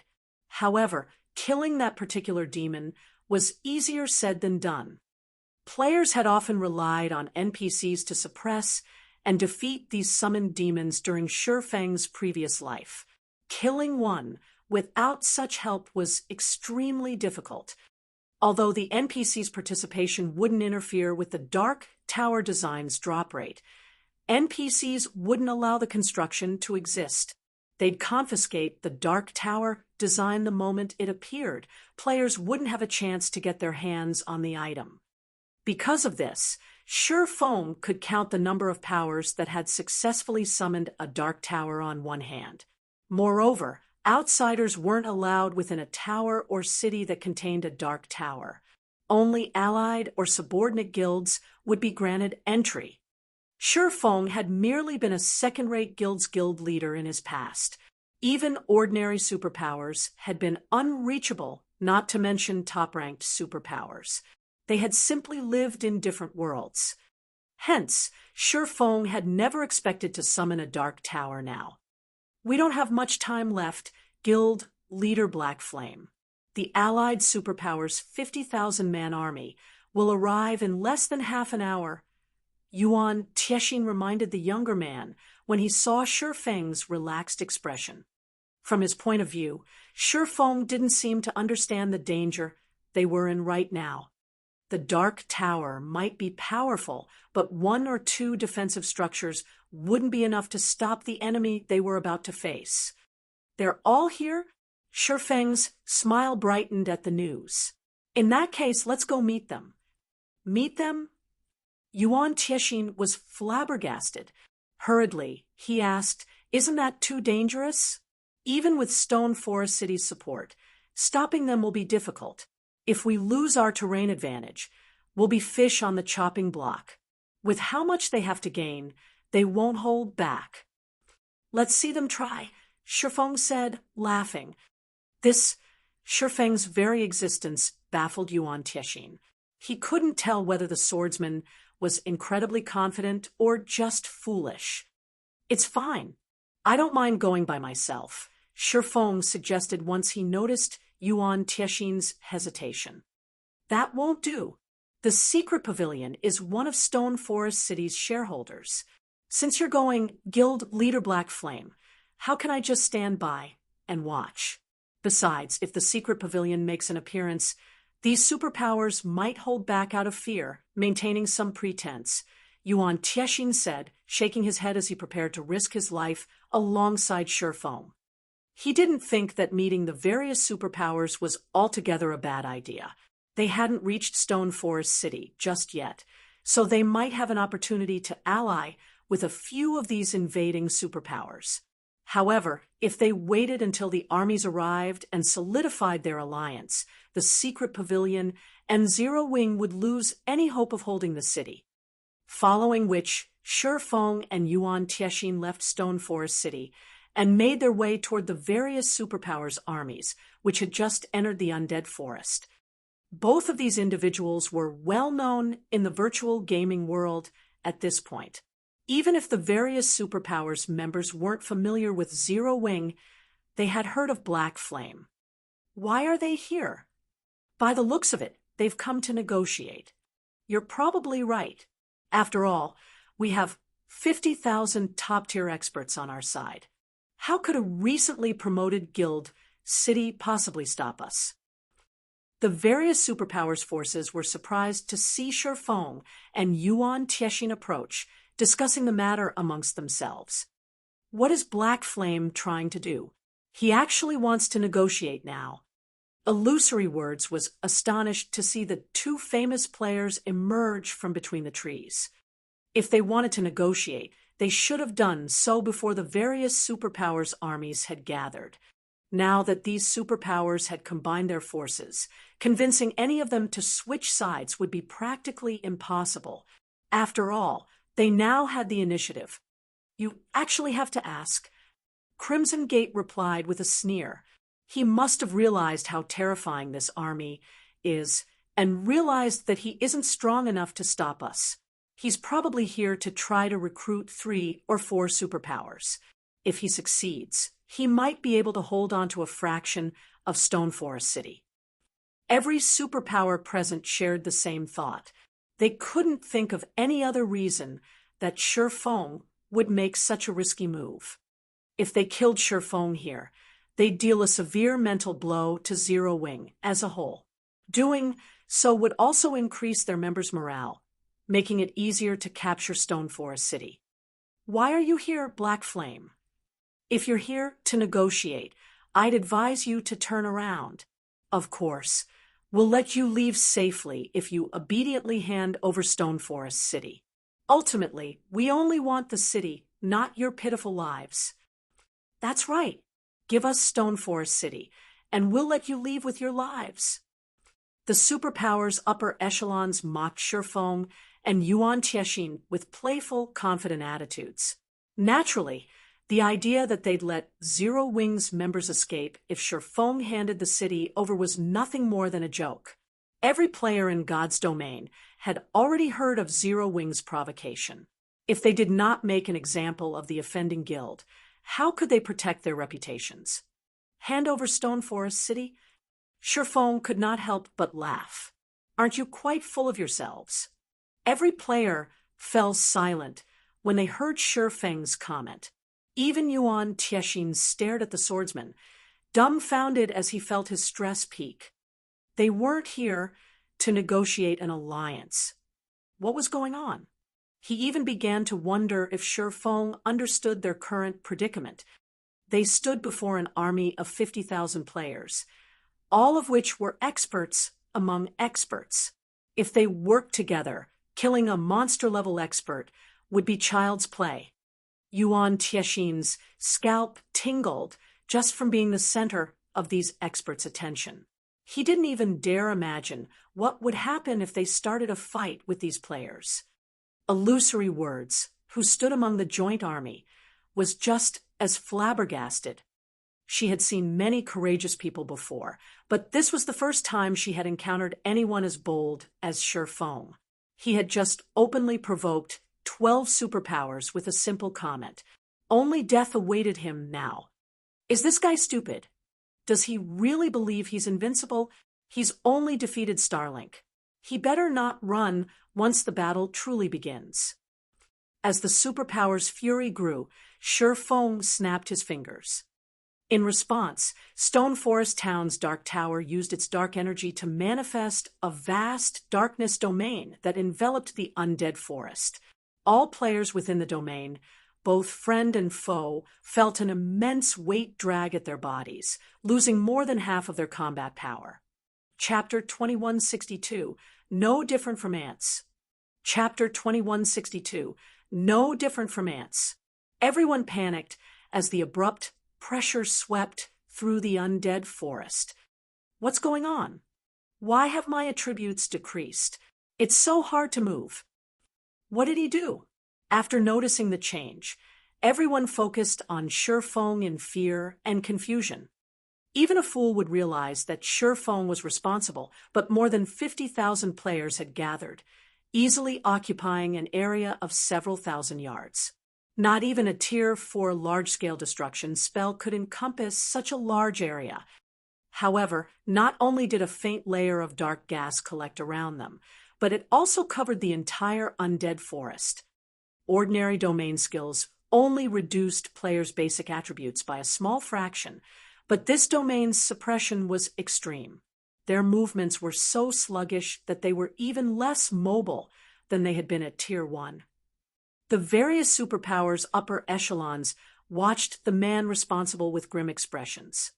If only their basic attributes had been suppressed, they may have been able to adapt.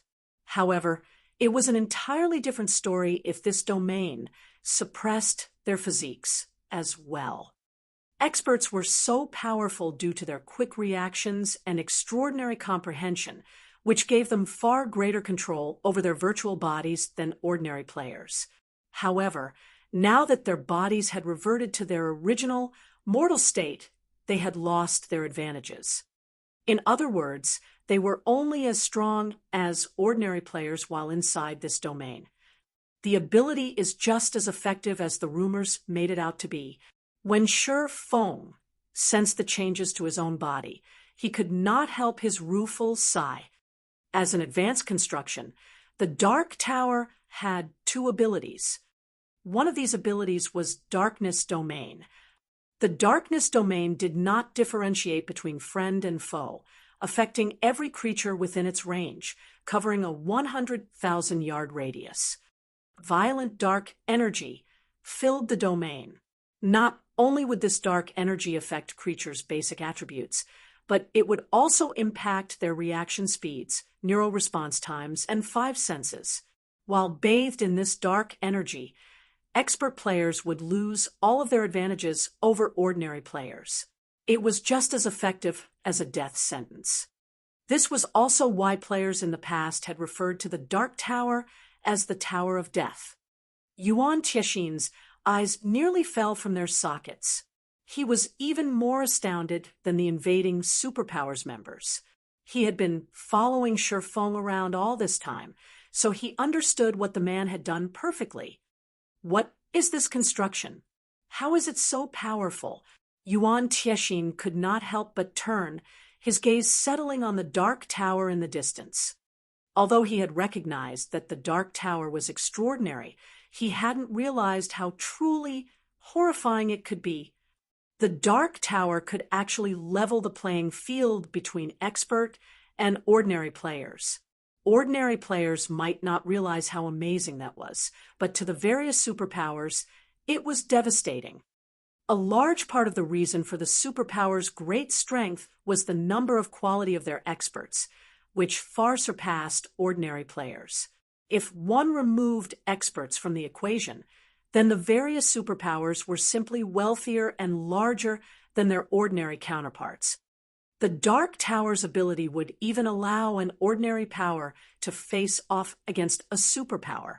Although superpowers had more members than ordinary powers, they had to manage far more territory. And as a result, they could only station a limited number of players to each area under their control. There was also the fact that every location had limited resources. Even if a superpower wanted to, they couldn't afford to send all of their members to a single location. Doing so would negatively affect their development. Because of this, there really wouldn't be a major difference between superpowers and ordinary powers when it came to numbers. Do you still want to continue? Feng asked, casually sweeping his gaze over the players before him with neither joy nor sadness. It was as if this expert army was little more than grass on the roadside. They weren't enough to warrant a reaction. Before the Dark Tower, experts at Tier 3 and below were equal. The tower would even heavily suppress Tier 4 experts, significantly reducing the difference between them and ordinary players. This was why the Dark Tower was only second to peak constructions. The tower would have qualified as a peak construction if it recognizes friend from foe. Moreover, it would have been one of the most powerful defensive structures in the game. As Feng's gaze rested on each of them, fear began to overwhelm the superpowers members. The ability to transform 50,000 expert players into ordinary mortals was simply unheard of. However, the various upper echelons quickly stepped forward to salvage the situation. Do you think we only plan to rely on our expert players, Black Flame? That's right. You might have suppressed our experts, but we have more than players to besiege Stone Forest City. If Starlink could employ 3 mythic monsters and a dark seed, why wouldn't superpowers of their caliber be able to do anything less? Even if their expert players had lost their strength, their guilds could still launch a terrifying assault if they worked together. However, these threats were empty. In truth, they lost any intention of attacking the city. Even if they used everything in their arsenals to attack Stone Forest Town, they'd pay a high price to capture the city without the ability to rely on their experts. None of them could afford this outcome. It seems that it won't be long before another superpower rises in God's domain. Illusory words said, smiling bitterly at Feng's serene expression. Recognizing that none of these superpowers had any desire to take action, it was clear that capturing Stone Forest City was no longer possible. They were merely trying to salvage what little pride they had left, hoping to gain a little profit off of Zero Wing through intimidation. Now, that Zero Wing would hold Stone Forest City, it was guaranteed to become a superpower very soon. Crimson Emperor had strived over several decades to become a super first-rate guild. Zero Wing, however, was on the cusp of becoming one after just a couple of months, and that success was purely due to Feng. To think Stone Forest Town has such an ability, it's no wonder why he dared to approach us. Even Crimson Gate looked upon Feng with envy and admiration. He had lost any desire to refute illusory words. After all, she only spoke the truth. The conditions to become a superpower were not as harsh as those required of a super first-rate guild. As long as a superpower had enough financial strength and experts, it could rise as a superpower. As for a complete legacy, that wasn't very important. Now, as long as Zero Wing offered a portion of Stone Forest City's benefits, the various superpowers would withdraw, and the guild would retain the city's shares. Naturally, the city would generate astounding profits with the benefits it could offer, and based on the strength and potential Zero Wing had displayed, it would attract many powerful corporations interested in investing in a guild.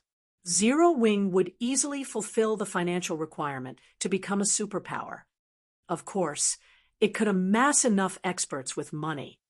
However, as Crimson Gate fell silent, Feng took the stage once more.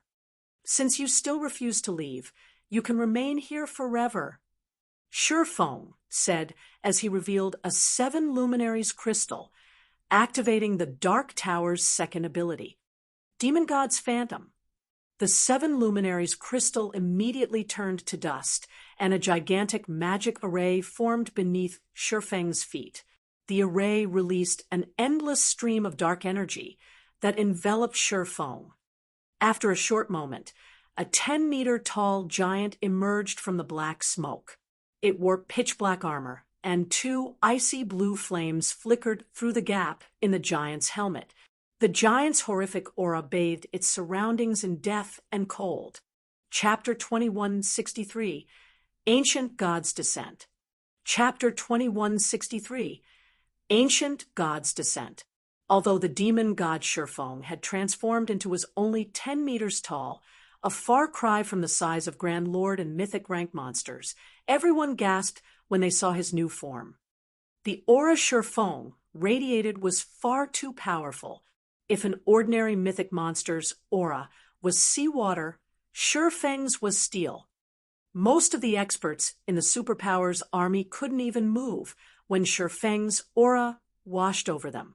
To them, the swordsman felt like an ancient god that had just stepped onto the mortal plane.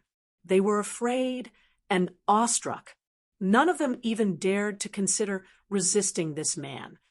How is this possible?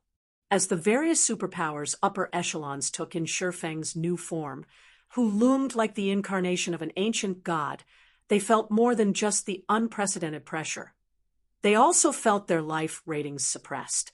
Not even archaic species, ranked monsters, radiated such an intense pressure.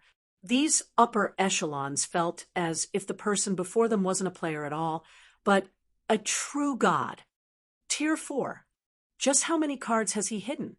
Yuan Tiexin was utterly flabbergasted when he saw Feng's new form. For a moment, he even wondered if he were dreaming. Although the darkness domain Feng had activated was horrific, it was insignificant compared to this ability. After all was said and done, might was right in God's domain. Take the great demon Malfins, for example. The various superpowers hadn't even dared to set foot in the undead forest due to the great demon's presence. Yet even after they had been swallowed by the darkness domain, they had remained adamant of taking a cut of stone for a city. However, now that Feng had transformed into a Tier 4 being, he posed an even greater threat to these superpowers than the great demon Malfins. By this stage of the game, expert players had realized how frightening the tier system was. Even at the same level, a 1-tier difference resulted in a massive combat power boost. Not to mention a 2-tier difference, the gap between their combat powers now was like the difference between heaven and earth. Moreover, the more familiar an expert player was with their Tier 2 body, the more acutely they understood the power of tiers. This was no longer a matter of basic attributes, but the extraordinary boost to players' physique. Even if 2 players had the same basic attributes and combat standards, a Tier 2 player could easily defeat a Tier 1 player. Naturally, the higher the tier, the greater the tier's physique boost would be. Right now, Feng was a bona fide Tier 4 player. His physique had reached an unimaginable level. Even if his basic attributes were no higher than the rest of these players, he could likely slay a domain realm expert, as if he were slaughtering helpless sheep. Furthermore, Feng had the basic attributes of a Tier 4 player. To ordinary players, Feng's transformation might not seem like much. The various superpowers had already slain many Tier 4 mythic monsters by now. How hard would it be to kill a Tier 4 player? However, these superpowers members knew better. A mythic monster was cute compared to a Tier 4 player. Unlike monsters, players could use the full potential of their strength. Some players could even surpass their limits in combat. Players also possessed a large number of skills, and most importantly, they knew how to fight other players. They wouldn't give their opponents time to prepare, nullifying attacks as soon as they had the chance. Tier 4. How does Zero Wing have such a foundation? Crimson Gate's eyes nearly fell from their sockets as he stared at Shi Feng from afar. A one-tier difference resulted in such a massive combat power gap. Now, that Shi Feng had a two-tier advantage. He was basically invincible. He could kill Tier 2 players as easily as stepping on ants. You win this time, Black Flame. We'll retreat. The superpower's upper echelons realized that they had no hope of capturing Stone Forest City after seeing Shi Feng's transformation. Retreat was their only option left. I gave you a chance to leave, yet you refused. Why would I let you walk away now? Shi Feng asked as he took a step forward, his massive body instantly appearing 30 yards away. He then dashed for the joint army. Don't push your luck, Black Flame. Although we aren't a match for you, we are also capable of dispatching Tier 4 mythic combatants. If we focus on assaulting Stone Forest City, neither of us will benefit. That's right. Moreover, do you really want our guilds as your enemies? Shi Feng's bloodlust enraged the various superpowers' upper echelons. They were overlords in God's domain. Although Shi Feng's Tier 4 combat power was daunting, it was only a matter of time before they gained their own Tier 4 players. Shi Feng could only retain his arrogance for a short time. They were already expressing a lot of respect for Zero Wing with their willingness to withdraw. Yet, Shi Feng had no sense of propriety and wanted to kill them. So what if I do? Shi Feng said, sneering as he increased his speed. He would have feared the various superpowers' wrath if he hadn't acquired the Dark Tower for Stone Forest City. It was true that as time passed, these superpowers would find more treasures and grow stronger. However, with the Dark Tower's protection, no power could threaten Shi Feng's city before players reached level 100, and God's domain's rare resources were limited. The competition for these resources would only become increasingly intense. It was only a matter of time before Zero Wing had to face these superpowers. Since the various superpowers would become his guild's enemies sooner or later, he might as well kill some of their members now, weakening his enemies and strengthening his guild. Black Flame, you're courting death. The superpowers' upper echelons immediately retrieved the fruits of their respective guilds' labor, revealing one mythic combatant after another. These Tier 4 mythic combatants were either summoned creatures or came in the form of tools like the combat puppets. In moments, 15 mythic combatants had joined the battlefield. A force of this magnitude would be enough to intimidate any superpower. One could easily capture a guild town with just 5 or 6 of these mythic combatants. Yet now, these superpowers had worked together to amass a force of 15 of them. Even destroying a superpower's nurtured basic city wouldn't pose much of a problem with such a force. Of the 15 mythic combatants, 6 moved to surround Shi Feng, while the remaining 9 charged toward Stone Forest City. The Zero Wing and Secret Pavilion members in the city paled as they watched these beings run toward them. 3 mythic monsters had been enough to shake Stone Forest City's defensive magic array, but now 9 creatures with similar combat power were heading their way. Black Flame, you will pay for your foolishness. The various superpowers' upper echelons sneered as they controlled their mythic monsters to charge at Stone Forest City at full speed. Are you so sure about that? Shi Feng asked, swinging his sword at the 9 mythic combatants before they could split up to attack independently. Shadow Blade. 9 shadowy blades collided with the mythic combatants, effortlessly slicing through them, before the beings flew through the air and slammed into the ground some distance away. How is this possible? The superpowers members gaped in shock. Those were mythic combatants they were talking about, and Shi Feng had defeated 9 of them so easily. Despite how much they wanted the scene to be an illusion, they had no choice but to acknowledge the truth before them. After resolving the threat against Stone Forest City, Shi Feng turned and swung his sword at the 6 remaining mythic combatants. Sword's transmigration. This time, 2 of the 6 mythic combatants which had been thrown sustained severe injuries, and their combat powers plummeted. Although the exchange had been brief, everyone understood that the 15 mythic combatants were no match for Shifeng. They couldn't even get past the swordsmen, much less destroy Stone Forest City. They had sorely underestimated Shifeng's combat power. Chapter 2164. Devil. Chapter 2164. Devil. Every player was overwhelmed with shock and horror after watching Shifeng toy with 15 mythic combatants like they were infants. Although they had known that a Tier 4 player would be more powerful than a mythic monster, they hadn't expected Shifeng to be this strong. Logically, a Tier 4 player's combat power should only be slightly greater than a mythic monster's. Once they reached the Tier 4 standard, monsters' combat power rose to a new level, including monsters' natural attribute advantage. Tier 4 players of the same level should have a hard time facing 3 or 4 mythic monsters at the same time. However, Shifeng had suppressed 15 mythic combatants with little to no effort. It was simply unbelievable. Of course, Shifeng wasn't particularly surprised. Activating Demon God's Phantom cost a 7 luminaries crystal.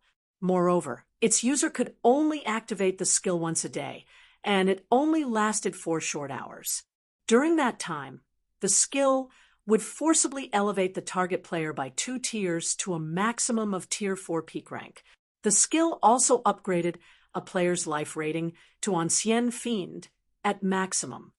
Because of Shifeng's normal tier and life rating, Demon God's Phantom could only elevate him to Tier 4 upper rank, which was still far from the skill's maximum. Normally, only Tier 3 players could exhibit the skill's full potential. Even so, a Tier 4 upper rank player's combat power was more than enough to take out 15 mythic combatants. God's Domain hadn't launched that long ago, and players hadn't yet reached Tier 3, so they had no idea what happened at that tier and beyond. Tier 4 players had still been considered peak experts, even a decade after God's Domain's launch. Ordinary second-rate guilds hadn't even had any Tier 4 players in their ranks, and in first-rate guilds, Tier 4 players had been upper echelons, tasked with safeguarding the guild's neutral towns. Once players reached Tier 4, their combat power would undergo a qualitative transformation with each minor threshold they crossed. It was like the difference between ordinary monsters and ancient fiends. Although these superpowers had summoned quite a few Tier 4 combatants, all 15 of them were at the lower rank. They weren't even Tier 4 intermediate rank. How were they supposed to defeat a Tier 4 upper rank player? Purely comparing combat power, Shifeng was only slightly weaker than Malfin's when the Great Demon had been at his peak. Hence, killing 15 Tier 4 lower-rank combatants wasn't an issue for Shifeng in this state. Because of the skill's limited duration, Shifeng had no plans to drag out this fight. He immediately and violently attacked one of the summoned mythic monsters. With the huge difference between their combat power, the mythic monster was utterly powerless against Shifeng, and every one of the swordsman's attacks obliterated a visible chunk of the monster's HP. The mythic monster's HP fell by 20% after a few seconds. At this rate, Shifeng would finish it off in less than a minute. Zero Wing's rise is guaranteed now. Illusory Words sighed ruefully as she watched the mythic monster rapidly lose HP from a safe distance. 15 mythic combatants. Facing such a force would be a disaster to any superpower, yet they couldn't even pose a threat to Shifeng. Now, it was clear that capturing Stone Forest City was impossible for any superpower. With the city under its control, Zero Wing would have no issues acquiring resources or funds for its development. If Crimson Emperor hadn't been so greedy and negotiated with Zero Wing before Malfin's death, it might not have secured Stone Forest City's shares, but it could have secured some discounts and shops within the city. Unfortunate, Carrot, the guild, would have to leave empty-handed. In contrast, The powers that had formed a close relationship with Zero Wing were truly blessed, especially Unyielding Soul. With Stone Forest City's help, Unyielding Soul could stand on the same stage as Starlink in the Dark Knight Empire in the future. Retreat! Everyone, retreat immediately! With one of the mythic monsters so close to death, the superpowers' upper echelons hastily commanded a retreat. If not even their mythic combatants stood a chance against that monstrous swordsman, their players wouldn't fare any better. Shifeng was still occupied with the 15 mythic combatants. If they waited until these beings died, they would lose their chance to escape. As soon as the upper echelons issued the command, the army of 50,000 experts spread out and ran for the Undead Forest's exit. They're finally retreating.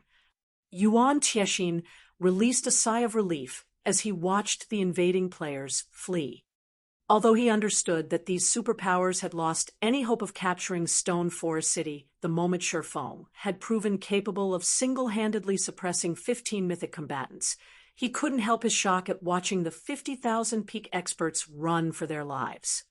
Don't think you can get away so easily. Noticing the fleeing players, Shifeng threw the mythic combatants around him with a powerful blow before charging at the escaping army. Mythic combatants might be powerful, but even they would need quite some time to destroy Stone Forest City's defensive magic arrays. Moreover, these mythic combatants had been summoned with consumable items. They were as good as lost. Even if he killed them, the invading superpowers wouldn't suffer any more than they already had. Furthermore, these mythic beings wouldn't drop any items when they died. But an army of players was a different story. Even within their superpowers, these players were experts among experts. The offending superpowers would suffer dearly if these experts died. Since the various superpowers had banded together to attack Stone Forest City once already, there was no guarantee that they wouldn't do it again. Naturally, he needed to teach them a painful lesson to ensure they wouldn't cause trouble in the future. Black Flame, do you really want to become our enemy? The superpowers' upper echelons panicked as they watched Shifeng dash toward them. They began to reveal, one card after another, activating suppression and defensive magic arrays to slow Shifeng down. Some even used Tier 4 offensive magic scrolls against the incoming swordsman. So what if I do? Shifeng replied with a sneer, showing no intention of stopping. Whether it was magic arrays or Tier 4 offensive spells, all were useless against Shifeng. Current players simply couldn't hope to contend with a Tier 4 upper rank existence. Shifeng brandished his swords, countering the magic arrays and incoming spells with a few hits. They then proceeded toward the fleeing mass of players, ruthlessly massacring everyone in his path. Even at their peak, these expert players were no match for Shifeng, but suppressed by the Dark Tower, they were utterly powerless. Lunatic! How is that a lunatic? He's practically the devil incarnate. He'll definitely regret this. The superpowers experts were horrified as they watched Shifeng slaughter their allies.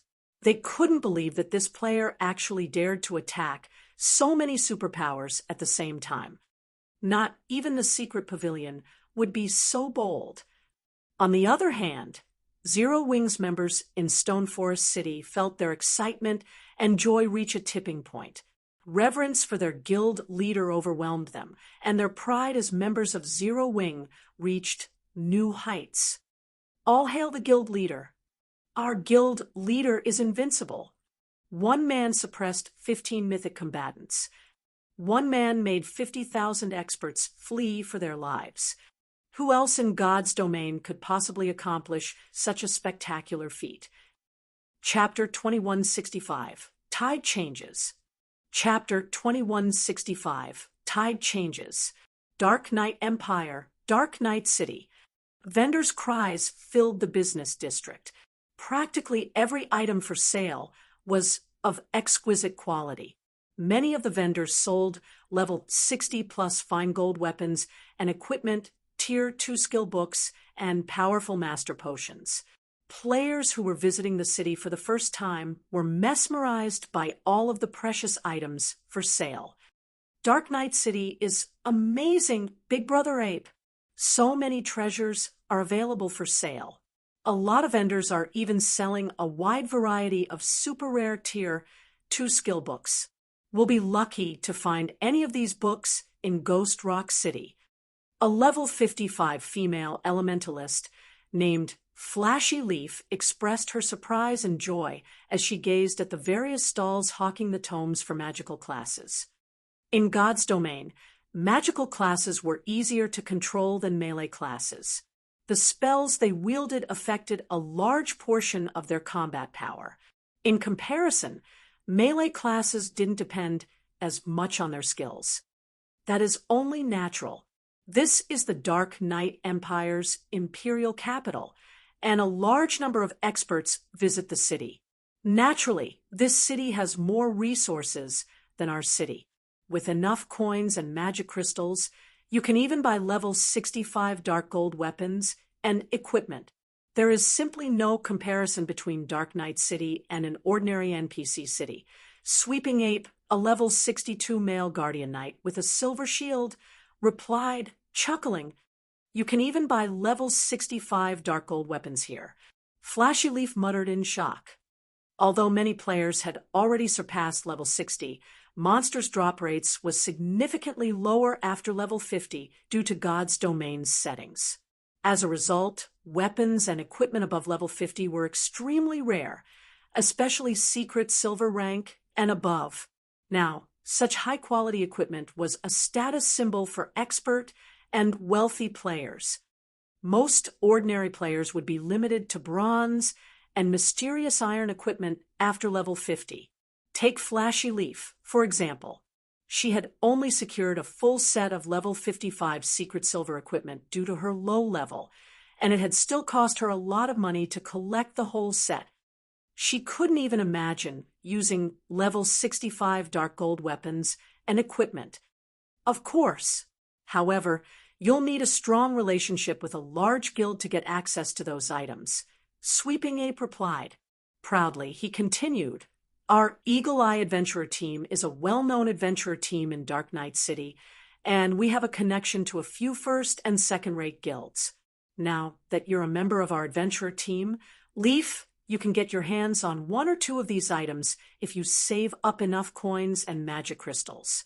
Moreover, you can tell any guild players you have trouble with in the fields that you're from Eagle Eye, and even first-rate guild players will step back out of respect."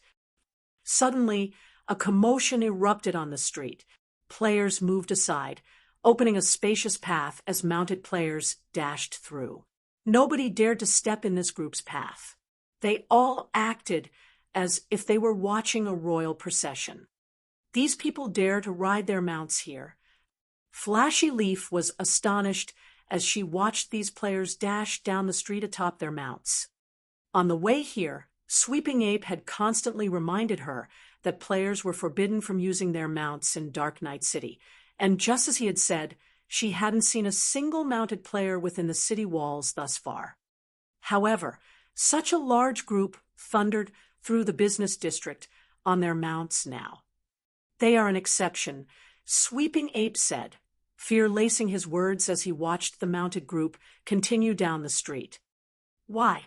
Flashy Leaf asked. "They're Starlink's members, this city's overlord.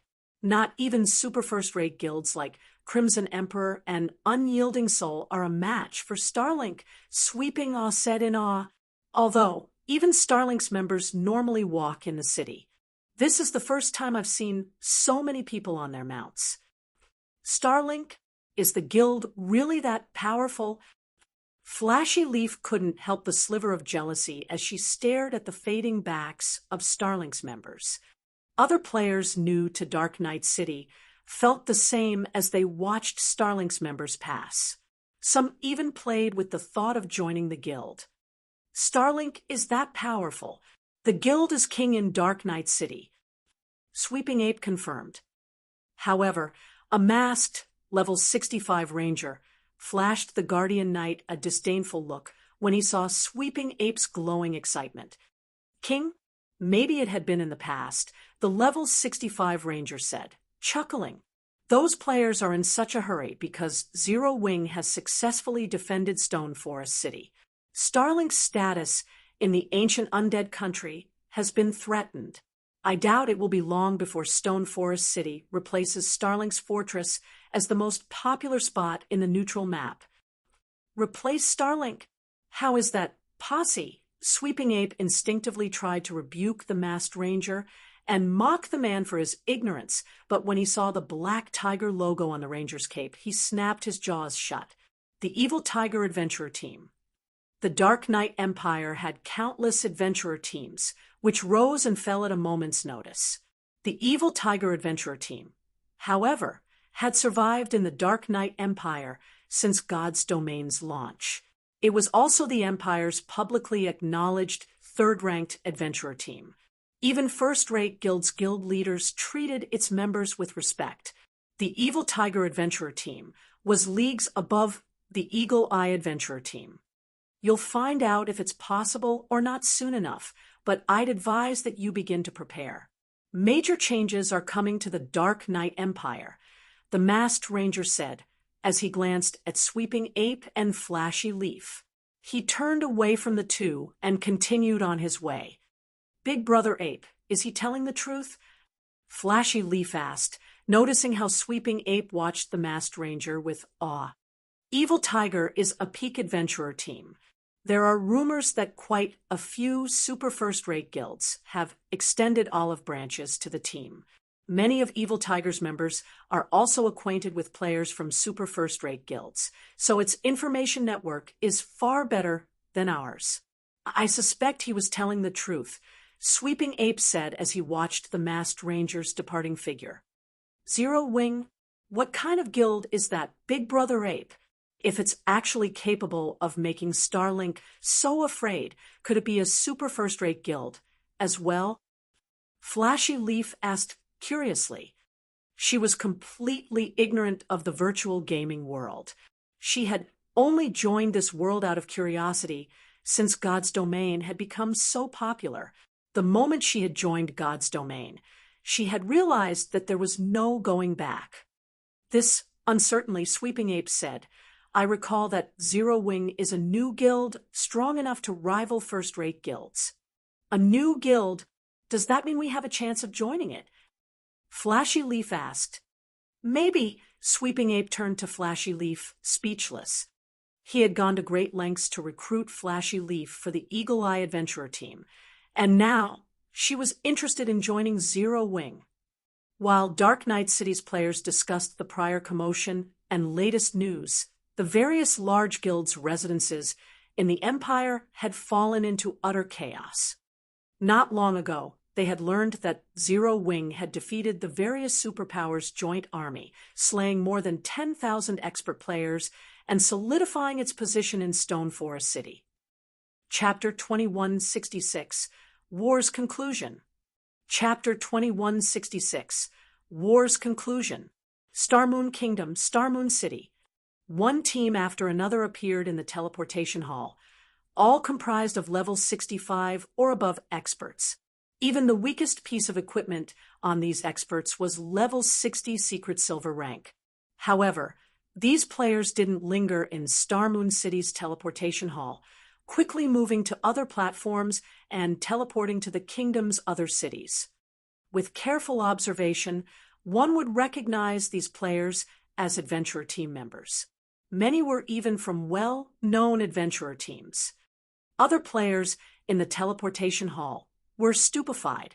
They didn't understand why so many adventurer teams from other kingdoms and empires were visiting Starmoon Kingdom. While Starmoon City's players wondered about the odd flood of adventurer team players, a level 67 man sat in a top-floor VIP room in one of the teleportation hall's advanced restaurants. Quietly, he took this all in, envy and sorrow in his gaze. If the city's players saw this man, they'd likely be taken aback. He was none other than Galaxy Past, the Star Alliance's guild leader. By this point, the Star Alliance had become Star Moon City's king. After this battle's conclusion, it's likely impossible for anyone to pressure Zero Wing within Star Moon Kingdom. Galaxy Past enviously lamented as he watched the numerous teams teleport in and out of the teleportation hall. Shifeng had recently defeated the various superpowers' joint army, and news of his victory had yet to reach Star Moon Kingdom's general populace. However, as one of the secret pavilion's subordinate first-rate guilds, the Star Alliance had heard of the outcome almost as soon as the battle had ended. He certainly hadn't expected this outcome. He truly hadn't thought that Zero Wing would be capable of standing against such a force. Zero Wing's Stone Forest City was akin to a diamond mine. The troublesome guild would never have to worry about needing funds again. With the city's income, Zero Wing could easily support its current level of development, which meant it had resolved its sole weakness within Star Moon Kingdom. From now on, even the various superpowers would find it exceedingly difficult to pressure the guild in its own kingdom. Moreover, doing so wouldn't gain them much. At this point, he'd be hard-pressed to find a superpower that was willing to make such a trade. First-rate guilds like the Star Alliance dreamed of achieving such power, but now, a new guild, one that had only established after God's Domain's launch, had been the one to realize this dream. No one could have imagined that Zero Wing would have struck back as soon as Starlink had tried to hinder the guild's development in Star Moon Kingdom and successfully deal such a fierce blow. Starlink's fortress in the ancient undead country was basically crippled. Even if that is the case, guild leader Zero Wing will have more problems to deal with now. Honestly, Starlink hadn't taken Zero Wing seriously, but now, with Stone Forest City in its way, Starlink will view the Zero Wing as a sworn enemy. Moreover, Zero Wing has provoked more than a handful of superpowers this time. I doubt the guild will find moving forward to be more difficult than expected, Purple Jade said. Galaxy Past did not try to refute Purple Jade's logic. In his opinion, Zero Wing's retaliation against Starlink's bullying had been splendidly carried out. Even before Zero Wing had taken action, the two guilds had shed all pretenses. Increasing their hatred for each other wouldn't change things overmuch.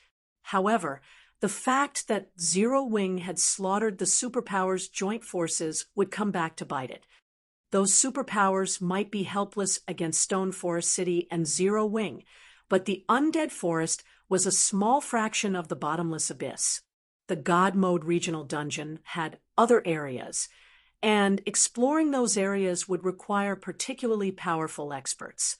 The various superpowers had both stronger and more experts than Zero Wing.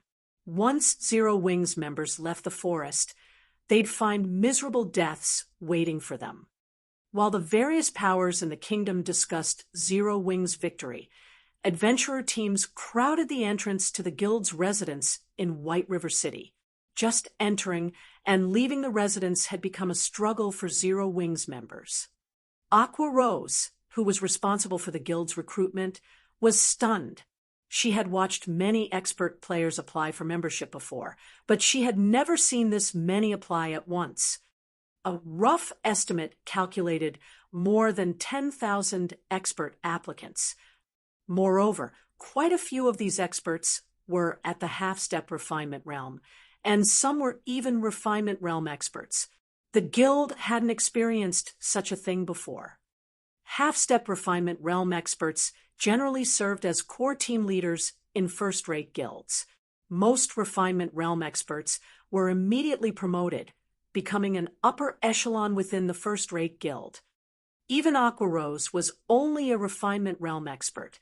However, despite knowing that they would, at most, start out as an elite member, so many refinement realm experts were adamant about joining Zero Wing. "What kind of magic did you use, guild leader?" Aqua Rose excitedly asked after contacting Shifeng.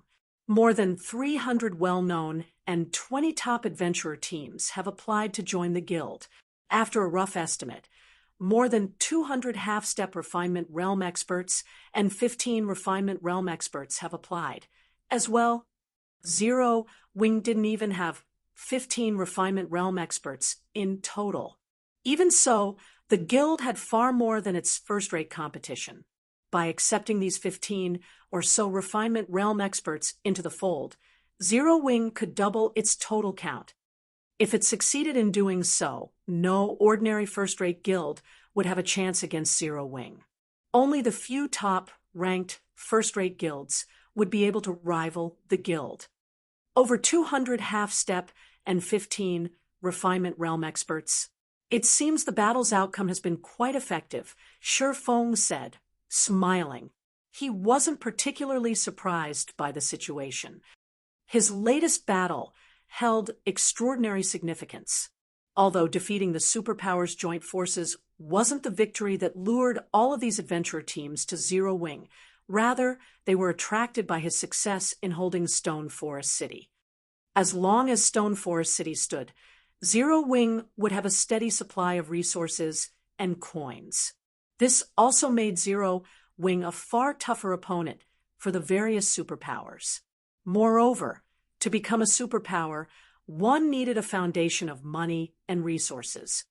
Now that Zero Wing had that foundation, it was almost guaranteed to become a superpower in the future, and the guild had already proven capable of fending off the various superpowers. After hearing the news of these victories, it was only natural that a large number of experts would rush to join the guild and ride Zero Wing's coattails. Some top adventurer teams have also requested an alliance committing to fight our enemies in the bottomless abyss. With a little hesitation, Aqua Rose continued. However, they want adventure residences in Stone Forest City in exchange. Top adventurer teams possessed a lot of experts, and some were even led by refinement realm experts. There were also some that even superpowers feared. Meanwhile, Zero Wing had provoked quite a few superpowers this time, and because of that, it was fated to encounter many trials and tribulations within the regional dungeon.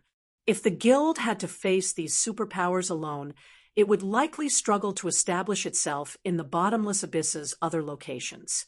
It might even be trapped in the undead forest, which was only a fraction of the dungeon and had very limited resources. If they want adventurer residences for free, they can forget it, Shi Feng said, shaking his head. Of course, if they're willing to pay, it's a different story. Each adventurer residence will cost 50,000 gold or magic crystals of equal value.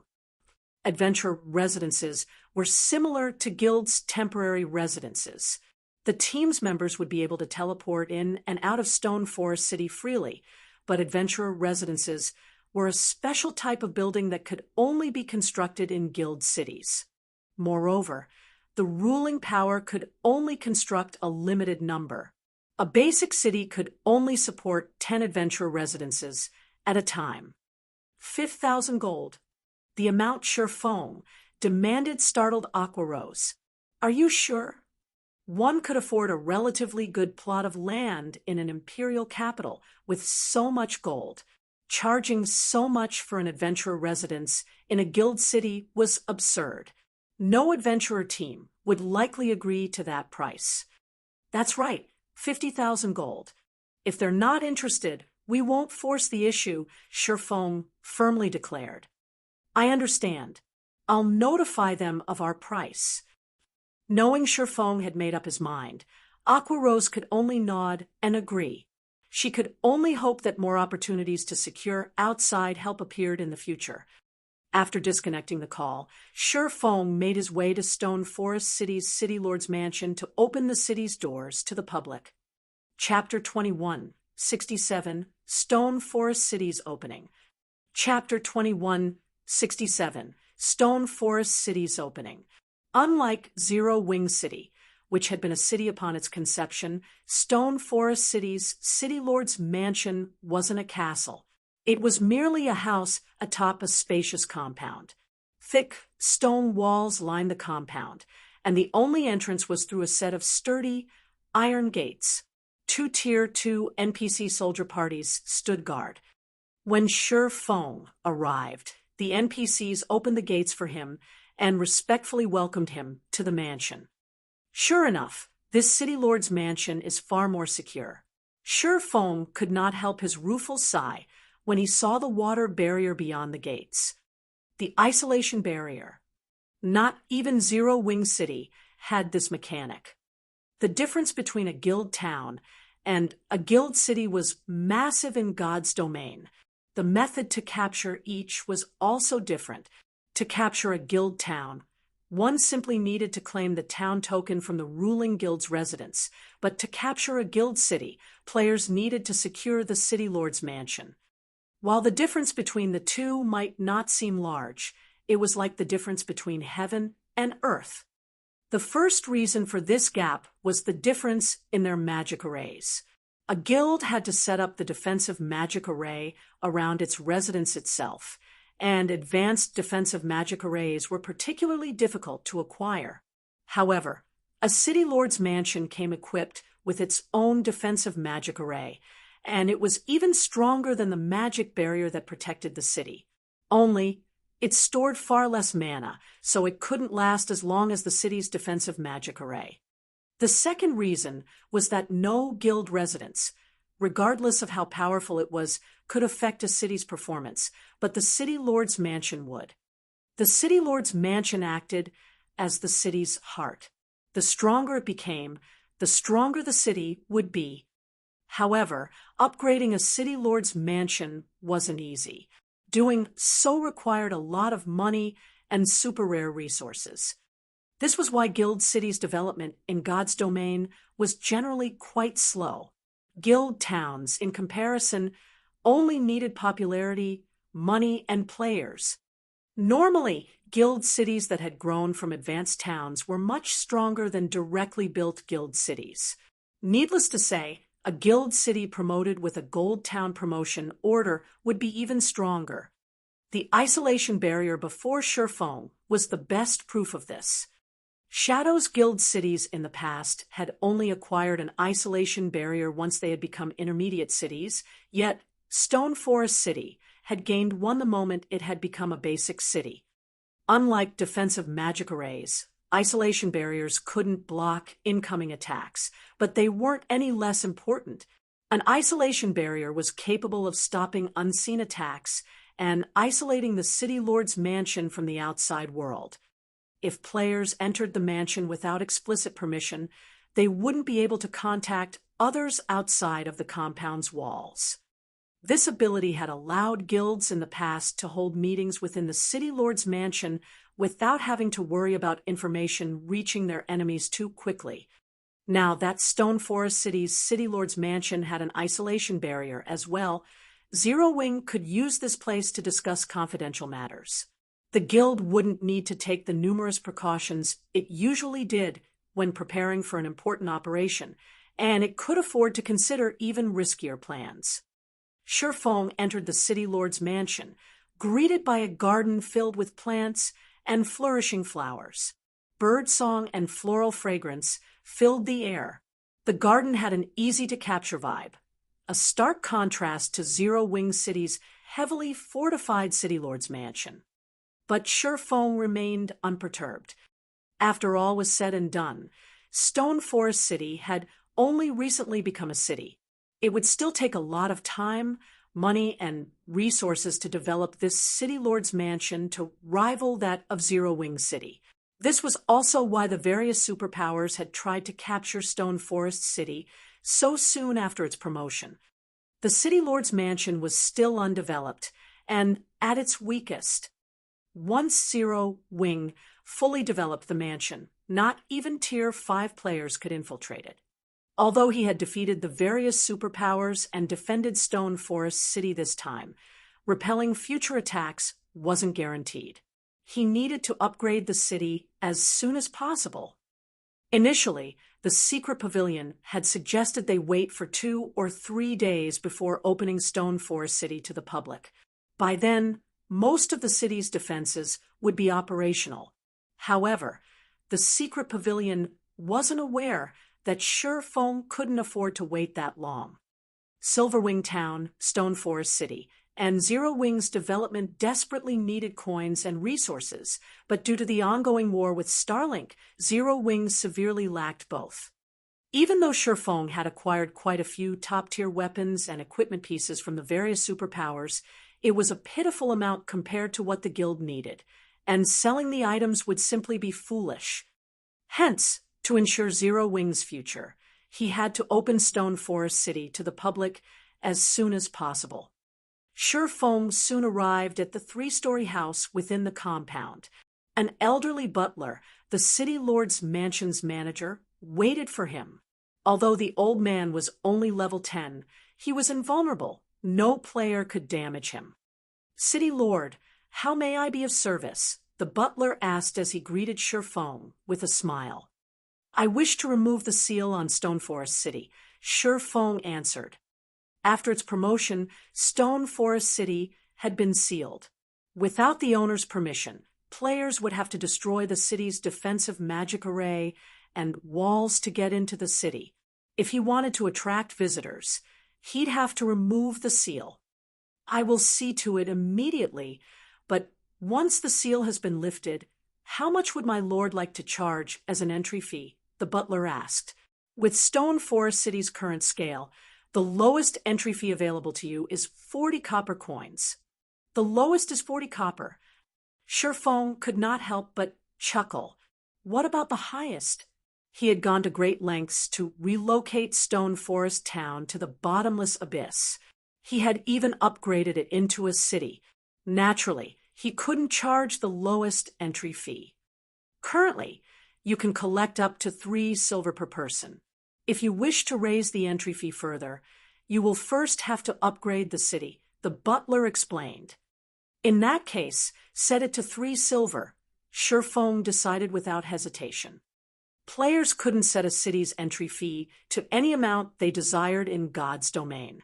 There were lower and upper limits, and the city's geographical surroundings and development determined these limits.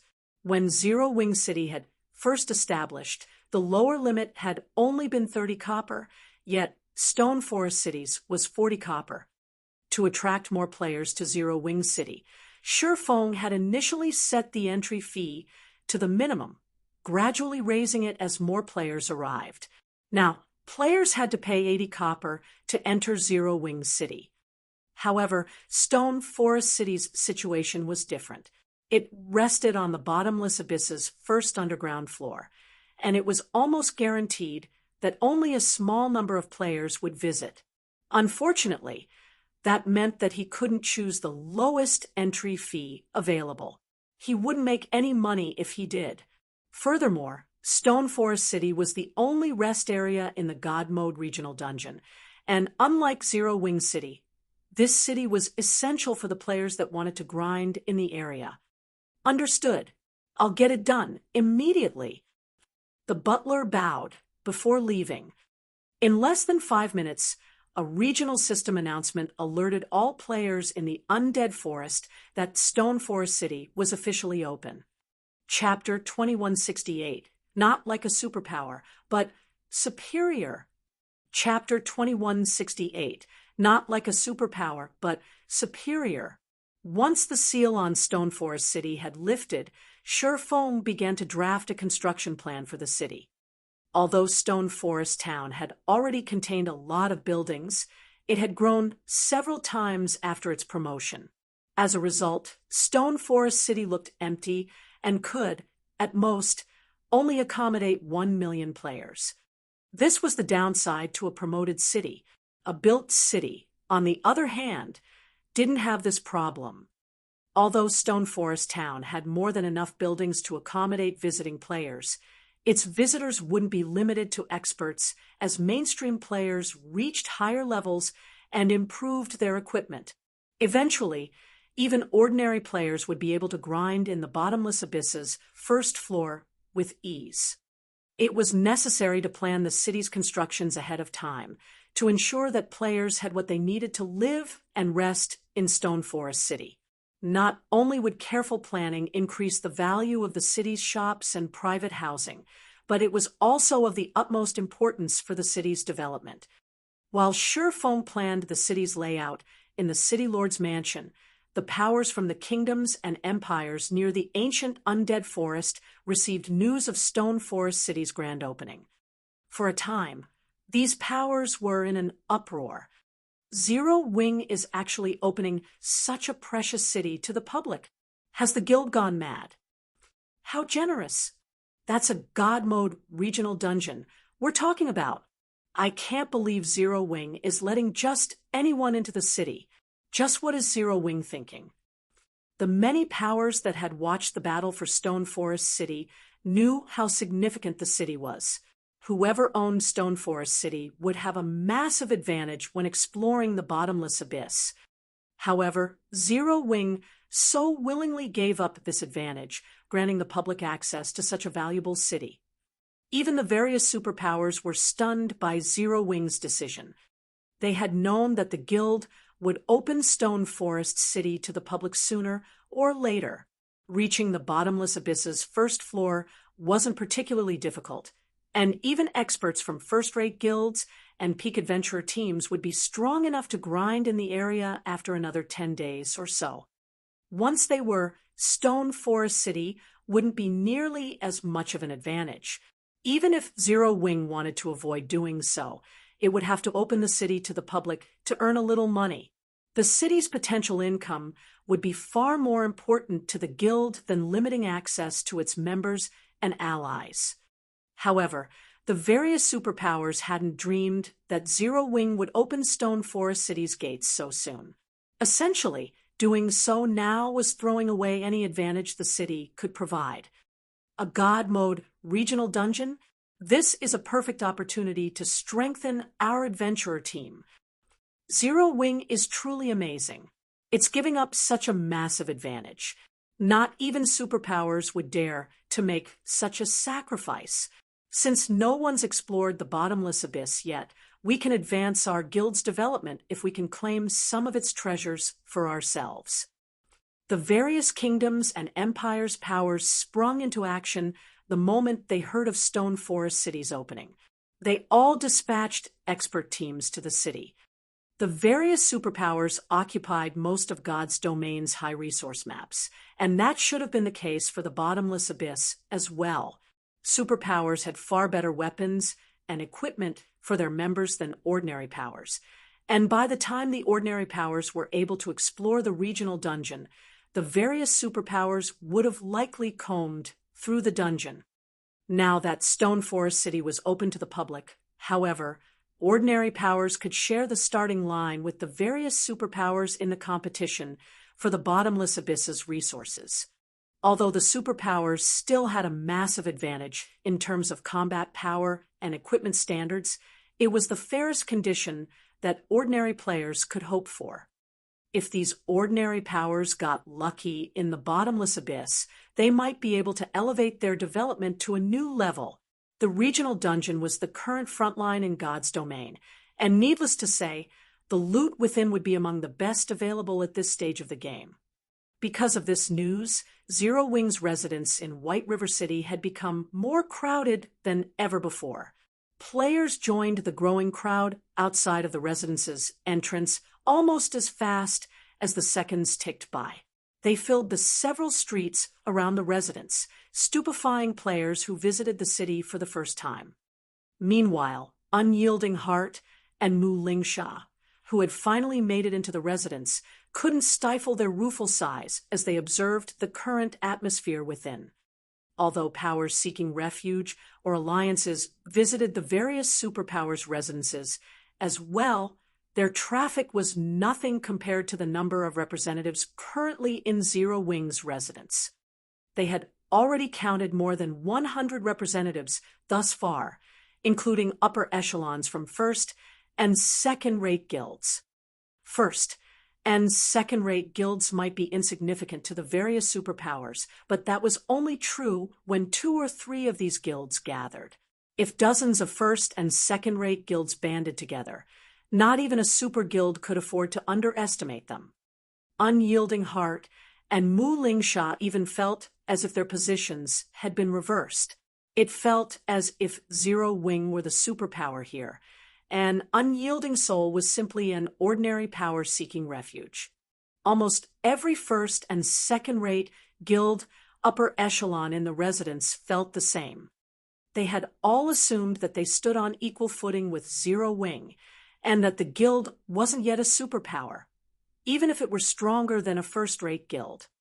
But looking at it now, they realized how naive the thought was. Although Zero Wing might not have the strength of a superpower, it possessed a foundation that no superpower could match. Despite its lower status, it was, in fact, more powerful. Bottomless Abyss, Stone Forest City. After working in the City Lord's mansion for nearly 2 hours, Feng received a call from Aqua Rose and Gentle Snow. Guild leader. Over 100 powers have visited our residence in the Black Dragon Empire to discuss potential cooperation. 5 of them are first-rate guilds, and 17 are second-rate guilds. Should we agree to their offers? Gentle Snow asked. We're seeing roughly the same situation in White River City, guild leader, although 2 superpowers have also visited. One of them is Unyielding Soul. Both superpowers are requesting garrison rights in Stone Forest City, and they've offered considerable benefits in exchange, Aqua Rose said, unable to contain her excitement. If Zero Wing accepted the benefits these guilds offered, the guild would undergo a qualitative transformation. Although it couldn't match a superpower's reach, it wasn't far off. So many powers have visited. Even Feng was a little surprised to hear the 2 vice guild leaders' reports. Although he had recognized how tempting Stone Forest City would be to the various powers, he hadn't expected it to attack so many. What should we do, guild leader? Aqua Rose and Gentle Snow asked, staring at Feng as they desperately waited for his answer. Too many powers had approached the guild for partnerships for them to handle. Even if Stone Forest City was a basic city, it couldn't accommodate so many guilds. It would be fortunate if the city housed a total of 5 guilds right now. Since so many powers have approached us, it would be a waste to turn them away. After giving the matter some thought, Feng grinned and said, the various superpowers have their own chamber of commerce. In that case, Zero Wing will establish its own. We'll call it the Candlelight Chamber of Commerce. If these powers want a partnership, they'll have to join our chamber first. Then, we'll cooperate as members of a chamber of commerce typically do. Zero Wing had certainly benefited from its membership with the secret chamber of commerce, but after getting kicked out once already, Feng knew that Zero Wing needed a chamber of its own. Zero Wing had been able to fulfill the conditions of creating a chamber of commerce previously, but now that the ability to do so presented itself, he couldn't miss this opportunity. What if they demand to garrison in the city? Aqua Rose had already spoken with quite a few major powers representatives, so she knew that they aimed to secure a residence in the city for their guilds. Unfortunately, simply joining the Candlelight Chamber of Commerce wouldn't fulfill that wish, in which case these powers might refuse to join. We'll follow the secret Chamber of Commerce's example then. They will only gain the right to garrison in Stone Forest City if they join the Candlelight Chamber of Commerce as advanced members. Normal members, on the other hand, will enjoy a 20% discount on the city's entry fees. Feng said, chuckling. The more they contribute, the more they will gain. I'm sure they won't have any complaints. Aqua Rose and Gentle Snow's eyes glowed with elation and realization upon hearing Feng's decision. This was undoubtedly a solid solution. If this plan succeeded, Zero Wing's sales channels would reach unprecedented heights.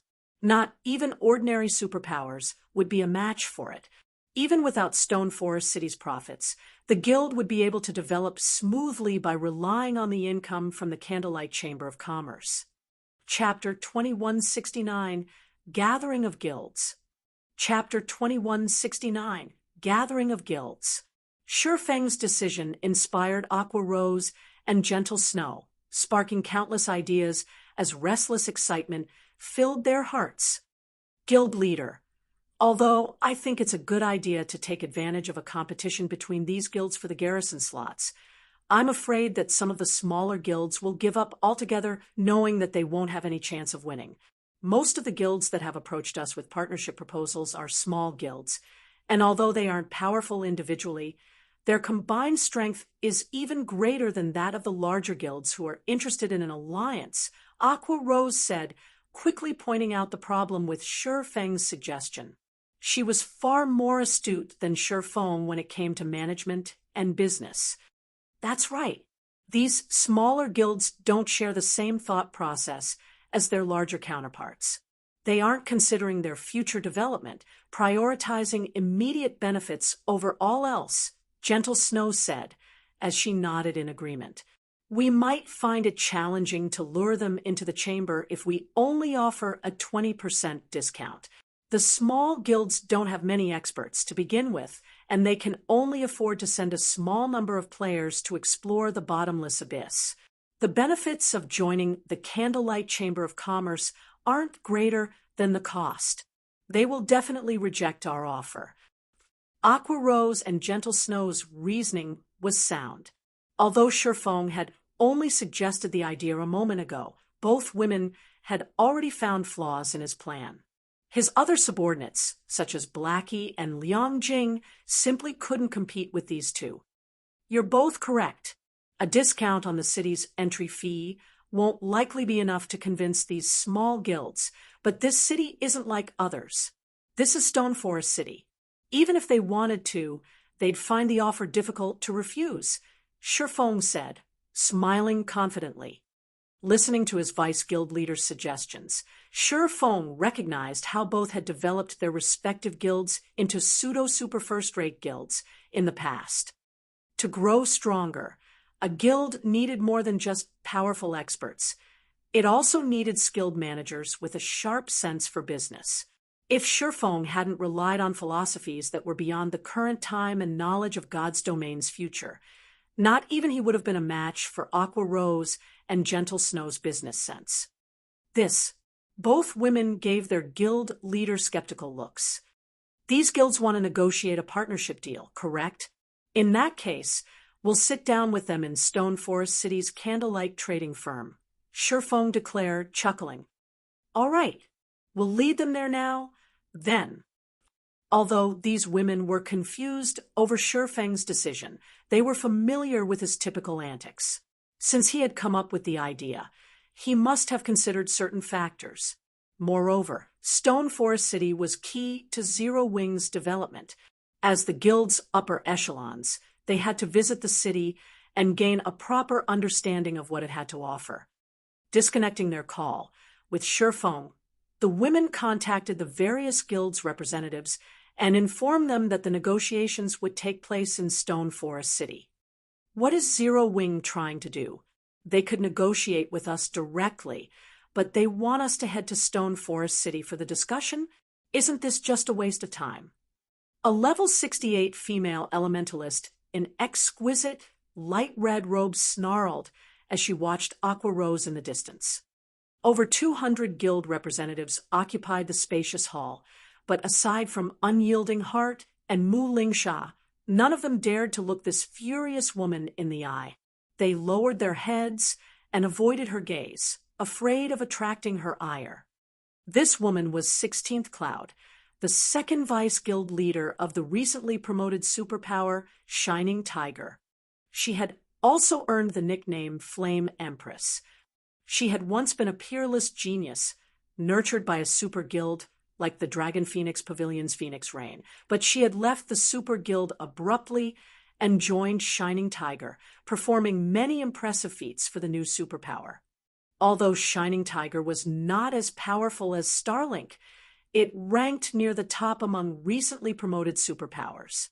The guild currently controlled 4 kingdoms and had built a solid foundation in the Glory Empire. It was even stronger than Unyielding Soul. We are here to gain an understanding of Zero Wing and see for ourselves if the guild is as impressive as the White Tiger Dojo claims. Vice Guild Leader. So please endure this for now. The middle-aged man, a level 68 assassin beside 16th Cloud, tried to calm the woman, acting like her butler. It was obvious that he was used to the woman's hot temper. Unyielding Heart, who sat across the subservient assassin, kept his guard up against the man. This middle-aged man had an even greater backstory than 16th Cloud. His name was Sorrowful Silence, and he had risen to fame even earlier than Unyielding Heart had. Moreover, Sorrowful Silence was a bona fide monster. The man specialized in eliminating high-profile targets. Since God's Domain's launch, he had been responsible for the deaths of more than 6 superpower upper echelons. These assassinations had foiled many of the superpowers' plans. How strange! Shining Tiger has clearly focused on its development in the Glory Empire. So, why is it here to discuss a partnership with Zero Wing? Initially, Unyielding Heart had been a little surprised to find 16th Cloud and Sorrowful Silence in Zero Wing's residence. Is Zero Wing already allied with Shining Tiger in secret? Although Shining Tiger had only recently become a superpower and had begun its development in God's Domain much later than Starlink had, it hadn't developed any slower than Starlink. Shining Tiger even had the support of the Radiant Corporation, an international corporation. Like Blackwater, the Radiant Corporation specialized in the fighting and security industries. Hence, Radiant had no lack of expert players and an advantage over its competition. If the Radiant Corporation hadn't waited so long to join God's Domain, Shining Tiger would have likely risen to rival Starlink and Blackwater by now. While Unyielding Heart wondered about the other guilds' presence here, 16th Cloud returned to her seat, no longer making a fuss. I know. I was just saying, 16th Cloud grumbled. She didn't have a great opinion of Zero Wing, which had neither a background nor any supporters. Since she had originally been a member of a super guild, she was very familiar with how powerful superpowers were. Although Zero Wing had made a name for itself by defeating the superpowers' joint army, that didn't prove anything.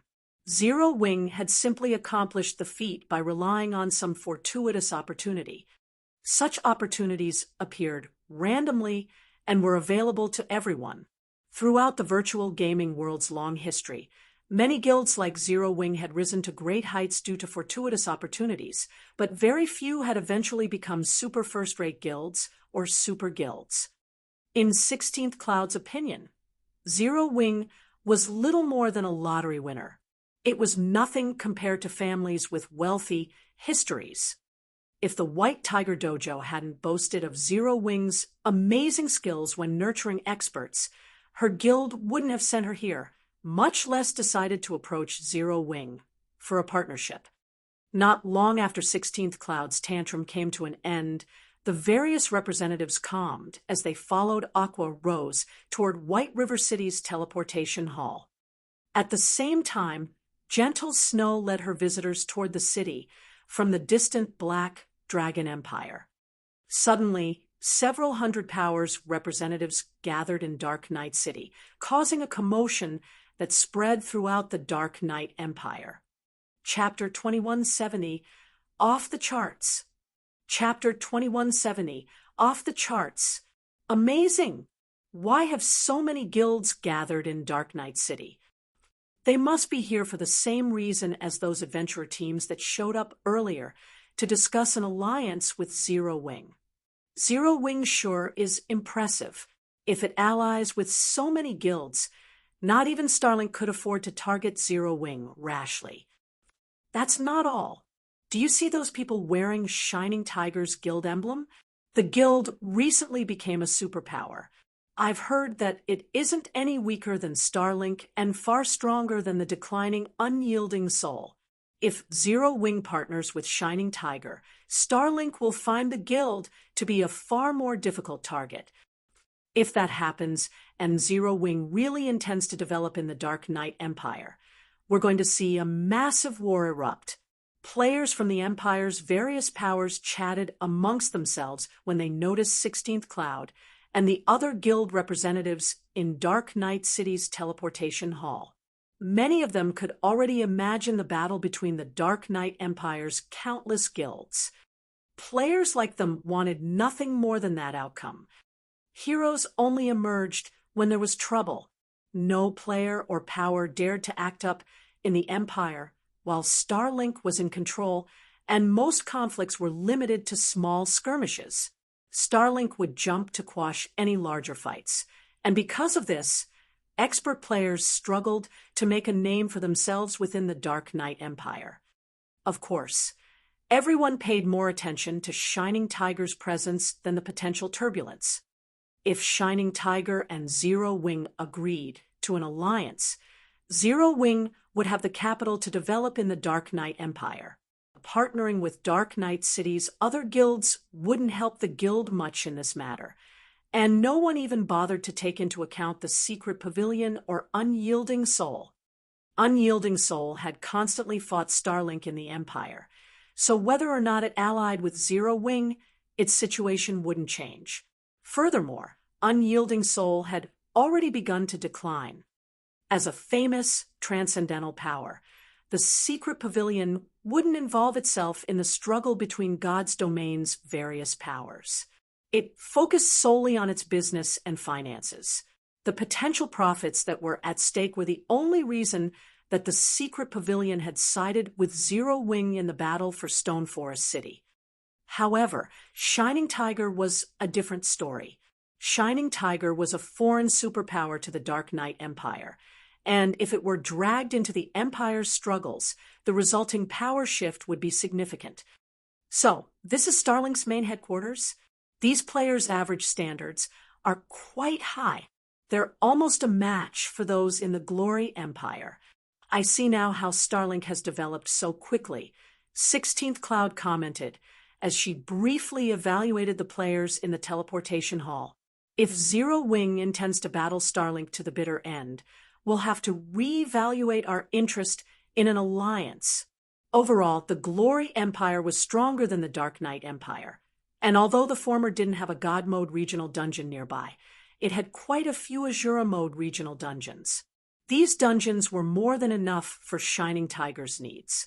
The guild wasn't hard-pressed to secure the Bottomless Abyss's resources. If the guild elders hadn't expressed their slight interest in the Bottomless Abyss and White Tiger Dojo hadn't made such a strong recommendation, Shining Tiger wouldn't have been interested in Zero Wing in the least. Indeed, these players are certainly high quality. Obtaining fresh blood should be quite easy for Starlink. Including its possession of that item, its development speed should be astounding, Sorrowful Silence said as he nodded in agreement. However, since we are here, we should pay Stone Forest City a visit. Superpowers typically avoided provoking each other. Even if they had to do so, they weighed the potential benefits and costs before acting. Naturally, Shining Tiger wouldn't agree to challenge Starlink just for a particular grinding spot that it didn't even need.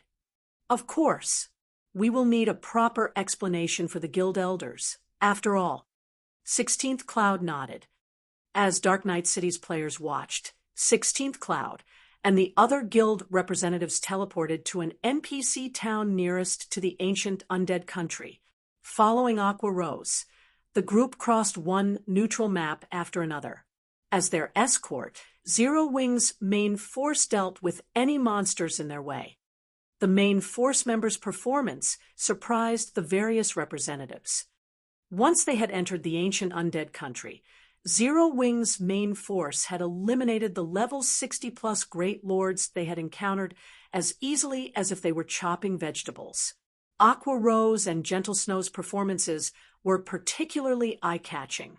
Each of the women single-handedly took on several level 65 Great Lords at once, maintaining their upper hand in the battles.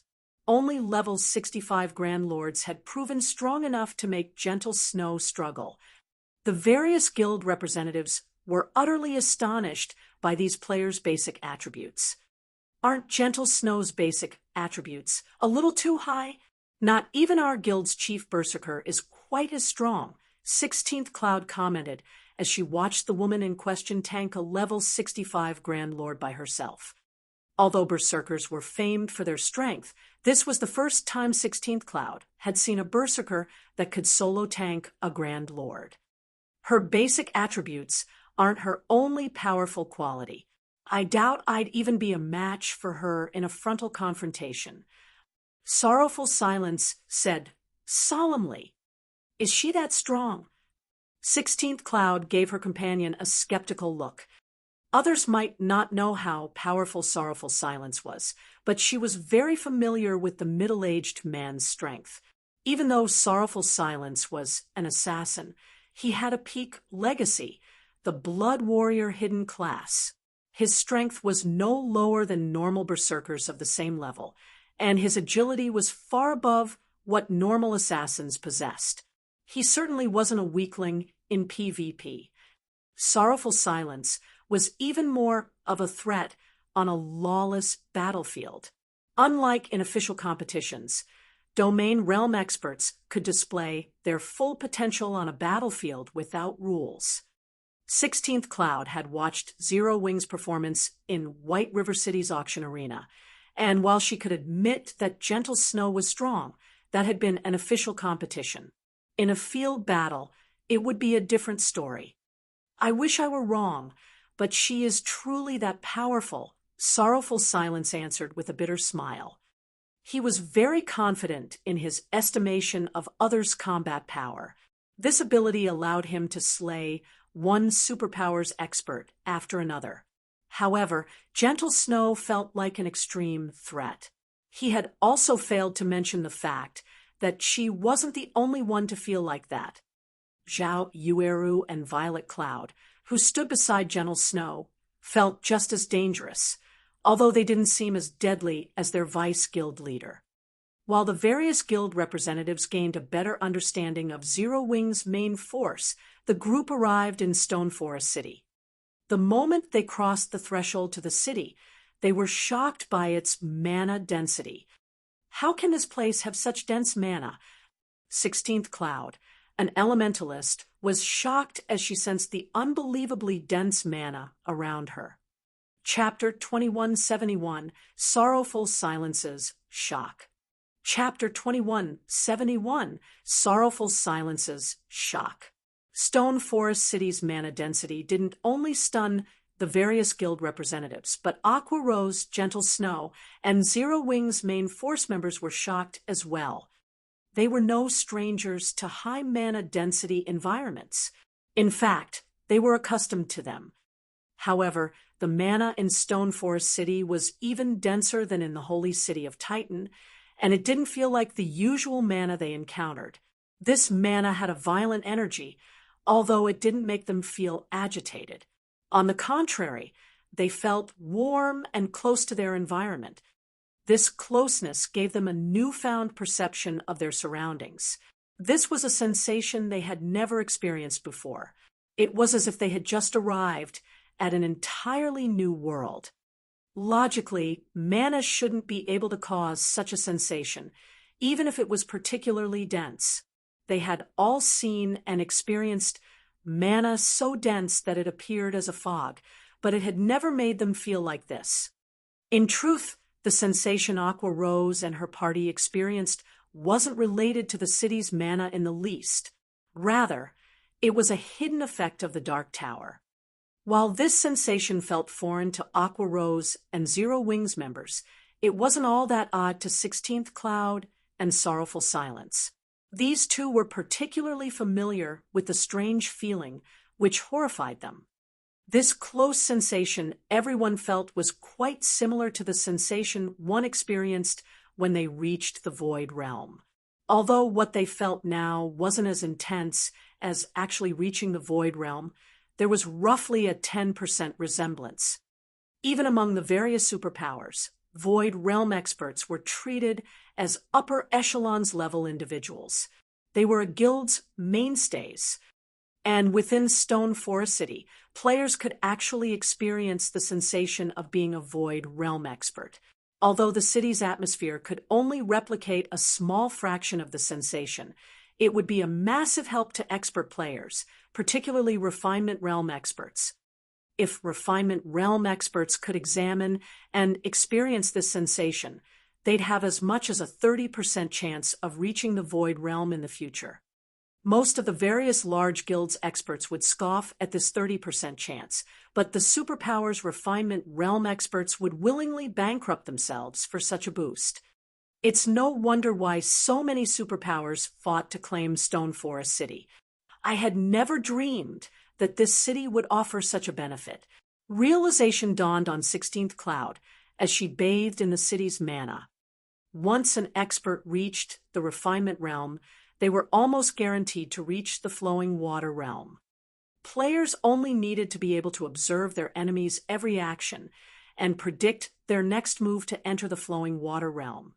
And normally, players would fulfill these requirements once they had accumulated enough combat experience.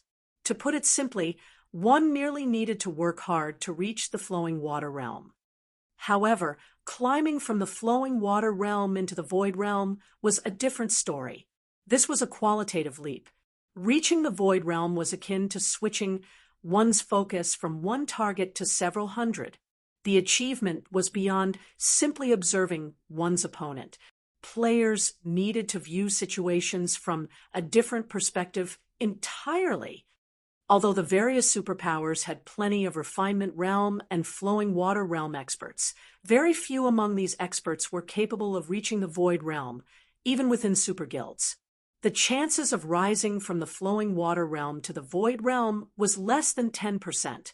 However, if the various superpowers had Stone Forest City's environment, they could certainly nurture a few more peak experts. A single peak expert could command and safeguard an entire section of their guild's territory. With a few more peak experts, superpowers would have an easier time managing their members and territories. Moreover, these peak experts played an important role when acquiring powerful treasure. Monster-level experts were incredibly rare, after all, and most superpowers didn't even have a handful of such experts under their command. In comparison, God's domain had a plethora of precious treasures and dangerous locations to explore. Vice Guild Leader, we must do whatever we can to secure a temporary residence in Stone Forest City. Sorrowful Silence resolutely declared. I know, relax. 16th Cloud nodded, a vibrant light replacing the dull look in her eyes. Now, she couldn't bring herself to look down on Stone Forest City in the slightest. Shining Tiger wasn't like the various super first-rate guilds and super guilds. Since it had only recently established itself, it had poached many of its experts from other guilds. However, poaching peak experts was incredibly difficult since they were integral members of their superpowers. As a result, Shining Tiger had a lot of Refinement and Flowing Water Realm experts, but it severely lacked Void Realm experts. If the guild wanted more Void Realm experts, it would have to nurture them on its own.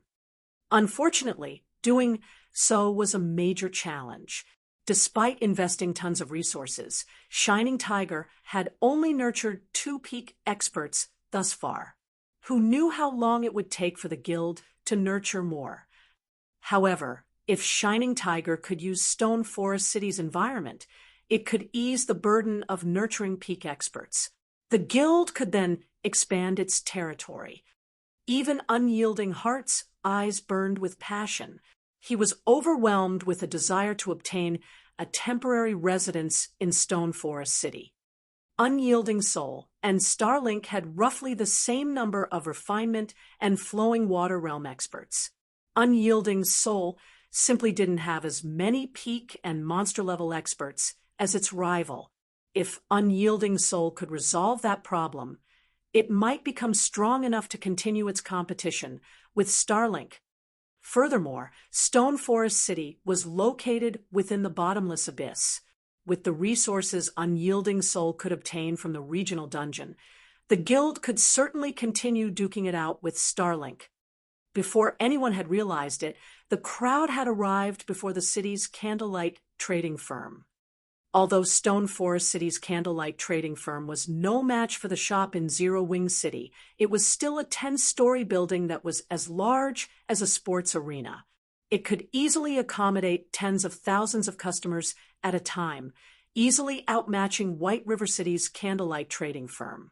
Unfortunately, this shop had yet to open its doors to the public, still in the midst of its renovation.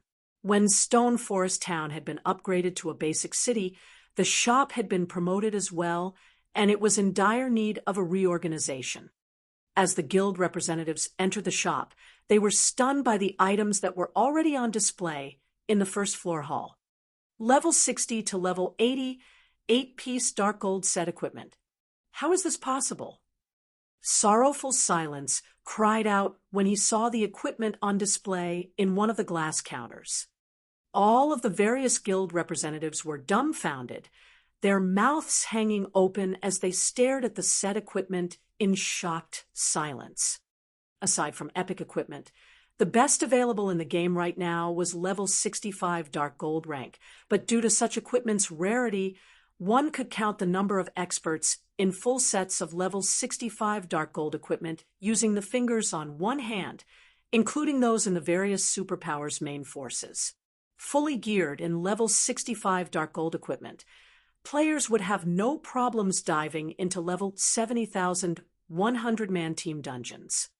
And yet, a complete level 60 to 80 dark gold set equipment glittered before them. Moreover, it was an 8-piece set. Why wouldn't they be shocked? 8-piece dark gold set equipment was only inferior to epic equipment of the same level. However, that wasn't even the most important aspect. What truly shocked these guild representatives was the set equipment's level. If players could wear this dark gold set equipment by the time they reached level 70, they would breeze through level 70,000 100-man team dungeons. Moreover, this set equipment was plate armor and wasn't restricted to a specific class. Even an MT could equip this set. If their guilds could get their hands on this set equipment, they'd have a massive advantage over their competition when raiding level-appropriate team dungeons. Chapter 2172, Complete Legacy. Chapter 2172, Complete Legacy. The appearance of the crystal light set stupefied everyone present. Some of the guild representatives shuddered slightly upon seeing it, while the various powers were still vying for level 65 dark gold set equipment.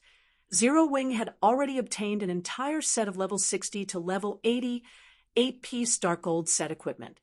With such a frightening advantage, everyone could imagine how much of a lead Zero Wing would have when it came to raiding team dungeons. In fact, before level 80, Zero Wing would be able to steadily secure its position as the overlord of the bottomless abyss. Moreover, this still wasn't the most horrifying part. It might be fine if Zero Wing only had one crystal light set, but there were currently 3 crystal light sets in all on display inside the first floor hall. This meant that Zero Wing could obtain more crystal light sets. The impact of one person equipped in dark gold set equipment and that of an entire team equipped with it were as different as heaven and earth. No matter how powerful an individual player was, there was a limit to how much they could contribute inside a team dungeon. However, if every player in the team was equipped with such equipment, the team's overall performance would skyrocket. After all, the main impediment most powers faced in raiding a team dungeon was their inadequate equipment standards. This was especially true for the various superpowers. So long as the superpowers teams met the required equipment standards, raiding team dungeons would be a piece of cake for them. It's no wonder Zero Wing dares to provoke Starlink. It seems Zero Wing isn't all bark, after all. 16th Cloud's eyes glowed brightly as she looked at the crystal light sets on display. If Shining Tiger could secure a temporary residence in Stone Forest City, in addition to the crystal light set, She believed that it wouldn't be long before Shining Tiger developed into the number 2 power of the Glory Empire, second only to King's Return. After everyone was done admiring the crystal light sets, Aqua Rose and Gentle Snow led the crowd to the shop's top-floor reception room, where Shifeng had been waiting for quite some time now. Currently, Shifeng wore a suit of pitch-black armor paired with a dark gray cape. When the various guild representatives saw Shifeng's figure through the open doors, they found that he gave off a very plain and approachable feeling, without even the slightest tinge of strength. He also did not act haughty the way overlords of kingdoms generally did. However, the instant everyone set foot inside the room, they immediately realized that they were mistaken in their assumptions of Shifeng, terribly mistaken. Sorrowful Silence even gasped involuntarily when he stepped into the room. Monster! This word simultaneously appeared in everyone's mind. The various guild representatives reacted this way because the moment they stepped into the room, a horrifying pressure had assaulted their bodies. Moreover, this pressure didn't originate just from a difference in basic attributes, but also a massive difference in life ratings. At this moment, everyone's gut instincts were blaring their imminent death. It was as if the person sitting before them wasn't a player at all, but a living demon king instead. Didn't they say that Black Flame is only a domain realm expert? How is he so powerful? 16th Cloud's complexion turned indescribably grim as she looked at Shifeng, who currently sat in the room's seat of honor. She had been nurtured by a super guild, so she had seen many monster-level experts before. Although her current self had yet to reach the domain realm, she was very confident of putting up a fight against an actual domain realm expert. However, when she stood before Shifeng, she actually felt helpless. When she imagined getting attacked by an expert like Shifeng out in the fields, her scalp immediately turned numb. Welcome to Stoneforest City. Let me introduce myself. I am Zero Wings Guild Leader, Black Flame, Shifeng said. When he saw the various guild representatives' darkened expressions, particularly 16th Cloud's and Sorrowful Silence's grim expressions, he felt very satisfied with himself. In reality, he wasn't as powerful as everyone thought. The reason why everyone was having such a misconception about him was simply the side effects caused by Demon God's Phantom. After Demon God's Phantom's duration ended, he would continue exuding divine might for the next 12 hours. When monsters were subjected to this divine might, they would instinctively run away from him. In return, however, his body would be suppressed to a mortal state, his combat power reduced drastically. Of course, unless players fought him, they would not be able to tell that he was actually incredibly weak right now. They would only be frightened by the divine might he exuded. Meanwhile, after Shifeng introduced himself, everyone present, particularly Shining Tiger's 16th Cloud and Sorrowful Silence, no longer dared look down on Zero Wing even in the slightest. The current Zero Wing might lack peak experts and capital, but its growth potential was extremely frightening. Not to mention, there was even an expert like Shifeng protecting it. If Shifeng devoted himself to ambushing the upper echelons of superpowers, the superpowers would most likely be helpless to stop him. To the various superpowers, even losing hundreds of refinement realm experts would be considered a recoverable loss. However, if their peak experts and monster-level experts were killed, they would suffer irreparable damage. After all, the various superpowers relied on these experts to secure treasures. The loss of even one of these experts could cause a superpower heartache. This was also the reason why superpowers feared monster-level experts so much. Monster-level experts might have difficulty defeating other monster-level experts, but they would have no problems defeating peak experts on their own. Now, however, Shifeng was an even more frightening existence. This was because even monster-level experts were potential prey to Shifeng. Previously, Shining Tiger had collected plenty of information on Surefoam. The guild concluded that although he was very strong, his chances of success when hunting ordinary monster-level experts were just slightly higher than other monster-level experts. After personally meeting Surefoam, however, both 16th Cloud and Sorrowful Silence understood that the swordsman was much more frightening than the reports made him out to be. Just Shurfeng's presence alone forced 16th Cloud and Sorrowful Silence to treat Zero Wing seriously. Hello, Guild Leader Black Flame. I am 16th Cloud, Shining Tiger's second Vice Guild Leader. 16th Cloud took the initiative to stand out and introduce herself.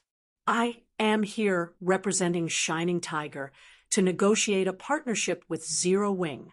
Our demands are not very high. We just want one temporary residence in Stone Forest City. As for coins and resources, we are willing to pay so long as the price is reasonable. We can even provide Zero Wing with a complete refinement realm legacy. The various first-rate guild representatives present could not help but gasp at 16th Cloud's words. Even Unyielding Heart, who had taken a seat in a corner of the room, twitched slightly, never having thought that Shining Tiger would be willing to pay such a price. Current small guilds were most likely ignorant of what a refinement realm legacy was. They might even misconstrue it for a legacy for a hidden class. However, it was something true large guilds, particularly first-rate guilds, dreamed of obtaining. This was also where the foundations of super first-rate guilds and super guilds lay, something that was extremely difficult to acquire even with money. Only major corporations had the power and influence to obtain it. In the case of small corporations and companies, they should not even think of laying their hands on a refinement realm legacy. They could only rely on their own guild's research. Aqua Rose and Gentle Snow, who were now standing behind Surefoam, also gasped when they heard 16th Cloud's offer. Previously, the fact that Unyielding Soul had volunteered to share a portion of its realms of refinement training resources with Zero Wing was already plenty amazing. In fact, Aqua Rose and Gentle Snow had felt ecstatic over the matter. Now, however, Shining Tiger was even more amazing. It was actually offering to provide Zero Wing with a complete refinement realm legacy. In other words, Shining Tiger was willing to give Zero Wing the training data necessary to turn ordinary experts into refinement realm experts. Now, the Zero Wing experts who did not get a chance to experience the secret pavilions or Unyielding Soul's training system would no longer have to train themselves blindly. They, too, would get to undergo systematic training. With this, their chances of becoming refinement realm experts would increase substantially. Of course, there were many methods for players to reach the refinement realm, some simple and others difficult. However, regardless of the efficiency of the training data Shining Tiger provided, the amount of help the data would provide Zero Wing was something that could not be measured with money. It seems that one of the temporary residence slots is going to end up with Shining Tiger. Sure enough, superpowers really are amazing. How are we supposed to continue competing like this? When the various first-rate guilds' representatives heard the conditions 16th Cloud offered, a little despair sprouted in their hearts. They were fully aware that Stone Forest City had a very limited number of temporary residence slots. Meanwhile, to the current Zero Wing, nothing would be more attractive than a complete refinement realm legacy. In comparison, the shops and treasures their guilds could offer were most likely insignificant in Zero Wing's eyes. Vice Guild Leader Cloud, your offer is indeed very tempting, Surefoam said. He, too, was very surprised by 16th Cloud's offer. In the next moment, however, he shook his head and added, "Still, that isn't what Zero Wing wants." "What do you want, then?" 16th Cloud asked, as she stared at Surefoam incredulously. A complete refinement realm legacy was a priceless treasure to any first-rate guild. Some first-rate guilds would even do everything they could to get their hands on one, because only by obtaining a refinement realm legacy would they have the means to become a super first-rate guild. Without it, a first-rate guild had no business talking about becoming a super first-rate guild. Now, however, Zero Wing was actually rejecting this legacy. She simply couldn't figure out what could be more important to Zero Wing than a refinement realm legacy. I don't want much. I just want you to join Zero Wing's newly established Candlelight Chamber of Commerce. Shifeng replied calmly. Chapter 2173, Candlelight Chamber of Commerce. Chapter 2173, Candlelight Chamber of Commerce. Join the Candlelight Chamber of Commerce. Upon hearing Shifeng's words, everyone present stared at him in astonishment, never having thought that the requirement would be so simple. They all knew very clearly what a Chamber of Commerce in the virtual gaming world represented. It was an organization where members shared sales connections with each other for mutual benefit. However, whether one could actually benefit from this method of cooperation would still depend on the members' capabilities. If one sold excellent merchandise, they would naturally be able to make more money. Average merchandise, on the other hand, would soon be overshadowed by the other members' merchandise, resulting in a drastic decrease in one's own sales and profits. A chamber of commerce was a double-edged sword. Generally, there were more cons than pros for a small guild to join a chamber of commerce. The reason for this was because small guilds lacked resources and invested very little into nurturing lifestyle players. Hence, the quality of merchandise they could offer to customers went without saying. There was simply no way for small guilds to compete with large guilds. For a small guild, joining a chamber of commerce was akin to opening the doors for large guilds to earn money in their territory. However, if it meant being able to obtain a temporary residence slot in Stone Forest City, then joining the Candlelight Chamber of Commerce definitely had merit. After all, with sufficient strength, a small guild could not only earn a large amount of rare resources, but also nurture its experts in Stone Forest City. Guild Leader Black Flame, are you saying that, so long as we join the Candlelight Chamber of Commerce, we'll receive a temporary residence in Stone Forest City? 16th Cloud pressed Shifeng for confirmation. She wasn't particularly surprised that Zero Wing would attempt to establish a chamber of commerce. After all, there were so many guilds currently seeking a partnership with Zero Wing. If Zero Wing could pool the strength of these guilds together, then even superpowers would grow fearful. If Zero Wing wished to continue competing with Starlink, then establishing a chamber of commerce was, indeed, the best decision to make. A complete refinement realm legacy might allow a guild to nurture many refinement realm experts, but accomplishing this required a lot of time, which just so happened to be the resource that up-and-coming guilds like Zero Wing lacked the most. Hence, rather than aim for an uncertain future, it was much better for Zero Wing to further enhance its current strength. That's not entirely correct, Shifeng said, shaking his head. To be precise, only advanced members of the chamber will receive a temporary residence slot in Stone Forest City. As for how you can become an advanced member, that will depend on the amount of contributions you make. So that's the case. Realization immediately dawned upon 16th Cloud. Inwardly, she cursed at Shifeng for being a sly old fox. Originally, only a few guilds should be able to partner with Zero Wing. Now, however, every guild present would do so. Moreover, these guilds would all desperately contest for the limited temporary residence slots, which would allow Zero Wing to obtain the maximum amount of benefits possible. Meanwhile, when the various guild representatives heard Shifeng's condition, they understood the implications right away. Zero Wing was trying to have them compete for the limited temporary residence slots and labor for it, indirectly making them Zero Wing's subordinates. Guild Leader Black Flame, I'm afraid this arrangement is very unfair for small guilds like us.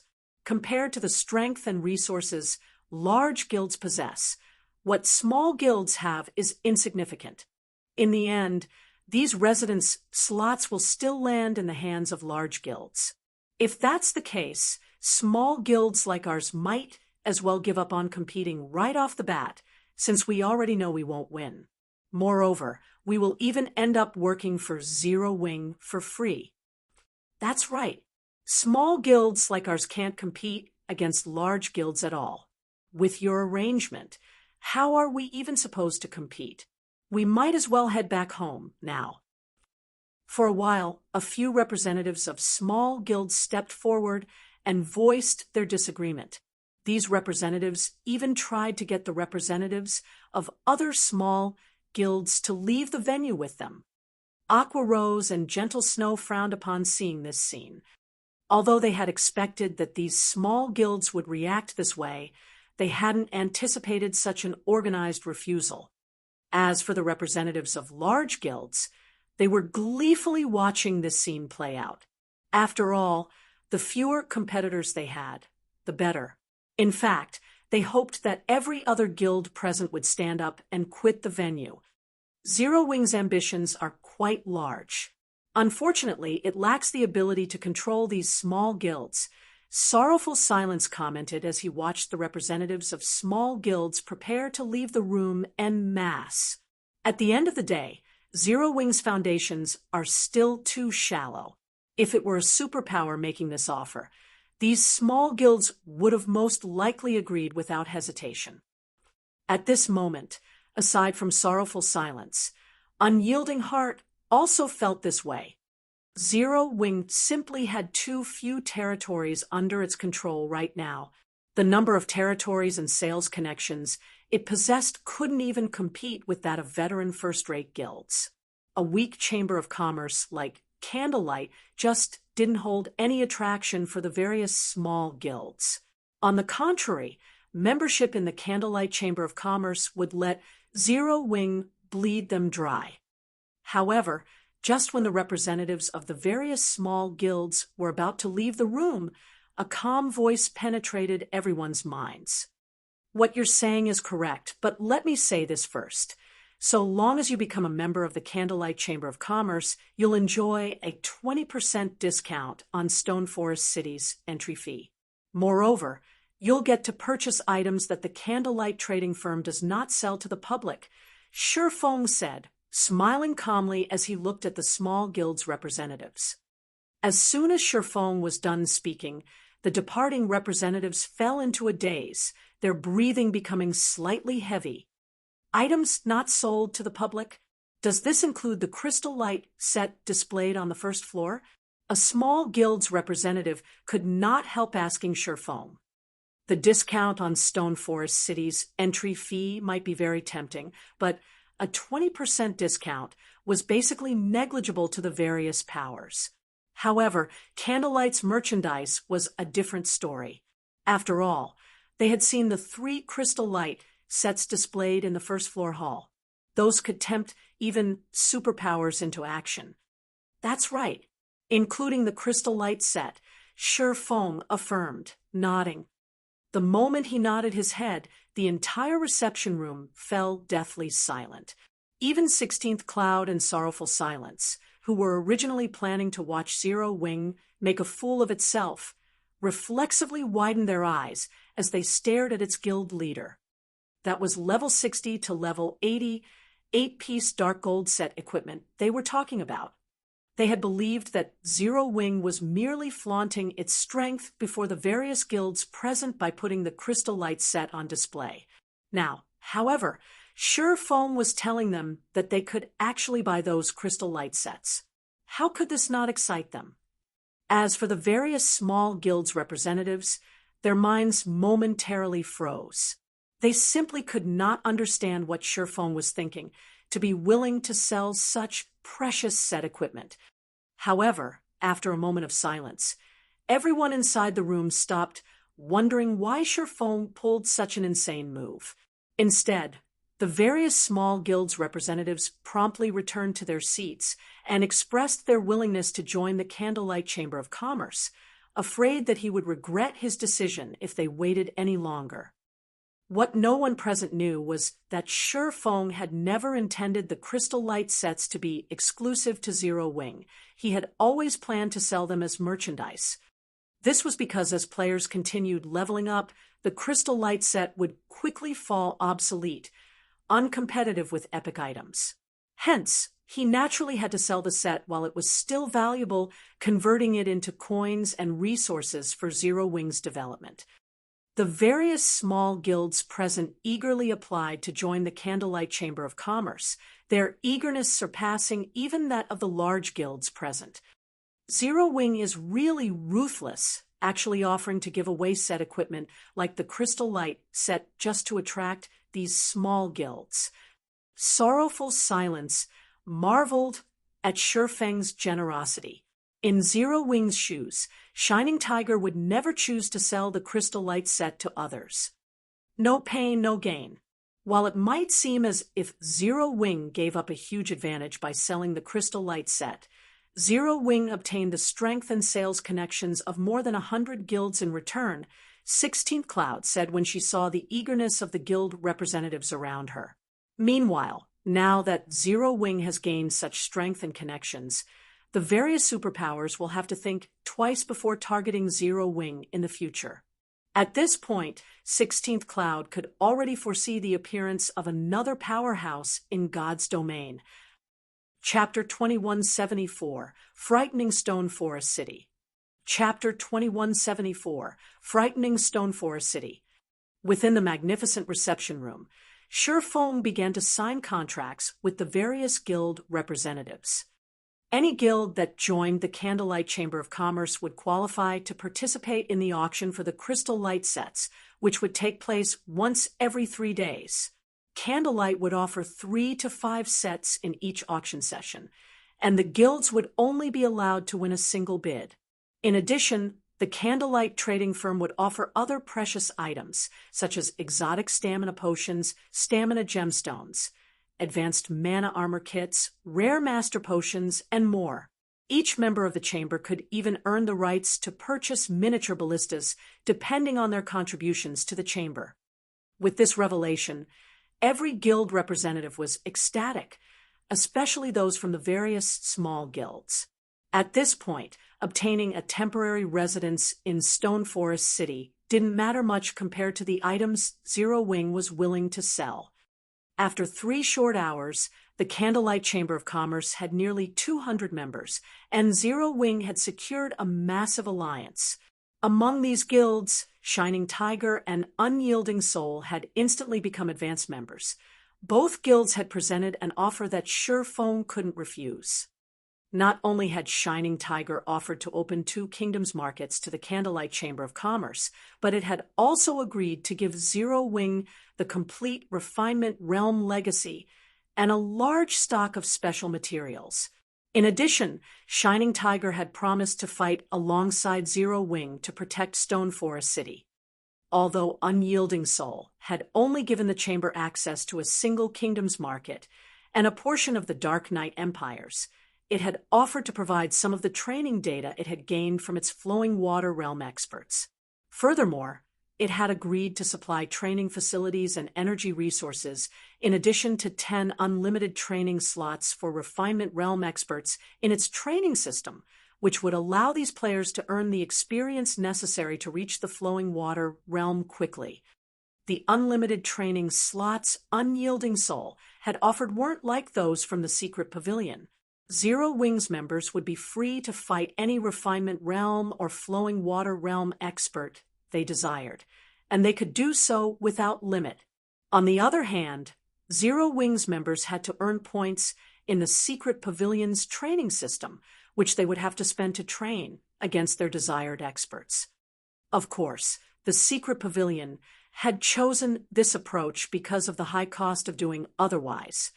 Not only was high-level energy extremely rare, but it was also quite versatile, useful in many aspects. As a result, it was strictly regulated. Even international corporations could only acquire limited amounts of high-level energy, and simulating expert players required a lot of it. The more powerful an expert was, the more energy a system would need to mimic them. Even the secret pavilion could only afford for a select few talented members to use the system. If Unyielding Soul hadn't been so desperate to secure a temporary residence in Stone Forest City, it would never have offered 10 unlimited training slots to Zero Wing. Of course, Unyielding Soul could only afford this offer because Zero Wing had too few experts that could actually use their training slots, especially when challenging Flowing Water and Void Realm experts. Zero Wing wasn't even a match for ordinary superpowers in this regard. Although Shifeng knew that Unyielding Soul was taking advantage of him, he didn't mind. Many of Zero Wing's experts, including Aqua Rose, Gentle Snow, Fire Dance, Violet Cloud, Shadow Sword, Flying Shadow, Alluring Summer, and Cola, were stuck in the refinement realm. However, their failure to progress wasn't due to a lack of talent, but a lack of combat experience. They weren't like Shifeng, who had accumulated an abundance of combat experience in God's domain. If Shifeng hadn't retained his memories from his previous life, he would never have been able to jump from the refinement realm to the Flowing Water realm so smoothly. If Aqua Rose and her companions trained with Unyielding Soul's system, Shifeng was confident that it wouldn't be long before they became Flowing Water realm experts. Then, they'd be able to help Zero Wing far more than ever before. Overall, the 10 unlimited training slots Unyielding Soul had offered were even more valuable than Shining Tiger's complete refinement realm legacy. However, Unyielding Soul and Shining Tiger's offers weren't the greatest harvest Zero Wing had obtained. The partnership with so many small guilds was worth far more. With these small guilds in the Candlelight Chamber of Commerce, Candlelight had gained access to the markets in 12 kingdoms and 3 empires. Although these small guilds couldn't offer quite as much access as Unyielding Soul and Shining Tiger, it was more than enough for the Candlelight trading firm for now. Zero Wing even surpassed ordinary superpowers in terms of sales connections after this deal. The various superpowers would have to think twice before trying to assault Zero Wing's financial prowess now.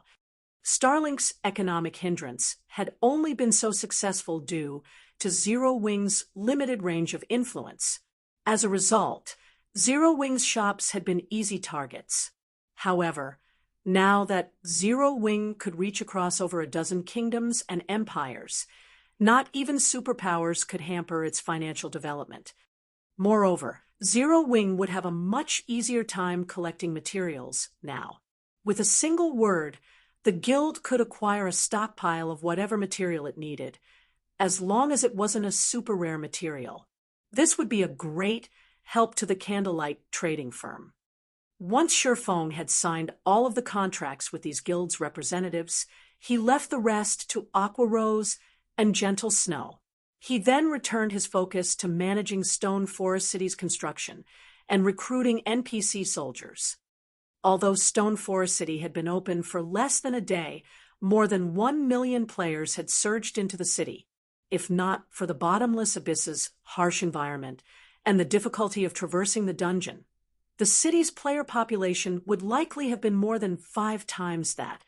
However, the 1 million-plus visitors had earned Shifeng a fortune. It's no wonder why the guilds that had established cities in the bottomless abyss had developed so quickly in the past. Shifeng was astonished when he saw the income Stone Forest City had generated thus far. By charging each player 4 silver per entry, Stone Forest City had netted 51,204 gold in entry fees alone. There was also the income from the battle arena and auction house to take into account. Even though players couldn't yet shop at the Candlelight trading firm, the city would earn more than 100,000 gold per day. Not even top-ranked first-rate guilds saw so much profit in a day. This was only the beginning.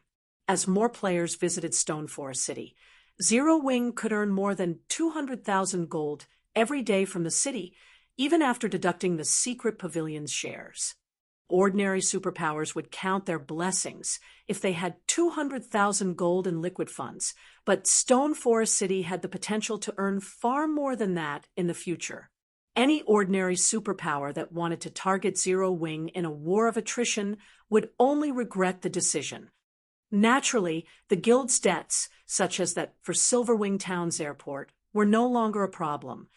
The sudden influx of so much money gave Shifeng the freedom to consider plans he hadn't been able to attempt due to a lack of funds. For example, he could finally retaliate against Starlink on the Dark Knight Empire's market, while also developing the Lost Town and Silverwing Town. Usually, insufficient player populations and popularity were the greatest problems a guild faced when developing its towns, but neither was an issue for Zero Wing.